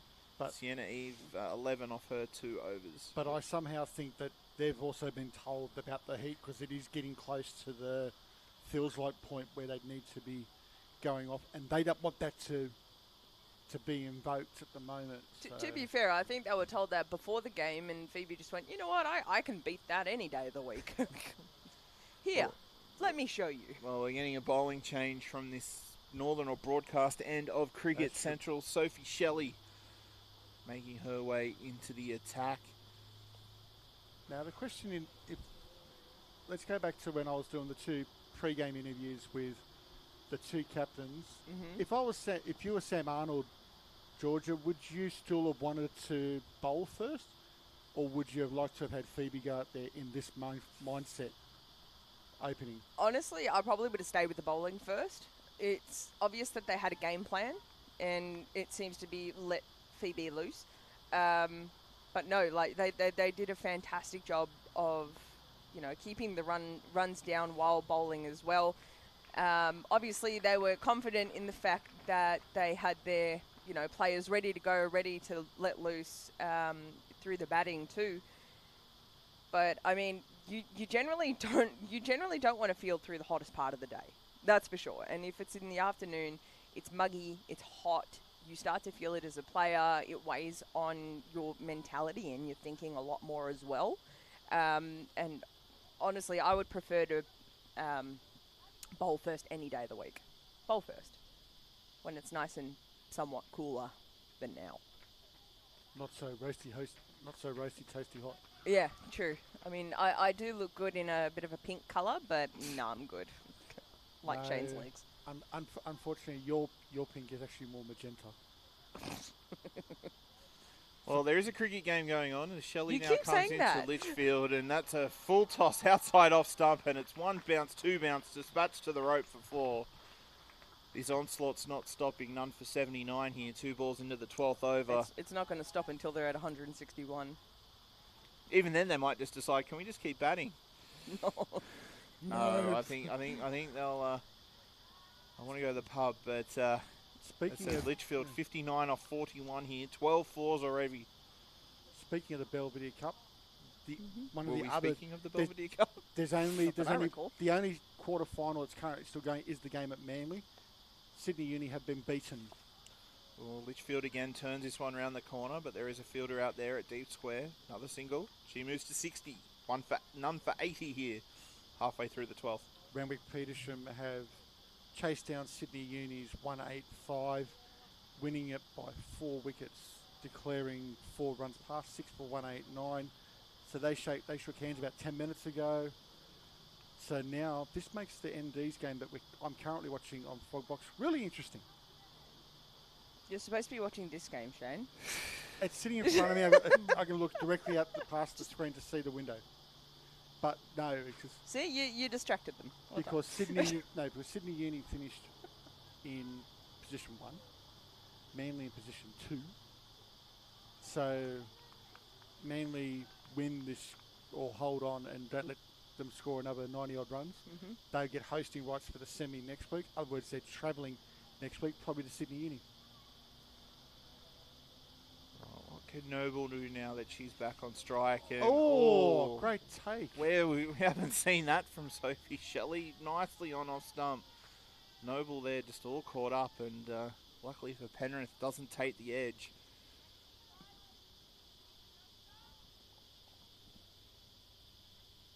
So that's what they want to see more from Sophie Shelley.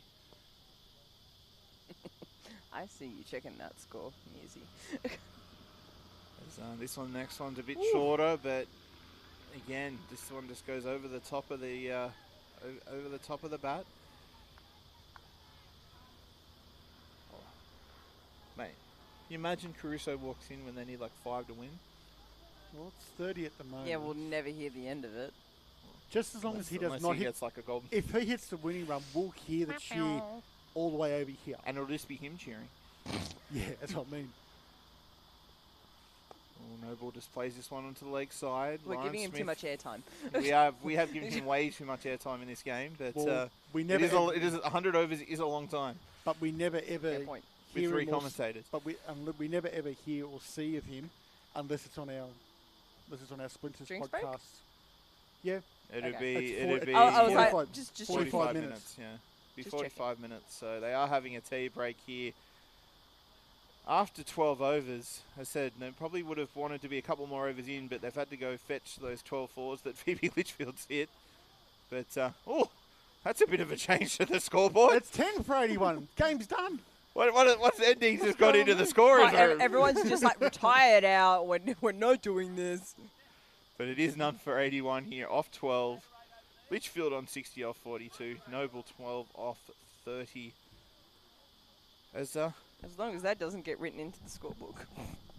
No, if someone was smart, take a photo now whilst it's still up there before they change it back. Say, look, Phoebe Litchfield's 60, but they've lost every wicket for none. Everyone's just falling around her. Everyone's given up their wicket for one.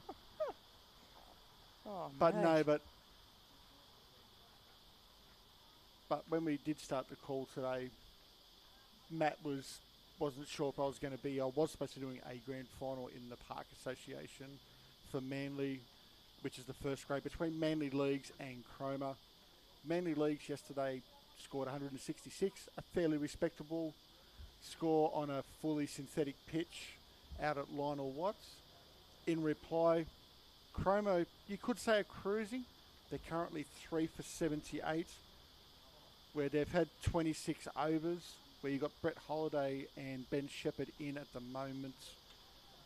Former Cricket New South Wales employee, Brett Holiday. Yeah, Chooker, yeah. Chooker. Yeah, Chooker's in there at the moment. Daniel Illingworth at top scored with 39. But yeah, so they've still got another, let's see, they bowled 2 yesterday. They've still got another 50 or 40 odd overs, to get the runs. Oh no, sorry, they got Manly Leagues have about 44, 45 overs to get the 7 wickets. Other words, Cromer will win the grand final because they were the highest seed going into the grand final. But then again, I think I'm grateful I'm not umpiring today, because I can imagine what it's like for both Varun and for Bob out there in the middle at the moment. It'd be stifling hot. Mate, I tell you what, you got to give so much respect to the officials of the game as well, because not only are the players out there, but so with the officials, they're suffering through the heat just as much as the players, and they do it on a weekly basis too, just to allow these games to go ahead. So of course, thank you to all the officials out there as well, because Shane is an official. Just thought we'd mention that. I didn't know that. It's taken. Let's see what now. I wanted to see how far I could. I wanted to see how far I could stretch it out. Let's see, so almost 5 hours since we've been on air. Yeah. To finally pop that out. I was waiting until you were off your guard and bam. But no, but it is, but you do have to give credit, because obviously the women's game started here at 10. It started here at 10. Most of the officials, whether it's women's Premier Cricket or men's first and second grade, normally expected to be at the ground about 90 minutes prior to it. So let's say there's your 8:30. We're generally required as officials to be here at least by 8:50, 9 o'clock. Yeah, Yeah. So I know for a fact in Premier Bit Cricket, of a sleep in. in Premier 1s and 2 for men's, it's 90 minutes prior. And you think about it, if you're travelling from most places, okay, let's say if you live in Campbelltown, you're going out to Howell Oval to do Penrith in first grade. That's what, 40 minutes in a car? At least, yep. Or if you're coming from the northern side of Sydney and you're travelling down to Sutherland to go to Glen McGrath, that's an hour and a half. So that's a long day. You finish your day, let's say it goes all like 96 overs if you're doing a 2-day like it is for them at the moment. You're finishing around 5:30, 5:45. You're in the sheds, the 2 umpires with the 2 captains.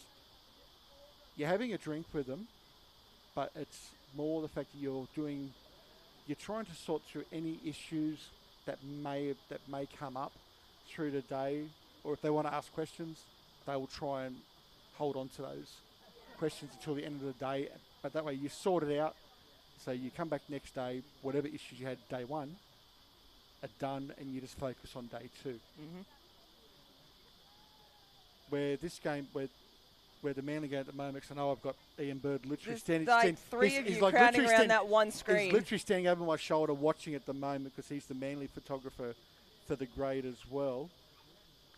Unless I'm mistaken from my Premier Cricket rules, normally it's tea on the second day, where once a first innings has been achieved, that you need to play to before you can go and shake hands. But obviously, because this is an outright, this will now go until 5:30.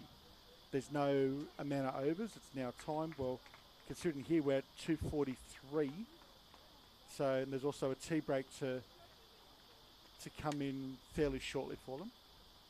So probably another 2 hours of play, which would be 32 overs for either Manly to hold on and not concede another 90 odd runs, or for NDs to get said 90 odd runs to go in and host a semi-final game next week. So, but we can now see the two umpires and players I think very making good. their way back onto the field. So Very good idea there. They actually took drinks off the field, which I think Here, when here. you look at the situation of the game, yes, if you look at the scoreboard, it's 10 for 81, but it's none for 81. I think that was a very good idea to get all the players off the field in the get them shade. into the shade and Well, it's health and safety at this point as well. So Because you'd think that you think both teams would want to see this game go to a finish. I have noticed that a lot of clubs, whether it be park or higher up, they have rewritten their heat policies for the upcoming summer. I know my football club has just released theirs, the extreme heat policy. So obviously, it's so hot in July. well, there were a few days, and if you're playing on synthetic for soccer, it is incredibly hot, and as a goalkeeper, it is a nightmare. So it is nice to see these precautions being put in place, being taken seriously, and being revised due to the changing climate and conditions of Australia as well. Especially for us, obviously. I don't think we have a radio station. But in our station Yeah. footprint, you have North Tamara Reserve, which is a full synthetic surface. Oh, yep. Which is, if you want to be technical, it's the 4G grass surface, the same as what Matt and I see every week at Lionel Watts and at Melwood Oval. Where I know that one. Where the stuff that you see on Willara Oval, where Eastern Probably Suburbs drive play, past it every day. where Eastern Suburbs rugby play, that's 5G. That's like the next level. But they're looking at a 6G synthetic, which is almost a hybrid synthetic and grass, which they're trying to bring in over the next 12 to 18 months. We've got a bowling change. Kate McTaggart coming on from the southern end. First delivery to Noble, just pushed back to the fielder at cover. No run. She bats and she bowls. Is there anything she doesn't do? No, do you want to? We can arrange it. You can interview her afterwards. We're gonna have some airtime to fill. It was more of a rhetorical question, but okay. I said we will bring you the presentations and everything after the game. There's this one's on leg stump and just flicked away down to the fielder down there in Matty McGowan at fine leg. They pick up another one, so they're halfway there now. We can also tell you that another wicket has fallen out at Manly Oval. Chris Green has been dismissed. Scott Rodgie has just come to the crease. You got all excited there. Rangers are 3 for 104 after 37. Lockie Shaw is on 4. Scott Rodgie is on 2. As we can see, the ball's just blocked away into the cover. No ball though. Phoebe Litchfield on strike for a free hit. Rot roll. Okay. No, At least she's hitting the other way. My question Fair, is unless it's like an edge or something that we're in the firing line again. Well, if there was a car out on Silverwater Road, could be a problem. No, my question would be: Is there, There are a a bus? lot of them, Is mate. there a bus or anything going past on the city end of this field? Because they're likely to get hit. Moving Well, target. there's a guy at Backward Square. Well, what's your statistic as we just wait for this one and Litchfield just goes down the ground? It's still That. correct. Well, that was your statistics is generally 1. That was a none. I know. So what are you saying She's about? below average. Oh, I don't think you can say that. Well, I just did. It's been nice On knowing you. The average. on that particular shot, she was below average. Yeah, on that particular shot, so the average run scored on a no ball is in fact 1, and unfortunately on that one, Phoebe was below average. Well, But she she's wasn't making below up for it average now. on She that one. makes up for it now. She must have heard me and went, oh, yeah, right. Definitely was not below average. Gets it past in the gap between the bowler and a Here, wide-ish take this, commentator. hit on and goes for 4. Oh, it was a beautiful shot. It was Was gorgeous. upish, but It was a gorgeous shot. wasn't going There was near no any one hands. there. Yeah, well, Vacant land. I'd say the fielder was a bit wide there at mid-on, but I still think it was going for 4. Safe any day of the week. Litchfield again, just plays it to mid-off, no run. It almost looks so effortless when she sits there and just gets onto that front foot, even when she's not trying to. And for murder the anybody ball. else, it's basically, it's just like get down there and just push through it. She's not throwing her hands; it's just a push. like Then, that. and then she just does that where she's just absolutely drop kicked it, and I'm almost tempted to tell Mr. McGregor, saying, "Hey, Bob, would you like to change the signal from 4 and put it up?" Because Yeah, I don't think that was 6. I reckon that's gone over. I don't think that was 6.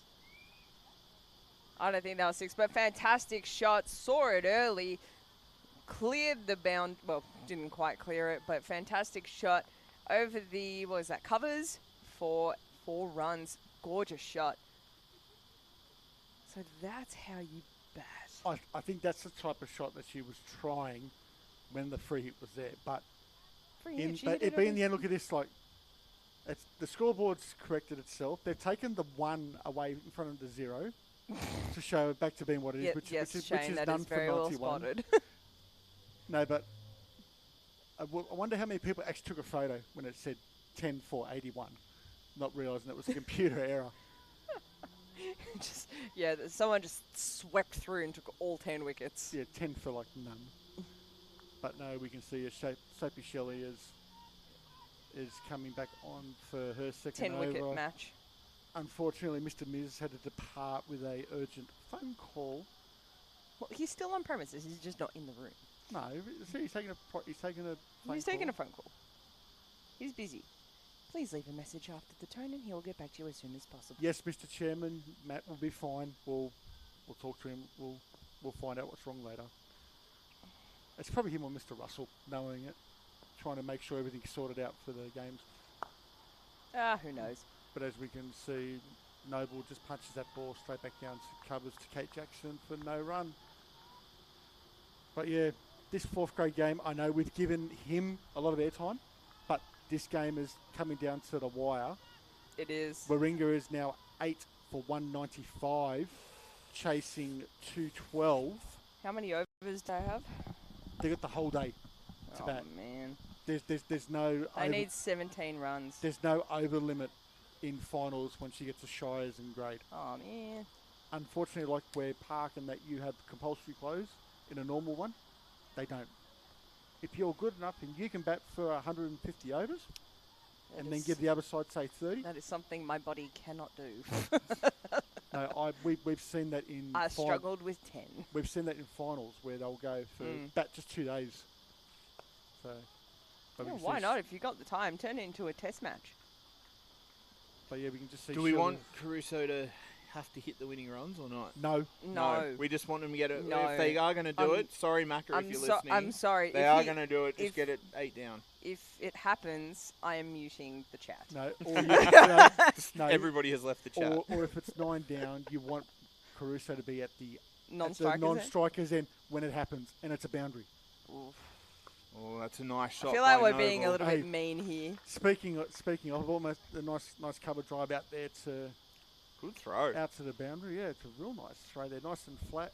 So Phoebe's now sitting there going, hang on a minute, I haven't faced a ball for like 10 deliveries now. I think that's okay. See, it's none for 92 in the 14th over.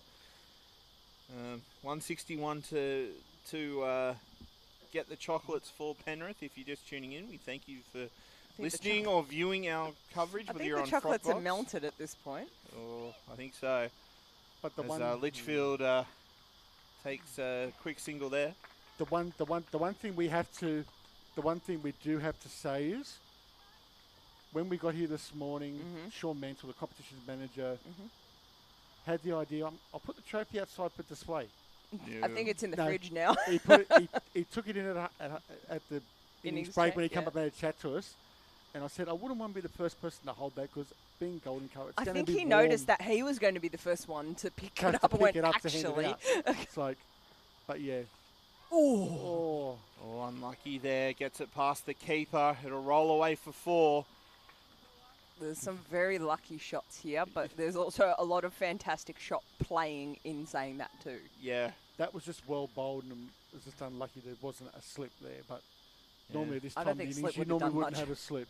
No, but it probably could have been stopped. But in the end, Noble picks up 4. She goes to 18. At the end of 14 overs, Penrith chasing 161 and none for 67. The batting partner, Phoebe Litchfield, is 69 of 48 with 14 boundaries. We can also go back to Manly Oval and tell you that there has been a 4th wicket fall. Out So there. you can hear the yes in the back of the box. Yeah. No, well, where at the moment Scott Rodgie is now batting with Dave Anderson at Daniel the moment, Anderson. or Daniel Anderson. At the Davey moment, boy. they are 4 for Tell him 100, next time I talk. 4 for 106, I don't chasing He's 1-9. our local cricket rep. I still where don't know him. Northern Districts to win the game outright are chasing 190. So still needing 84 runs with just a tick under 2 hours of play remaining. Oh, we see. Looks like another change. Grace Dignam coming on from that southern end. It's a bit of a snake. Been a bit of a snack. A bit of a Third try. snake bitten There we go. end. Correction. Hey, we've actually had a 5th wicket just fall. We can't get any words in. No, it's just the change show. Comes in first delivery here to Litchfield, and it's played through to mid-wicket, no run. Scott Rogers has been caught at what looks like gully just off the frog box camera zoom. But we can also tell you, Warringah have hit 200. I just saw that. Litchfield plays it through the open cover, but there is a fielder out there sweeping on the boundary. Should pick up another single. Moves to 70 off 50 deliveries.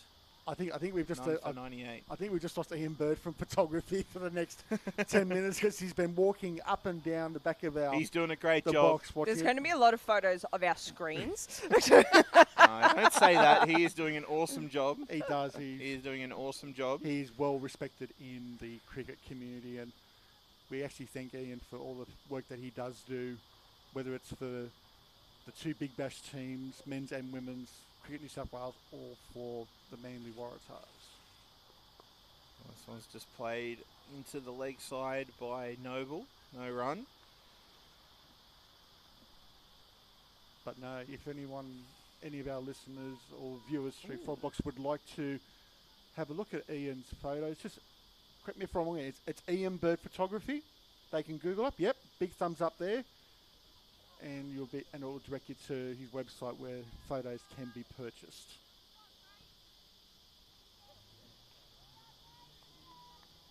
Also, if you want to see the photos of the Manly grade sides, just look on the Manly Warringah grade cricket page or Ian's Facebook page and see them there as well. Slowing it up again a little bit here. Dignam only 1 run off her first 5 deliveries.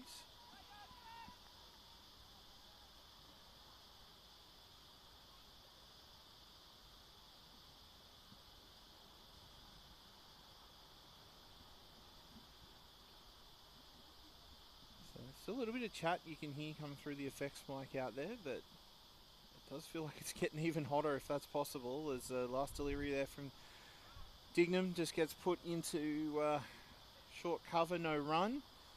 So end of 15 overs here, none for 98. Penrith needing 161 for victory and to take home the trophy here this afternoon. If you are just tuning in, thank you very much for joining us here for the Women's Premier Cricket Grand Final, whether you're listening on the Triple H Sports Stream on Triple H 100.1 FM or through the Foxbox coverage via the Cricket New South Wales YouTube page. It has certainly been the Phoebe Litchfield show. 70 off 50 deliveries, 14 fours. She is now on strike. I think that might be a common occurrence, depending on the game or situation. I put it this way, we were given the DLS more for the extreme heat thing here. Just having a look at it, at 15 overs, with what they're currently on at 98, they could actually have afforded to have been 5 down, and the pass score was still only 91. Whew.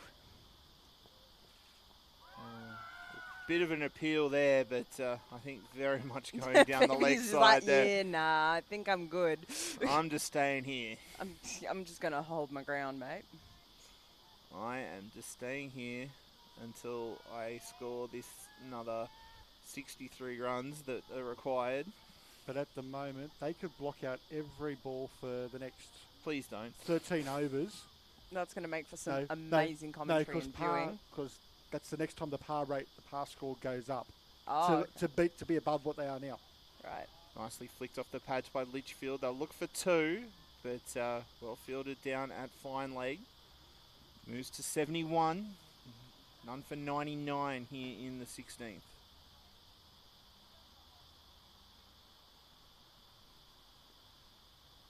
Because at the moment, the par score as it is at the moment, none down.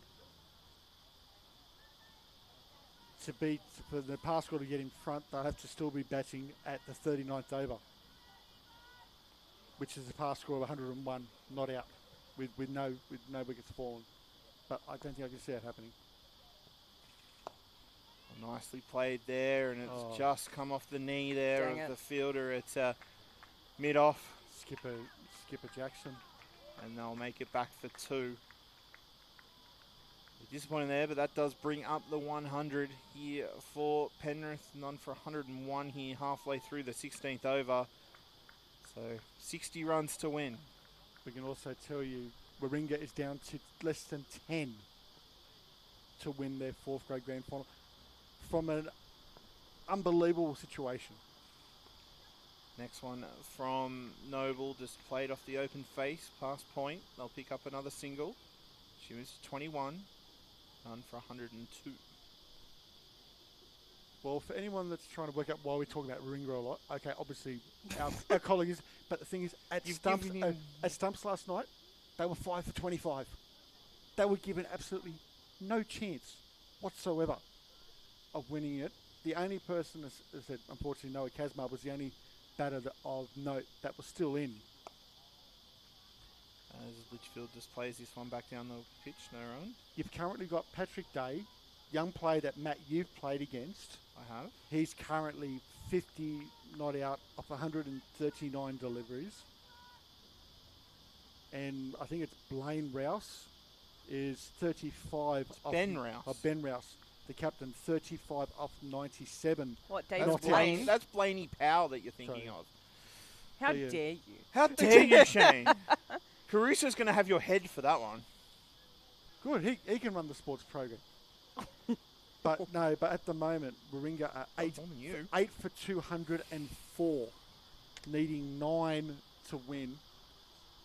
But to be honest, if you were that type of scoreline at the end of the day, chasing almost another 200, do you seriously think it was going to happen? Mm. They're waiting for our talk of Anthony Caruso to finally end. No, they do make the change to the field here. Final ball over, and Litchfield just plays this one off the pads.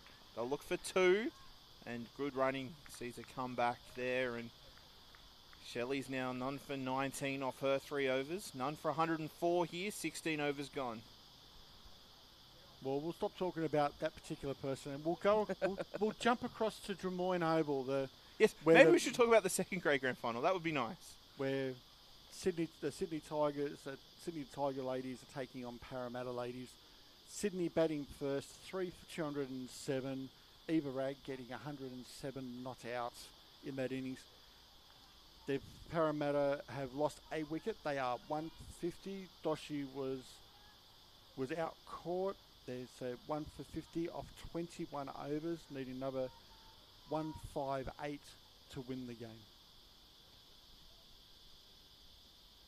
Do you reckon it would be a little bit cooler down by Drummoyne? You know, that bit of a breeze off the water kind of thing, or would it still be hot? Yeah, it'd still be warm, but you get that nice breeze coming through, unless you're standing in the Greg Davis stand. Yeah, unless you're nowhere near it. Yeah. Oh, wides here. The ball rolls away. Grace Dignam continuing from the southern end. They'll pick up 3 with the wide.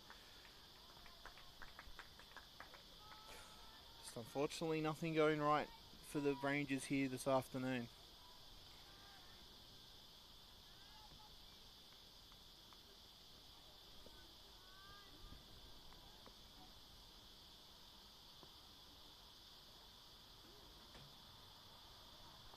Ball goes down the ground, one bounce to Jackson there, the skipper at mid-off.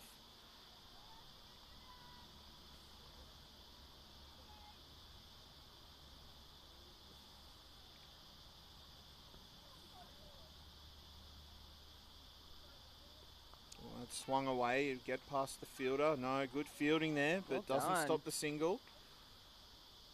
Litchfield back on strike. Noble moves to 22, none for 108 here in the 17th over. 161 is the target for Penrith here to take out the 2022-23 Women's Premier Cricket. I've been on air for way too long, Georgia. But like everybody realises it's the 22-23 season. Well, they might not, as What year is Litchfield it? then plays. I obviously don't know. As Litchfield plays that one out to the cover sweeper for another single. I obviously don't know what year it is. He's just thinking of the colder climate of Effingham when it turns up in about, is it 8 weeks? 10. Close enough. No, it's not. We're out by 2. If there are any commentary people listening in England and want to sign me up, drop us a line at Triple H social media pages. I'm the only one that posts anything. Way to toot your own horn. Nice shot there by Noble. Gets it past the fielder at fine leg inside the circle. Can't cut that one off as it rolls to the boundary. These runs are keeping flowing here from the Penrith side. Noble moves to 26. It's none for 113 here now. Less than 50 required for Penrith to take home the trophy. Well, at least you'll be happy. You'll get to see the World Test Championship. I will be there. You do have a day. You do have a day there, and I have 2 days there. and it is confirmed now. Australia and India in that final, which will be interesting because it's obviously a neutral field. I was invited to tour England recently. 4 buys. Possibly. The ball's rolling, and we'll get there. So it is 4 buys getting through the keeper there in Ava Ryan. The runs keep flowing. Who were you invited to tour with? The SCG 11. Ooh.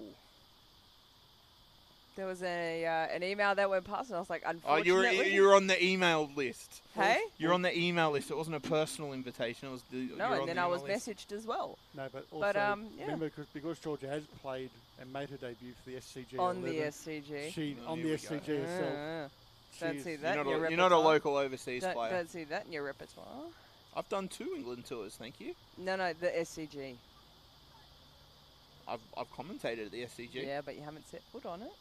More people have played on the SCG than commentated at the SCG. That's true. Yeah, okay, that is fair. But I also got to be in the change room, so you know. I've done the tour. I've been in the change rooms as well. With your kit bag? I might have dragged it around. You did not. As Oh, my another goodness. end of another over here. 17 overs gone. The end none, of more friendly banter. none for 117 here. Penrith 161 required for victory. Oh, gosh. You can tell we generally have a couple more commentators here on days like today. I love how you keep reminding everybody as well. I'm just trying to keep myself sane. You are, extremely. No. No. I wonder.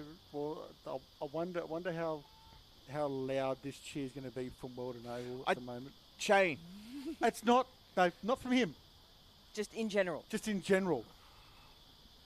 I said it is an Because- impressive Okay, feat. do I have to stand in between you two? Because no, 'cause Please. I just had a message to literally every Warringah player. Well, that's past not. and- That's that- not that- in no, that's second not grade. that's not physically playing. Well, Is there? They've all been told get there. Well, we almost saw a certain someone have to come in. Ooh. Just saying. Well, another change here, this time from the Northern or broadcast end of Cricket Central. Madison McEwen coming in. McGuigan. McEwen, something. Same as the Wines. But she's now taking up the attack with her right arm medium pace to Litchfield. And it's just put into the leg side.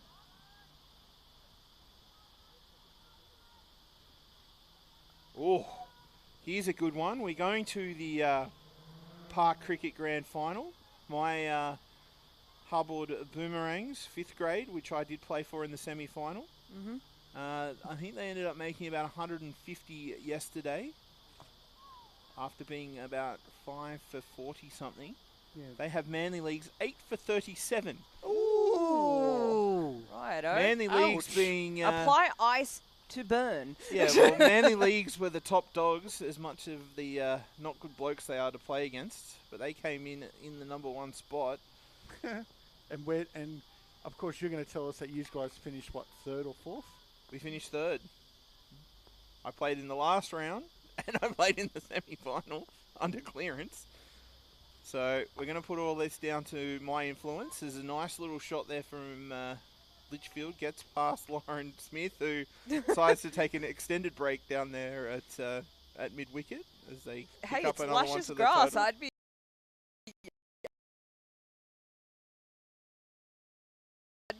taking the break too. How long I've seen Square, very lucky at Square. But So not as many games here as they would have liked. I think we'll see more games on it in the seasons to come. It just That's but fine. I'm calling dibs for universities now. Just saying. Just dibs. It just, but We don't need to play it out it just looks weird. Daisy-ville there. It just looks weird, but when you go, like, you can see every single pitch, apart from the last couple, just have so many on a square. But we can see McGuigan's got the ball to go through, and Noble's just lifted the head and gone for the hoik, and luckily Well, it it's none didn't for connect. 118. It's not the worst Hey, time just, to do just that. Have a go. Let's have a go. Have a go. You got Phoebe down the other end, who's pretty comfortably putting along there. I think we can have a go now.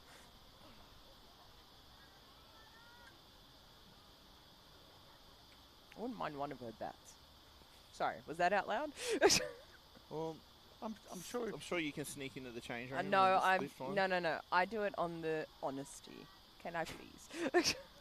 Otherwise, I will hound you to play for university. Well, what I'll do is, Oh no, not allowed to do that. Sorry, not doing Georgia, that. you can do the interviews after her, and once you've finished doing I'm the not chat, going in that heat. you can Yeah, you're already on interview duty, Shane. you can politely ask her. Shane, that's your job. I'm not stealing it from you, mate. You can politely say, Phoebe, what's the chance I can get one of your old bats off I'm you? pretty sure I did that a couple of weeks ago when we played her, and she just laughed at me.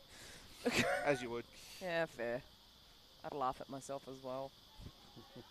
Another dot ball there to finish the over. None for 1 off her first over, and it's none for 118 off 18. Litchfield on 75 off 58. Noble 26 off 51. I think the umpires aren't going to have much of a discussion on player of the match somehow. No. Lauren Smith, yeah? Noble for just staying out there with. Just hanging around, Surely there's some. doing what's required. And Nanya Sharma for the catches. There were some good catches. They were fantastic. Like, come on. Gets the 1 point for the catches. Oh, the Oh, reverse pulls the sweep reverse comes sweep. out Oh, and gets right, it through the- If that's just not a, I am too good If for that's this not grade. rubbing salt into the wound, That's your party trick. Reverse sweep, there is a point and a backward point that are no more than 10 metres apart, gets it between them and goes for 4. I'm surprised when they both dove for the ball, they didn't clash heads. That's literally how close it was as it was going past them. to be fair, one of them dived. They The are- other one went, nah. They are very close there, but still gets it through that gap as this one just gets punched down the ground. But there is a fielder at long off. They pick up the single. Litchfield moves to 80, and it's none for 1, 2, 3. Now the question is, does Phoebe get a ton? Comfortably. Yeah, I think Comfortably. It's more a, can she push it to 130? so. Well, I don't know about that. There's only sort of less than 40 to win. It's only 38. To win is 38. She needs 20 of them. I'm thinking if there's like no balls and stuff like that. So she's basically have to ball hog Yep. for the next Well, four I mean, or come 5 on. overs. Like, come on. She's faced 8 more deliveries than Noble. Noble's just going, well, whatever you She can do, said, I can do "Sorry." better, and I've just kind of cover drive I'm it not- for 4. She's like, sorry, I'm gonna take the opportunity of 4 off you. Yeah. So now you'll be on 96. Sorry, bud. No, sorry, champ. Oh. Oh. We're going into the champing now. We're going to Wow. the champing. My favourite pastime, champing people. Wow, we went there. I did. It's fun. We can also quickly tell you back at Manly Oval, they have gone to tea. Just Northern Districts are 5 for 110 at the tea break. Anderson on 1 and Crane on 3. Oh, just off the outside edge. Well, there's 2 more less. And now they do pick up 2 there. Well run. You can hear the footsteps in the effects mic so clearly. It's good effects mics we've got here. Heavy-footed. Yeah, I'll give you another round the grounds update as well. After this delivery from the MWCA, the Mighty Harbour Bowling Club, as that's just placed nicely to cover, no run. In the 3rd grade grand final, Harbour, they declared Beacon Hill needing 157 for victory today. They were 1 for none overnight, but they are 5 for 70 currently. So that game will be in the balance as well at Lake Park. So it's looking good. And I also got a good score from 4th grade. So it could be three premierships for the bowling club. Boss, if you're listening, I will not be working tomorrow. Boss, if you're listening, he will be coming in. Well, I work from home, so I can probably just... He will be logging on. I'll just make sure my little chat thing says online, and then I'll be good. And all these messages come in, but he doesn't reply. He doesn't reply. Sorry, I was making lunch. All day. Oh, as Litchfield goes, bang. Just dropping short there, and that one, there's no doubt about it, has travelled. If Litchfield's obviously seen Noble push the ante. It's going, well, I might just bring up my 100 off this over, thank you, and what a way to start it. I was going to say, I think it's more effective. I want that 100. I'm not letting you stop me from getting it. Mate, what a way to bring it up in a grand final as well. Just rocketing along. Go for it. And to do it and to possibly win the game none down. Be my guest, yep. Bit of a Sydney Sixers opening stand we have here between Alyssa Healy and Elise Perry. From It's a few just seasons a shame that she plays in the lime green. True. Oh well. Oh, nicely driven. Hear that nice little crack off the bat through the effects mic as Jackson does the fielding down here at long on. And hits leg stump at the same time. Yeah. I'm just trying to work out what is Phoebe. Is it? I don't think it's a grey nick. Is it? It is. Yeah, it is grey nick. She has a grey nick. Sorry, I just looked at it from the back and thought it might have been a JP Gavin. Nah. No, it's a grey nick. Oh yeah, there it is. You can see the solid red bar on the. I think Shane needs to borrow one of our pairs of glasses. Which ones are stronger? Oh, is that flicked down to to fine leg? Another single to the total. The runs are flowing now. Which one's weaker, you mean?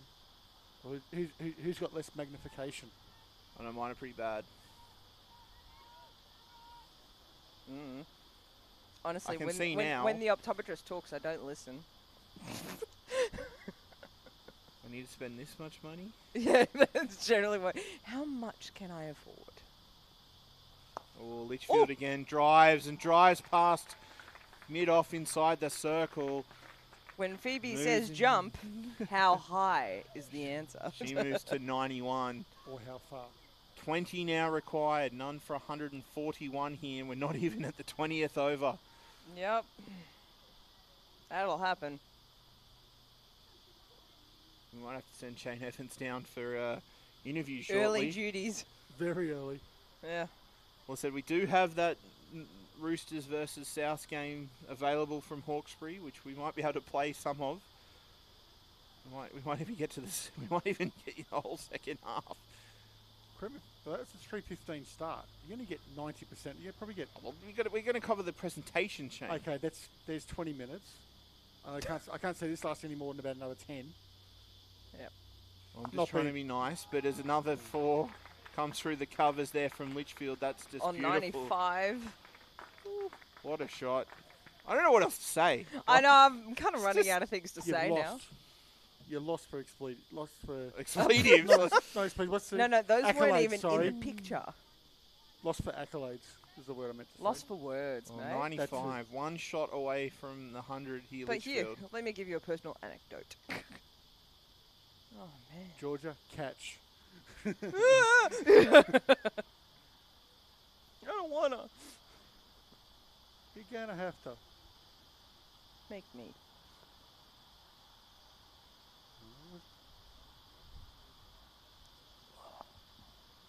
Final delivery here of the 20th over, and just played nicely to short cover. No run. None for 145 here off 20. Sure, they could have scored a 6 off that somehow. Surely. Come on.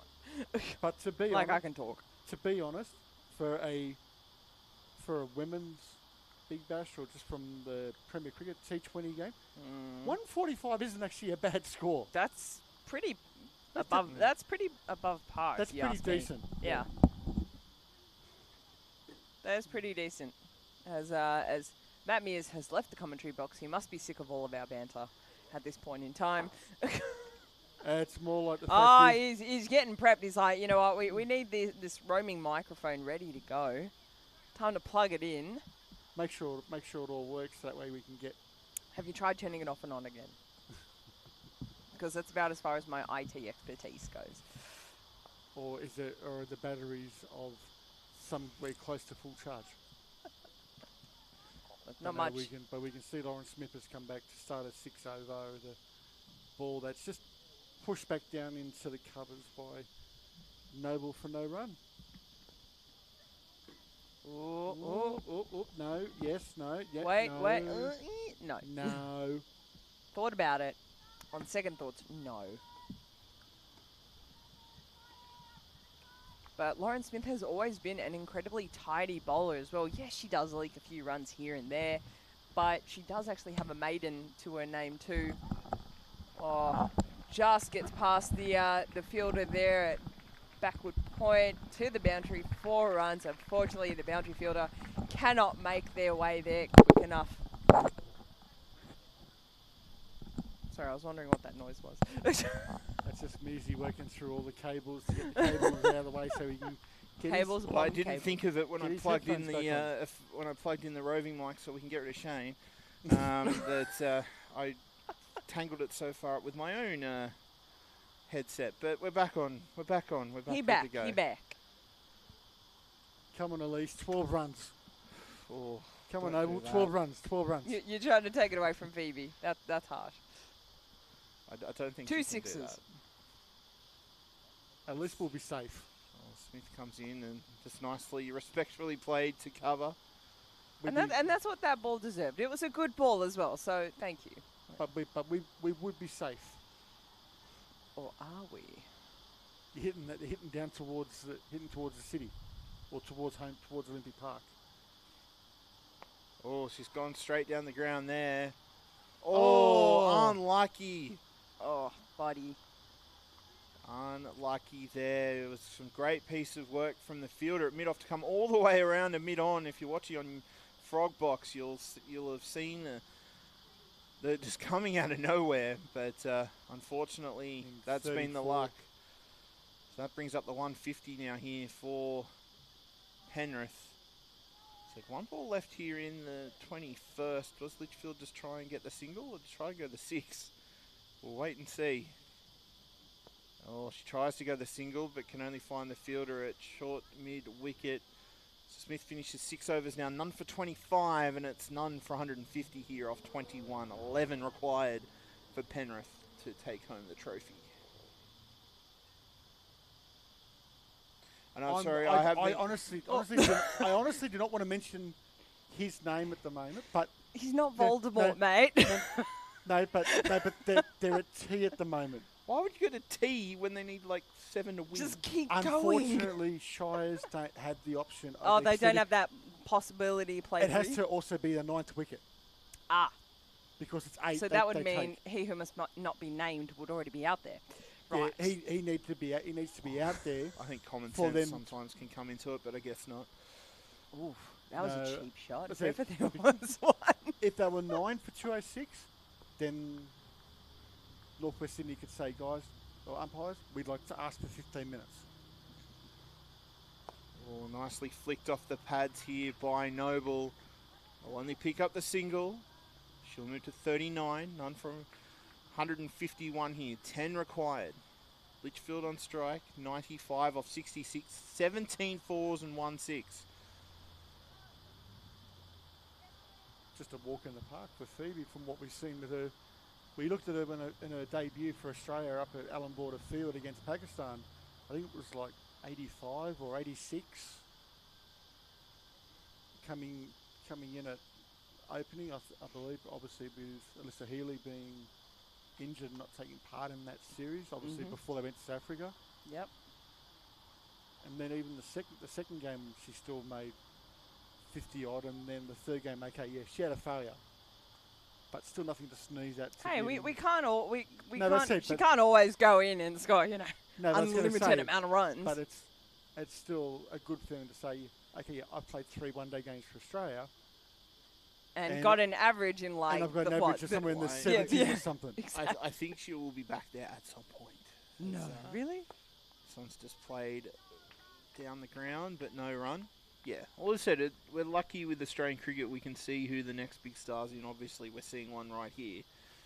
But that's just showing how good the Aussie team has said. I think Exactly, any yeah. other team around the world should be a very vital part of it. But for us here, she still can't quite crack a permanent spot. As, this one's played down the ground. Jackson will cut that one off. I'll just pick up a single. Litchfield moves to 96.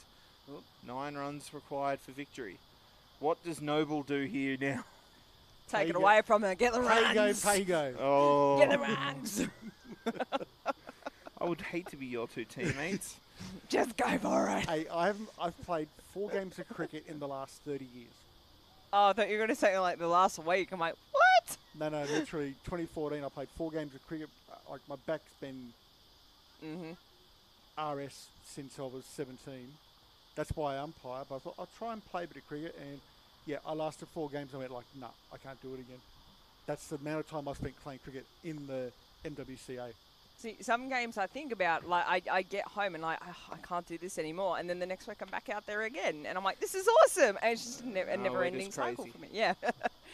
Mate, We're built differently. I'm the same. You're the same with that. We're built left knee of differently. yours. Yeah, well, my knee needs probably a lot of things done to it, but it's got to go through an England trip first. Then maybe we'll go to the doctor. Doctors just tell you bad things. She'll be right. She'll be right. A nice big brace. As that one's just played off the outside edge, but Robo Man. no run. I've got this nice big knee brace. It feels so good. No, When I take it off, it doesn't. But when I'm playing with it on, it feels good. If you want to see the good knee, to be honest, obviously people with knee injuries, if you want to see a good knee brace, talk to the guys in the NFL and the college systems Oh, there. mate, where they're you see those guys playing Proper bowl brace. games, Yeah. and they've got like nothing like the ones that you see here, where you do ACLs and all of that. You see that's that full leg brace. They don't have that, but it still allows them, with guys that are 8-10 weeks post surgery from the full ACL tear, to be able to run on it. Yeah. And that's just freaky. Yeah, that can't be healthy though. Probably not, but Can't be healthy for the joint. if you're trying to win your university a bowl or the national championship, Or to get a spot in the NFL. you go through the pain Have you to seen do how it. much money those guys make too? It is ludicrous. Yep. Although, You want, I wouldn't mind some of it. well, I'll put it this way: Well, we're going for the NFL contract. the cheapest person in the team I don't want to know. is your Kicker. kicker, your Yeah. punter. I did try to pitch it to my parents so I could play, and I was like, I'll just be the kicker, and then Where the- They saw you kick. Where the guy that does it for Philadelphia, which is an Australian, yeah, No, He was an ex-AFL yeah, player. they Yeah, get the Aussie rules ex-AFL. players in. Yeah. yeah, I could do it. but his current contract, he may only get on the field 20, 30 times a season, is somewhere between 12 to 15 million US. Oh, Litchfield goes high, gets it just past the fielder inside the circle. But they'll pick up 2. Takes it to 97. That was Sienna Eve. I think you'll find it takes it to 98, Shane. Sorry. Uh, Wow, maths is hard. but Yeah. Like I That's can talk. hard. That's impossible. That's me fell English. That's impossible. It doesn't even do Simpsons quotes right. If anybody out there looking for a commentator, Makes up his own quotes as he goes. We all do.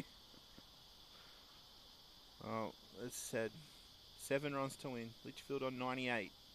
Lauren Smith coming Here we in. go.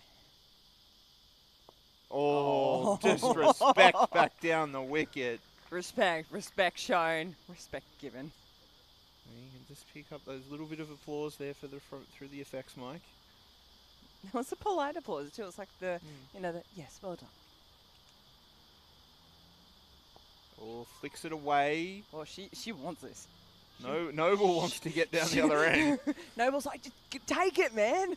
Well, they said you've got McGurk there at square lead. There isn't anybody past But then, the keeper. do you want to be on 99? Because you can overthink that so easily. I think Yeah. she just would Just have ask- liked to just get it past McGurk and gone for 2. But Yeah, Just true. ask Travis Head about 99s. I don't know when we Oh. can't. in the block hole here. Oh, I think no. this is probably the Oh, last bowler we that... dug up the pitch a little bit. Yep. Well, I've we'll just put shoveled- that back. I've shoveled the pitch. Whoops. It's like when you go to the golf course and, you dig it up and then you got to walk back with that tuft of grass you've just dug up. Yep, sorry. My bad. Evidently, I have a lot of trouble with golf. Duh. Let's just focus on the cricket as Smith comes into Litchfield. She Oh. does the hoik, gets it past. She'll come back for 2. You would No, think she no. won't. Oh, the premature The- cheer. Not the on crowd that went The up. premature. Not on that arm. If you're No taking 2 on way. that, you're cooked halfway down the pitch. Yeah. Well, it was Noble running to that end, so But still, yeah. even if she gets run out, Phoebe's still on 99. yeah, but she'll be on strike. But True. there's 1 ball left here in Lauren Smith's over. Now, None for 155. Now, does This it- is if you hit it for 6. does Elise want to drop kick this for 6? If she hits this Or for 1. 6. No, she just paddles it, Oh. but Jackson's there at fine She leg. wanted the 1. She's like, come on. She wanted the 1. And then Phoebe remembered, went, no. No, stay. Wow. I need 1. Yeah, well, Smith Yeah. Smith's now bowled 7 overs, none This is for what I need. 28. None for 155 here off 23. 6 runs required for Penrith here to lift the shield. Trophy. Or trophy. Hopefully a very chilled trophy at the moment because it has not reappeared back on the display dais that's currently set up. It's a very Just empty a- looking table out there now. It'll a be win- back. with a Well, winning- I would have thought Sean Mantle will be around somewhere bringing it back with only 6 runs to win. He's probably holding on to it. being It- like, no, it's probably do you think he safer was- if I hold the I will- Just cuddling it. Little baby. I'll almost put money on it. He's sitting downstairs where you walk in here to Cricket Central into where your cricket nets are, watching our commentary on the Frog Box. Hey, Sean, if you are. Hey, bud. And it's sitting right there. Shane wants his free gear afterwards. It's sitting there so he can just walk straight out with it as soon as the runs have been completed and put it on the field so it doesn't have a chance to warm up. Well, we got another bowling change here. This is what you love to come on with only 6 Oh, runs to man. win. Claire McGurk. Just come on when they need 6 runs. Imagine how Claire's feeling. She's probably pumped, but a little bit nervous. But as can you well. imagine? Like Phoebe Litchfield on 99. But could you imagine who's more afraid? Claire to have Not- to bowl, not Phoebe. Claire to bowl to Phoebe, Well, they have brought or the field up. Phoebe, or Phoebe to be batting, hoping that she doesn't get out. Oh, uppishly played there by Litchfield. Just That was- dropped short. That was almost commentator's curse as well. I think we just need to be quiet until But that she was more. But it was until a after the genuine next question. delivery. That was a genuine question, but we almost got a genuine answer too. Oh, man. McGurk coming into Litchfield. Oh. Oh, Oh, no! McGurk gets the wicket. Litchfield holds out on 99. I'm not doing the interview. Sorry, Phoebe. I so Shane, apologise. come on, be McGurk the I'm bigger gets the not person. breakthrough. I'm not Shane doing the is, interview. Shane is going downstairs. Shane You has don't to have face his fear of... I'm not even mentioning it in the interview, oh, buddy. mate. That is. But Much deserved Oh, applause there. mate. But yeah. Litchfield 99 off 75. 14 fours, 1 6, but that's an unlucky way to get out. oh, you're kidding. It's an official drinks break too. With 6 Oh, runs to that's go. filthy. Just keep going for another 5 minutes, guys. 2 overs. Oh, bud. 5 overs. Hopefully bring it up. Hey, Shane, maybe you should go and apologise. No, I kind of do not want a £2.5 or £2.6 grey nick wrapped around my head. Thank you. Yeah. Funny for us. You wouldn't see, but Not that's the problem. quite. Not Oh, quite. I'm sure we'd hear about it. You probably hear about it from her, but no, unfortunately, there's an access. I'd be walking through the access point on the other end of the building. He'll be walking home. Good idea. No. No.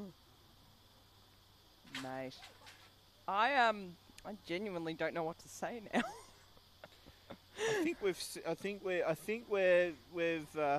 Shane's done enough. Shane has said more than All I can, How about we just get some around the grounds here as we wait for this drinks break as both teams have left the field. well, I was going to say coming up very shortly on the sports stream. No, we're not. Then it doesn't look like they're covering it. I've just been informed. So Okay. it'll just be the Splinters podcast coming up at some point before Okay. 6 o'clock. Okay, well then, coming up shortly, Splinters. But also on Tuesday night, you'll be able to hear the next edition of Splinters at 8 p.m. No, It was a good one because I was on it. I'm on it this week. is it I was on it, therefore it was good. no? But okay, well, Musie's what sport is Musie's it way of about? in thinking. Cricket. general? It's a cricket one. It's a cricket one. Okay. And it's County always gonna be county cricket preview. I don't know why we're doing it, but we did. It was good. Okay. No, that's all good. But we can tell you in the one Belvedere Cup game that is currently in progress, they've just come back from tea about 5 minutes ago. Northern Districts are 5 for 116. Currently Anderson on 1, Craners on 9. Ryan Hadley is currently bowling in his 10th over. He is none for 31. We are still at tea out at Weldon Oval, which Wouldn't I mind believe some it'd still tea. be That'd for be about quite another nice, about another 4 or 5 minutes. But we can tell you Warringah need 7 runs to win from a almost unachievable position at going into stumps last night. We'll head now across to women's second grade grand final out at Drummoyne. Sydney batting first against Parramatta. Sydney 3 for 207. Eva Rag gets 107 not out. Currently Parramatta spot a bother 5 for 74 Ooh. Righto. with Rajadura currently in on 10 not out, and Bradley has just made her way to the crease 2 not out, and that is after 31.2 overs. So they're actually going quicker than what we are here.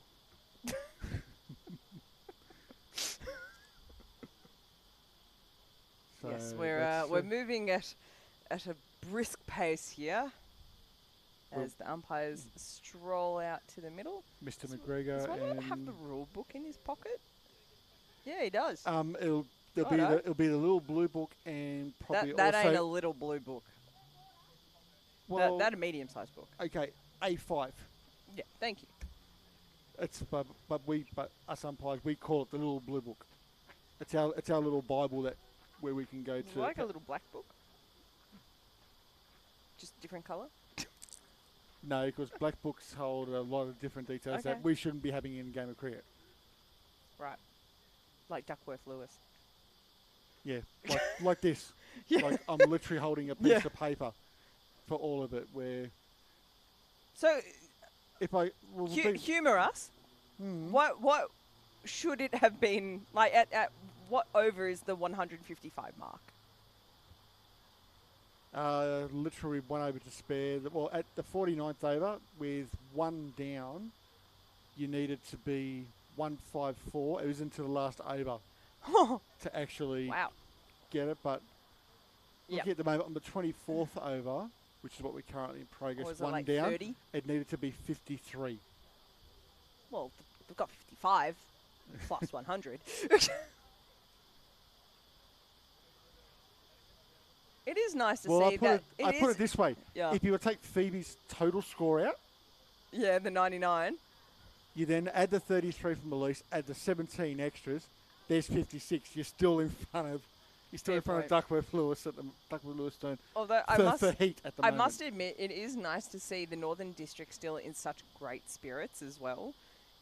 Yeah, At this point in the game, it is very easy to come off, look, really worn down as if this was, ridiculous and so on and so forth. But it is amazing to see them still smiling, still joking around, still high-fiving, and the banter. So I take my hat off to them because it isn't always easy in this situation, but you wouldn't know. You wouldn't know by looking at them. Now, how ironic is this? Normally, Sam Arnold comes in at 4 or 5. But obviously, with 6 to win, 9 wickets in the Captain's shed. knock. He's coming in. I'm going to be there at the end. I Captain's wanna be call, it's there. like, you know what? I want to be out there when we win this thing. Yeah. She probably would have preferred if she was out there with Phoebe, or watching Phoebe score the winning runs and be able to sit there and relax. Or and, not have to go out there at all. Yeah. Or as I think most clubs call it, the Qantas Lounge, when you sit there and just kick back, relax, don't have to do anything. But I must admit, as an administrative person, I haven't had that pleasure. McGurk comes in. Arnold faces her first delivery. All right, now it might slow down a bit. We might see a few more overs. It's still only 6 to win. it's just a shame there's not enough there now I know. for at least to get her 50. But she can get darn close. Yeah. Oh, there's one of them. Stop, which unfortunately is a no ball for front foot. Takes it down to 5. So now, if Sam wants to finish this in one shot, she can. Or at worst, tie it with a boundary or clear the ropes and Hoik it. stick it I'm down. sure there'll be a hoik to this delivery. Just where it's going to go will be the question. The question is, will it be the average, below, or above? True. Or on point. Oh, it is hoik through the leg side. Above. That will be 4. Above. 4 times Scores above. are tied here at Cricket Central. Shane Evans will be making his way down for interviews. Yeah, I think I better go, guys. Otherwise, Bye, I'm going to miss buddy. everything. Do I take my hat? Don't take the merch on the way out. Sean's listening. Yes, I know Sean's listening. Hurry up. We'd be more about you. Me, I'm very safe hands here.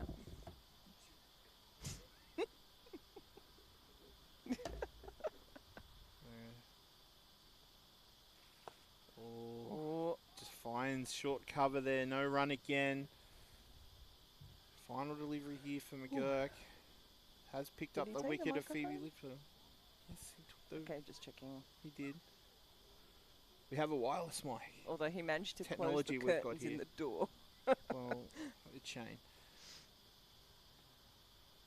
Oh, again, just respectfully played back, maybe thinking that Noble deserves to hit the winning run. But it's all tied up here after 24 overs. 1 for 160 here, Penrith.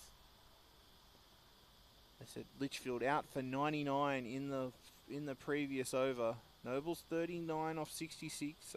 Arnold's just to the crease, 4 off 5. It's been Penrith game, hasn't it? It has.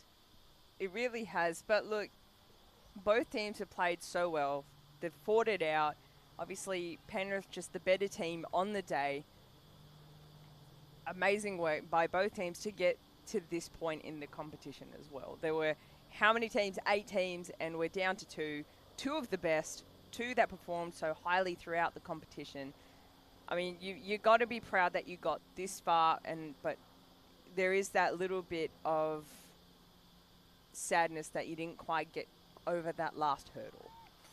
Lauren Smith will continue for her 8th over to Noble. First ball just pushed back to the short cover, no run. Yeah, obviously the Rangers had a great season to get here. Mm-hmm.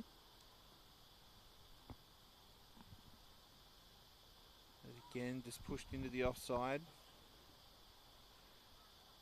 They said they knocked off the Sydney Tigers. They did. quite I honestly, convincingly. when I saw those two teams, I had honestly thought that Sydney were gonna come through. I honestly thought, but then when I saw that they'd been knocked off, I was incredibly proud as a Triple H player. Well, then as you hear that cheer in the background, they'll run for two just to make Just make sure. But that is the winning runs here for Penrith, and they are the 2022-23 Women's Premier Cricket Champions here. And as I said, it has been, as much as we say that it's been a good performance here for Penrith, it has been the Phoebe Litchfield show, but But it's a team effort. It is, and it was going to go back to the bowling and the fielding this morning. They wouldn't have been chasing this low of a total if it hadn't been for that. And I think that's what's gone a long way. And yes, they've made the runs in half the overs, but at the end of the day, it's something that they're going to go back and said everybody's done the job that was required of them. And see the Penrith players now making their way out to the middle. I thought they would have done it a bit quicker. Yeah, it's very staggered. Yeah. It's a very staggered celebration. Yeah, but they've had a chance to shake hands with the two batters had the chance to shake hands with the team and everything like that, and then three of them just ran straight past the other team. Oh, they'll make their way back. That's fine. But yeah, congratulations to Penrith taking out this year's championship. They said they came so close last year. Yeah. And unfortunately, just the cookie didn't crumble. The cookie didn't crumble the right way for them. But hey, second time's a charm. It certainly is, as we see them getting ready for presentations. Shane Evans will have that mic down there in front of the speaker, so we're not trying to pick it up from here again and have that bad quality audio like we did last time. Yeah. But we've worked on that. We've found a better solution. We improved. We improved. We are. We're all about that here at Triple H. Is making it better. Let's just hope he's within range. I'm sure he'll be in range. Because there have been a couple of times where it was a little sketchy. Yeah, well, helps if I plug it in as well. Okay, yeah, that too. And apologies out there is some people packing up in the background, which was being picked up by the effects mic. But now that we have Shane Evans ready to go, there's only so many microphone inputs in the mixer. I said Shane Evans is waiting for an interview, but obviously I think they're a little busy at the moment. It's a little bit busy, as you can sort of see just off to the side of the frog box camera. What we might actually do is, when Shane Evans comes on air, we'll actually swing the camera around, so those that are still viewing on Frogbox will be able to pick up Shane Evans as he does his interview.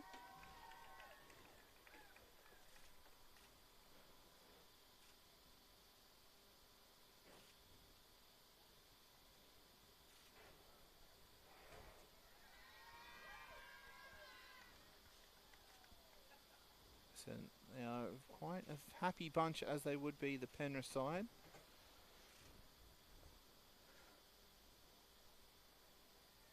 As we see the presentation getting set up down on the boundary. Boy, it's going to be hot out there. Oh yeah. We will also bring you coverage here of the presentations. They shall be following in the next couple of minutes or so.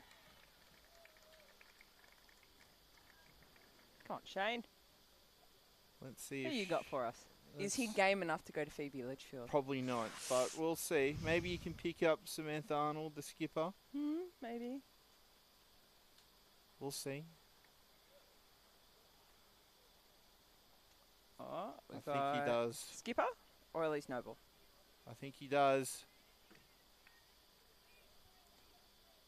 It's been brushed. No, he hasn't. Coming back. We'll throw it down to Shane Evans. They're calling Phoebe as well. That's why. Okay. And we'll pass it down to Shane Evans right now.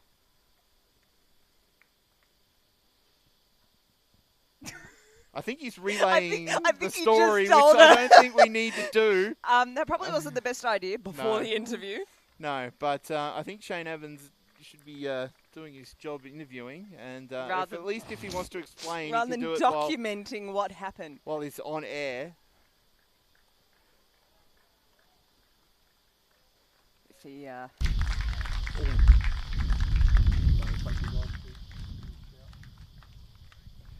Hey guys, down here with the victorious captain Sam Arnold. Obviously, we spoke before the game, and you basically said you wanted to try and limit the amount of runs that would be scored by Northern District Rangers.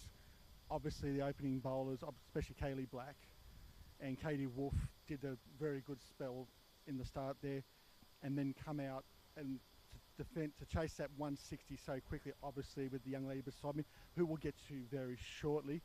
Your thoughts as captain? Oh, just so proud of the girls. I think it's the whole effort collectively. So it's the whole season, what we did to get here. Bowling effort is probably the best we've bowled entire season. So everything came together. Fielders did their jobs, but we put them in the right spot and put the pressure on them. So immensely proud of all of the girls, every single sub fielder, everyone.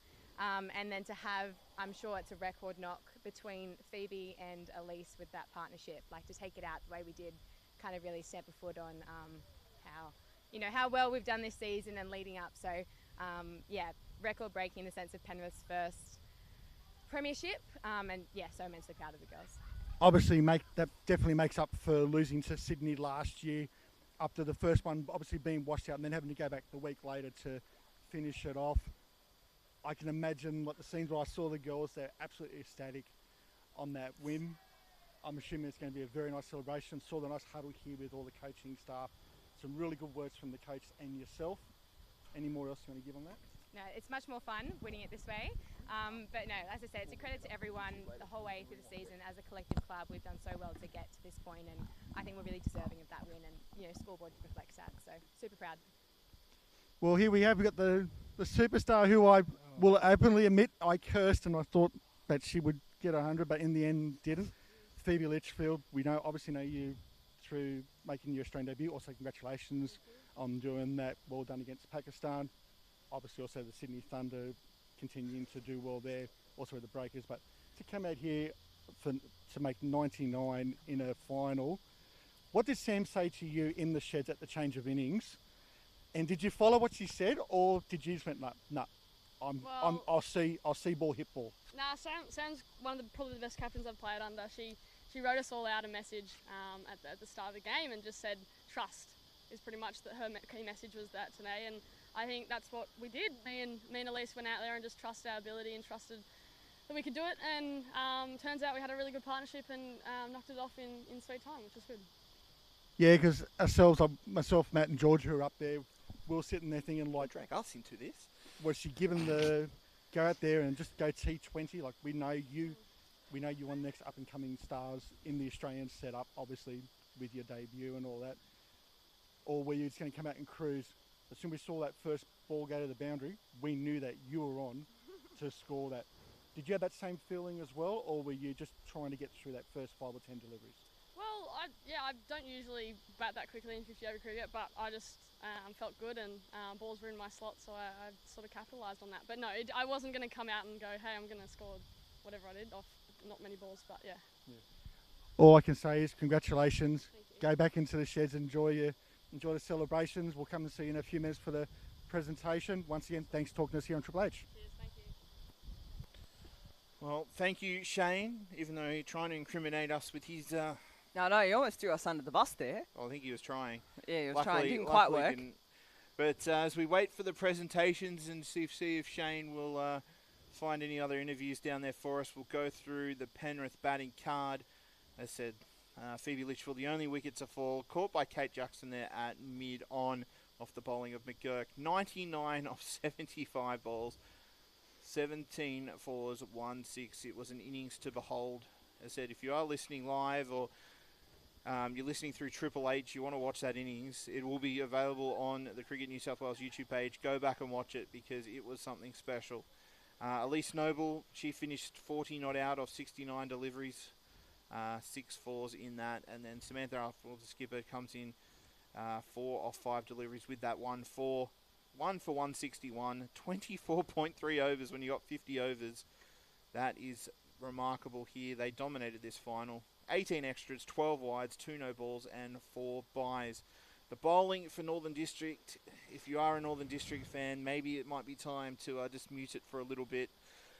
Tara French, 2 overs, none for 24. Lauren Smith, 7.3 overs, 1 maiden, none for 29. Abby Taylor, 2 overs, none for 19. Sienna Eve, 2 overs, none for 11. Sophie Shelley, 3 overs, none for 19. McTaggart, 1 over for 10. Grace Dignam, 3 overs, none for 21. McGowan, 3 overs, none for 19. And McGurk, 1 over, 1 for 5.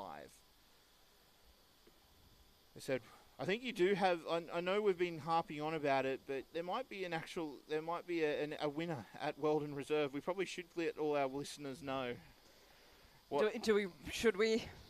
Well, we can't have hit the winning runs because he finished not out, so at least we have that. But Warringah, after being 5 for 30 at stumps, have chased down 9 for 213 to take North West Sydney's championship.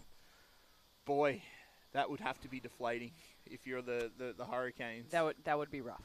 That would be incredibly rough. Well, when you have the top, you have 5 of the top 6 going for less than 10. Then you have 31, 26, 52, 42 not out, and then 1 A Caruso not out off 1 delivery. I'm sure we'll be hearing about it. But if you ask him, he will say that he steered the way. He did, and as I said, it's all him. Yeah. Oh, jeez. He was the tail, and the tail wagged. So there you go. Well, why don't we as we wait, we'll go out to women's second grade at Drummoyne Oval. Sydney, they got 3 for 207 in their first innings, and Parramatta in a bit of trouble, which is probably not making Macca's day after losing that Shires ground game. 7 for 82 in reply to Sydney's 207. And in the Brewer Shield final out at Birchgrove, the Sydney Brewer side 6 for 117. UTS North Sydney 4 for 106 in reply. So Julian the skipper 59 not out there for UTS North Sydney. So those games have still got some going on. But it is finished up here at Cricket Central with Penrith absolutely powering to the finals here. What we might do is I think we've got a break lined up. We might actually take that for the next 3 minutes or so, and we'll come back for presentations after that.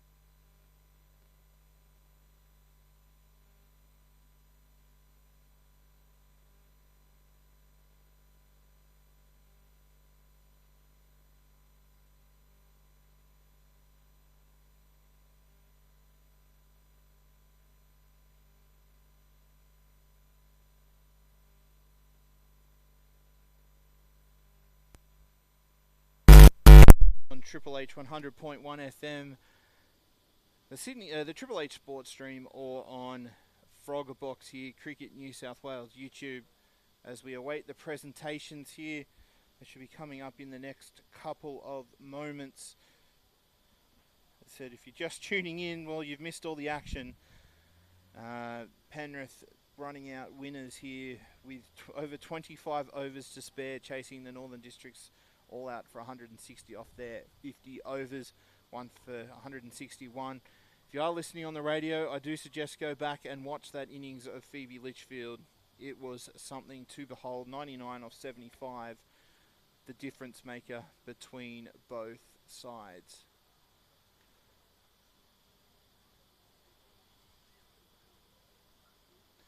As I said, Northern Districts there getting in position down in front of the camera. If you are listening through Frogbox, we do apologise for a bit of an angle that the camera is on, but I said we're trying to do our best to pick up the ceremony.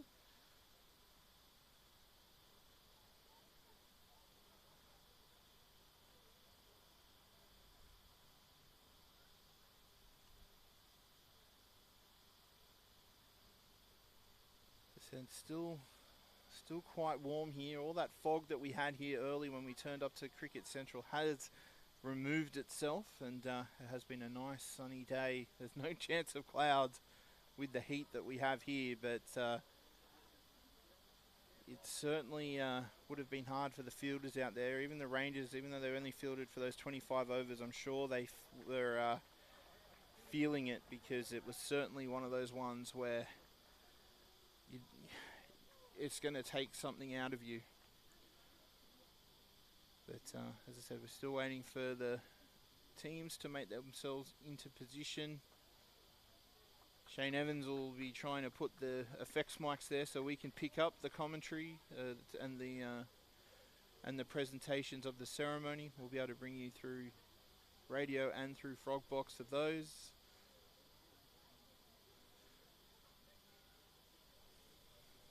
But yes, some scores around the grounds if you are interested in those. As I said, Parramatta having a tough time of it in the women's second grade grand final. They're currently 7 for 93, chasing Sydney's 3 for 207. In the Brewer Shield final, UTS North Sydney 4 for 113, chasing Sydney's 6 for 171. So they'll still be going for a little while yet. You can find all your scores through the My Cricket app or through Play HQ. They will be able to tell you the final scores on those. We have been giving you those Anthony Caruso scores from Weldon Oval. We can tell you that they have won by 1 wicket. Warringah, Caruso had to come out and face 1 ball, but they have got the job done, 9 for 213.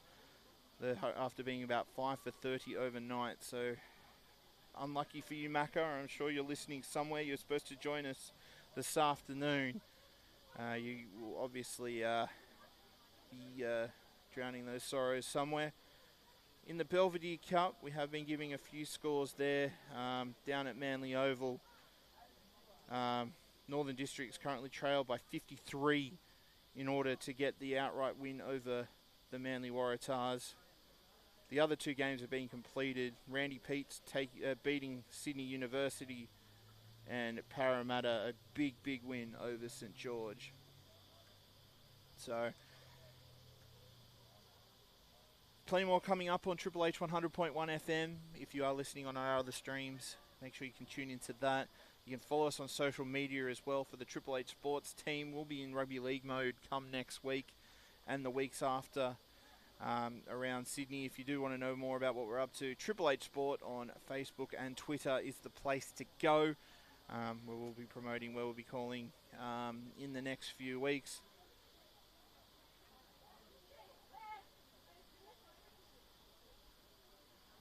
Said as officials now making their way out to the presentation table.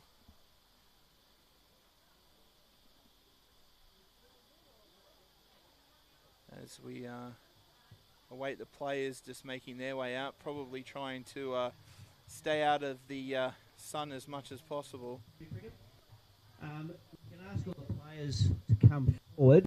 We won't take too long because it's very hot out here, and I must admit you have done terrific actually playing in this heat. We won't take too long.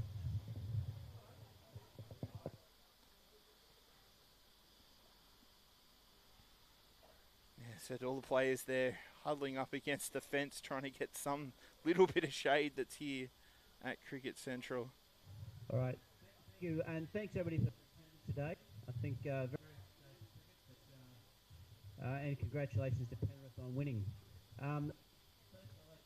The umpires for today, Bob McGregor and Varun Mawaha. Thank you for umpiring.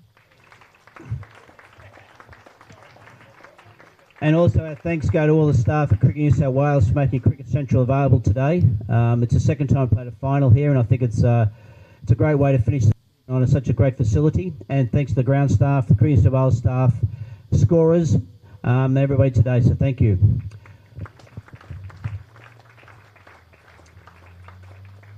I might now ask the umpires to come forward and present the player of the final medallion. So somebody's going to say something.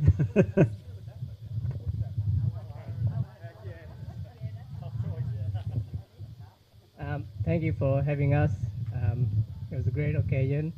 On behalf of John, Bob, and myself and all the women's umpires, thanks for your hospitality.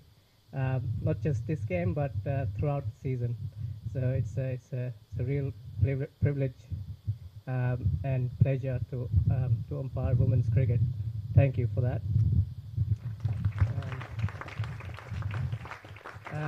Congratulations to both the teams. One team has a right to be a little bit happier than the other, but congratulations for making the grand final. It's a culmination of a lot of things, a lot of sacrifices by your friends and family, especially. Congrats on that. The final, Bob and I had to argue a lot over this for about 5 seconds, and then we decided to award this to Phoebe Litchfield. I think we've said enough about Phoebe Litchfield. 99 off 75.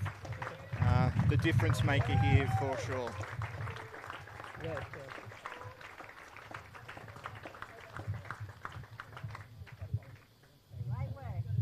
thanks again. Well done. Enjoy your evening. Thank you. Thanks, Varun, and congratulations to Phoebe on a great effort.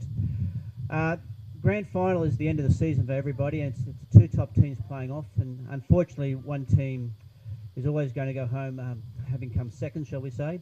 But look, congratulations to NDs and to Penrith for getting here, and I might ask Kate Jackson to say a few words from ND's perspective.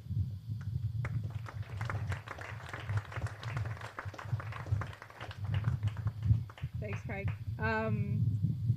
Firstly, well done, Penrith. Outplayed us in every way today. Congratulations. Enjoy the celebrations. They're thoroughly deserved.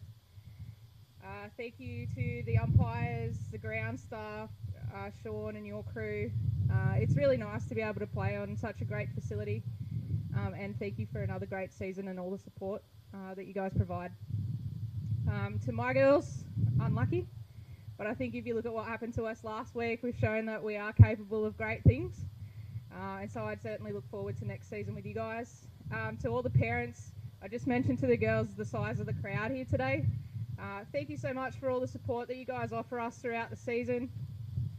To Dom and Steve, thank you every week for being up there scoring for us, making our lives easy. To Drewy and Hatch, thank you very much, always in our corner. And a special thank you to the lolly lady, Renee. She's always on hand to make sure that we're well supplied every week. Thank you, girls, and thank you everyone.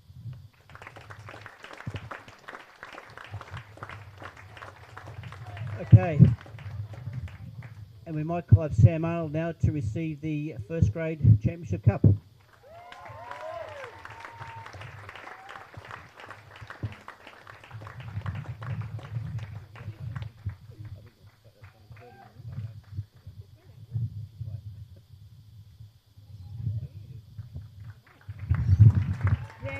wait. I might stop there. Is this on? Yeah. What a good day for cricket today. A really awesome effort from my Penrith girls here. Like, I'll get back to you, but super, super proud of everything. But for us to be able to get to where we are today, have this facility, it's massive thank you to Sean and, you know, everyone involved at New South Wales Cricket. We've also got John and Varun and Bob who did an awesome work officiating the match as well, and as they have throughout the whole season. So thank you very much to both of those organisations. As for today, like, blown away compared to last year with, you know, our experience of the semi-final, of a grand final, you know, didn't work out the way we wanted to, but the old saying is you've got to lose one to win one, and I think we took what we could out of that experience and we brought it out throughout the whole season, not only just today.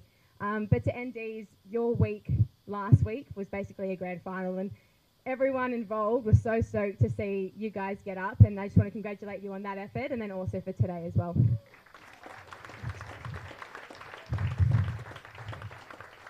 In regards to Penrith getting to where we are today, we've got an amazing subcommittee and organisation with volunteers who put in an insane amount of work. So we've got Craig, our coach, we've got Kath, who does everything that you can imagine, and then everyone else who has always come to support all our other coaches and the girls in other grades. We've got the Brewers, second grade and first grade. So I think this is a very special moment, being history for Penrith, first grade, winning our first premiership, but it's definitely a trophy that representative of the entire club. So super proud of all these amazing girls, what they've done today, how you've carried yourselves, and how we've supported each other on that field today. Well done, girls.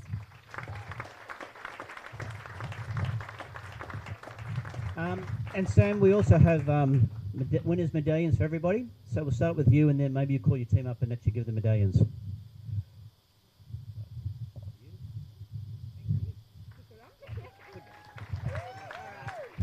Okay, we've got our vice captain, Beck Cady, who I wouldn't have been able to get through the season without. Been amazing. So Beck, come on up. We've got Beth Lane, puts everything into it. Doesn't matter if she's got a back fracture or anything, still goes. Well done, Beth. Eloise Williams, jump on up. Always there with us. Penrith Junior, coming up to get a first premiership. Kelsey Myers. Come on up, Kels. We've had a bit of a tough year for Kels herself, but she's put in through us the entire season, and whether she's been injured or unwell to play, she's always come to every game. Phoebe Litchfield. Phoebe killed it. Awesome work, Thieves. We've got Ned, Elise Noble, sorry, I should say normal names. Well done, Elise. We've got Lani Ryan all the way from country. Come on up, Lans. Callie Black, another one of our country girls who makes the commitment and drive every week. So thanks to Cal and her dad, Paul. And Nanya, jump on up, Nanny. Absolutely smashed it this season, especially with your 10 out there today. Really well done. And we've got Kevin, or I should say Katie Wolf, one of our girls from England. And we've got Elsa Hunter, another Penrith junior, coming on up. Really awesome season, Els. And Elise Robertson, another Penrith junior who absolutely has smashed it throughout the season. Awesome. I do just want to mention, I would like them to come up. We've got Ash as well. She's one of our girls from Ireland who's committed, catching trains at 5 a.m. and buses coming from Newcastle. Jump on up. And then we've also got Emma Hughes, who unfortunately had injury this year, but has always supported us as well.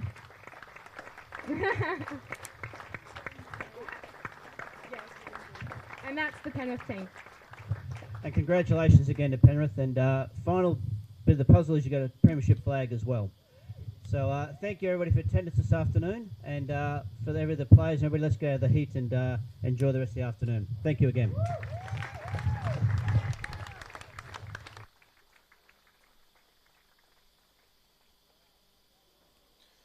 Yeah, what a wonderful end to the presentations there. I think that'll just about do us here on Triple H 100.1 FM, on the Triple H Sports stream, and on the Cricket New South Wales YouTube page through Frogbox. we might just get, if there's a bit of a team song going on here, we might just see if we can pick that up, and then we'll leave you. But as I said, it's been what a day it's been. As I said, the journey for the Northern District Rangers just to make it here today, but then they ran into a Penrith side, and Phoebe Litchfield, that just decided that she was going to be taking place. We're going to have this game taking a different stratosphere just for her. But we hope you've enjoyed the coverage for the team, for Georgia Lomas Fritteren, for Shane Evans. I am the wise man, Matt Mears. Thank you very much for tuning in and enjoying our coverage today. As I said, if you do want to hear any more of our broadcasts, follow us on social media, Triple H Sport on Facebook and Twitter.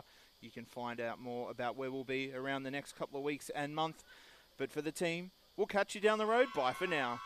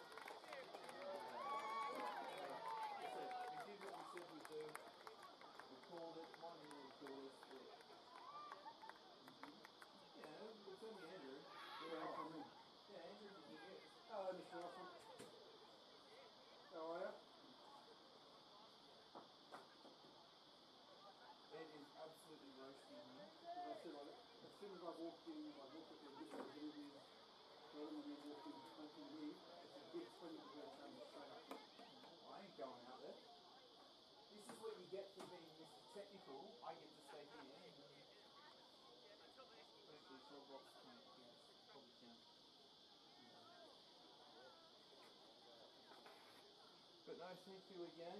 We've got Splinters to play now, which I can hear in the background. Next week I got the Robbo. You heard Caruso's team, huh? He goes there and plays one ball. But the thing is, he didn't score a winning run. He was on the other end. But I thought like he was shit, it wasn't from here about 5 minutes ago. What can you do? But yeah, get right. We get next weekend off, thankfully. Yeah, and then rugby season. Woohoo! But yeah, we'll see. We'll see. Well, at least it's covered up Sydney for us.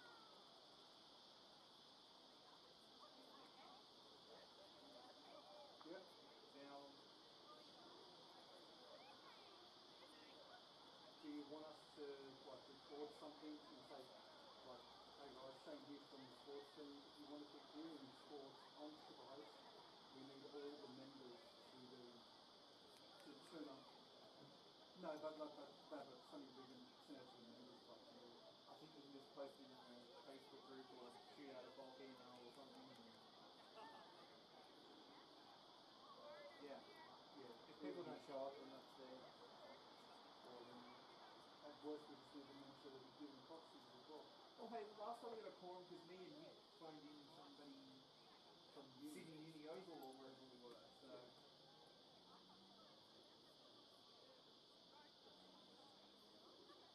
47, I think it was, that we ordered for it, from what Stephen's saying.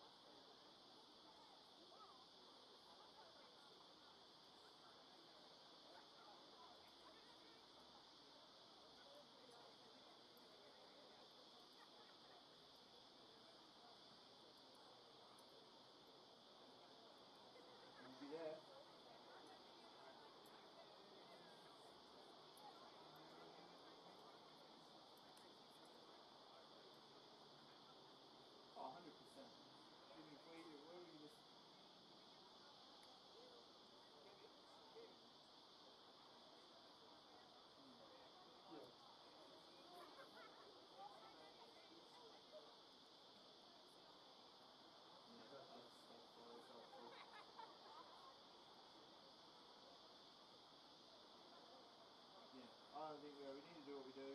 We still need the outlet for now. And then once we've sort of done our thing, then it's got to burn. But for now.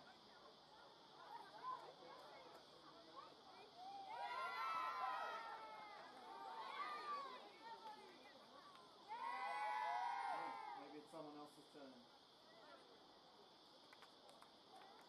Let's get the 25 at the meeting. It's 47 votes, including boxes. And after that, 2 years on the track, the station needs to fold, it folds. That's the thing is that you...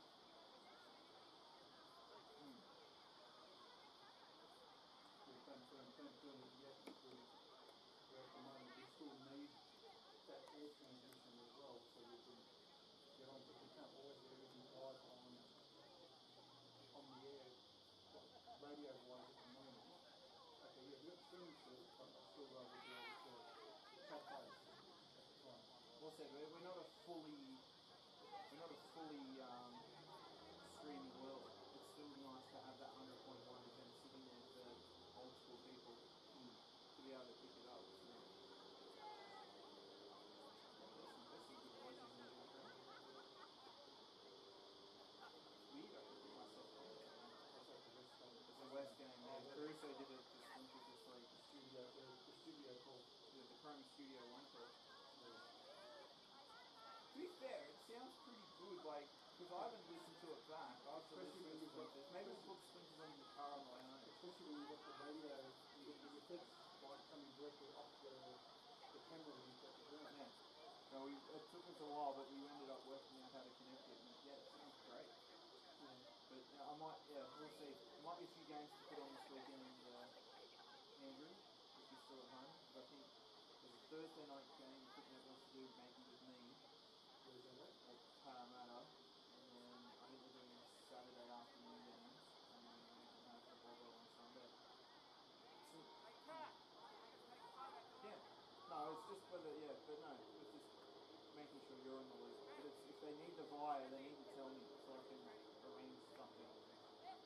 Because I'm supposed to go to the Central Coast for the weekend, because I thought we'll have a weekend off for my family there.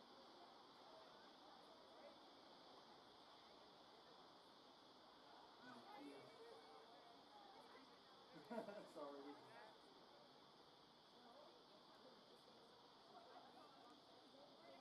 So he's got the big dad children.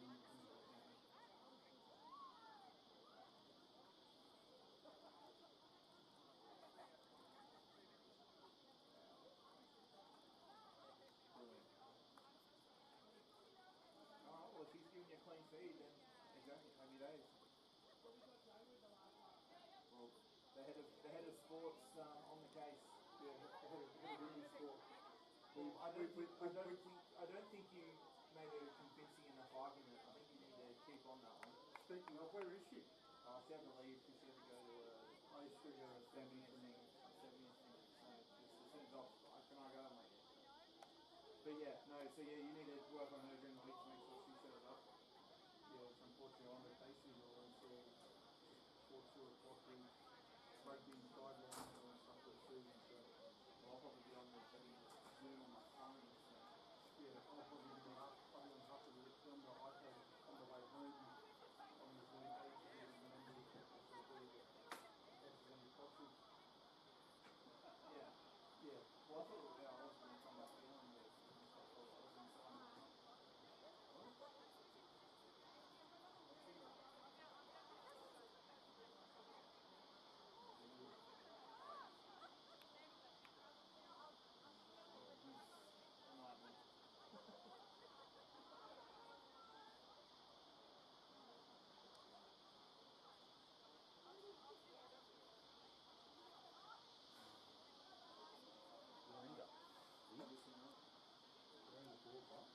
Yeah, no, the short Caruso he was non-striker for the last ball. He was out there. Yeah.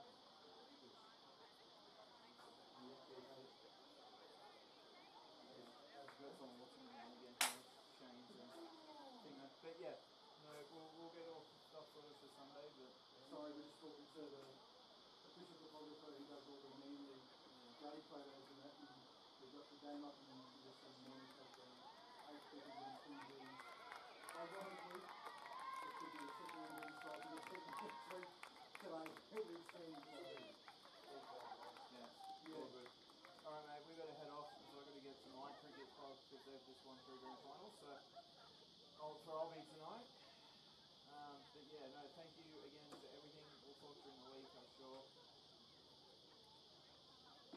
Oh mate, yeah, we do. I'm sure it's even with the skeleton crew, I'm glad to go with you.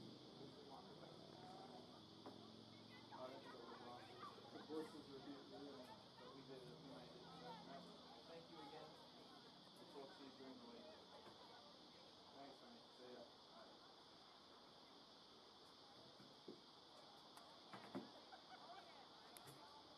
What, so Mourinho won 3 premierships? Hmm? No, he's sorry. No, I play for Harbour Bowling Club. Yep. HBCCC?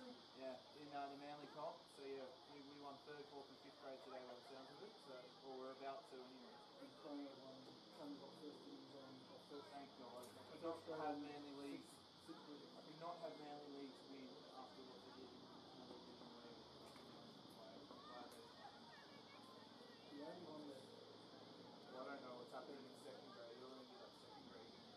No, well, Brody was talking about it tonight.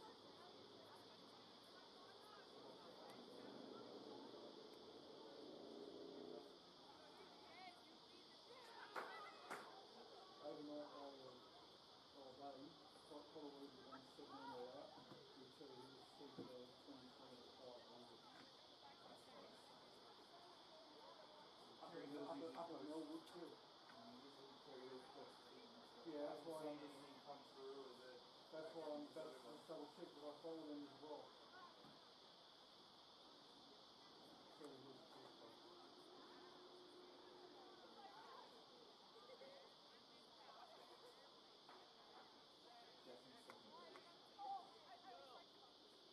The last thing they've got is the major game final. So either they're still playing or they're going to be. Yeah, I don't think they'd be rushing around to say that they But then again, they had previously put the other like when they had Boston games, like the other team play well and then just go on the day. But unfortunately, you're beat.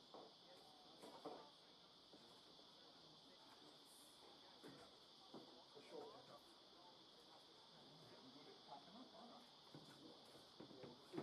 Doing a shootout or wrap up and going through everything and doing everything.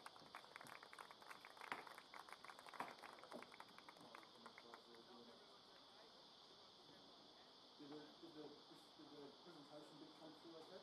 Yeah. I don't think it liked the fact it wasn't in direct range, but it came through well. Yeah, no, that's why, because they had the speaker which was sitting just under the corner there, that's where I was. Yeah. It came through. We heard it. That's all we had to do. It was better than that other time when I was trying to pick it up off just the best one and it didn't work. So, yeah, it was 100 times better than that.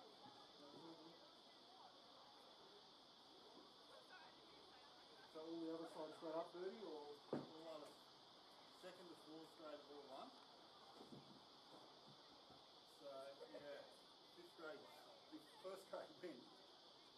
All 5 grades won a home final. Mate, So all 5 grades will be home. Socky just had an LED appeal turned down. Looked like it might have been a little bit high. Well, no, what? Next lucky. Probably 2nd grade. 2nd grade away. 2nd grade will have to find an over. 2nd grade will Well, yeah, they can play at Weldon or they can. Well, they're at Pratt Park this week, so wherever yeah, it's the same as like one of the other games. They'll just want a flat pitch. Yeah, 100%. Yeah. Where one of the other, I think 2nd grade games or something, doesn't have a size in, they're not playing out of Fairfield. Oh, look, if 1st grade don't win, they'll be playing at Manly Oval. Yeah, of course. Dan will have to go away. And they have to travel there.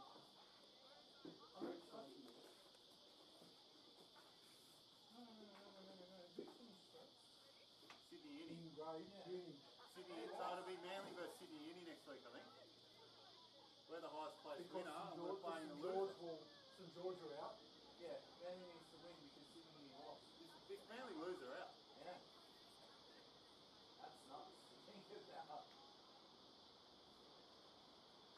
1 for 90 odd today. It was very much looking that way. And what's it? So ND's need another 45 with about an hour to play. 2 wickets. Yeah. Jesus. We've seen some close cricket today. Maybe not this game, but there's been some close cricket around. There are one day on tonight too. There certainly is. Yeah. I'm sure there'll be a lot of drunk cricketers watching it.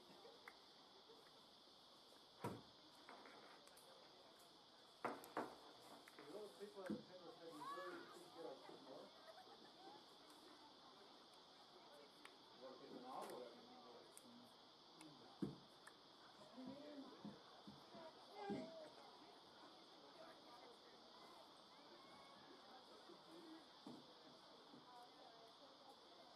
Also, your colourboard. Turn it off. Yeah, but the rest of everything else is in the bag.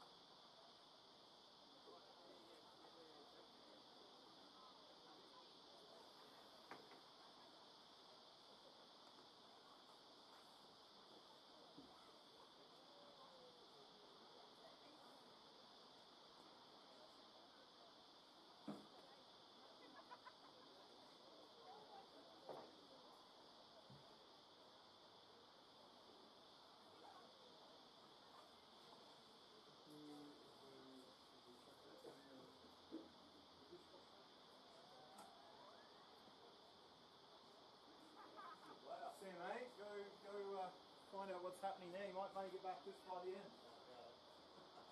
Now, is this all Penrith stuff? I believe it is. Yeah, all our stuff's been packed away. Yep, so no that worries.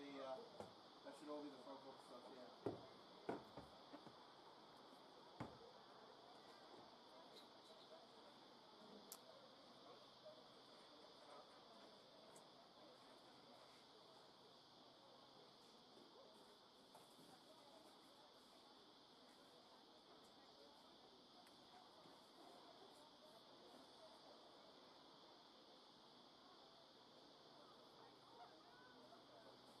You need to bring my glass.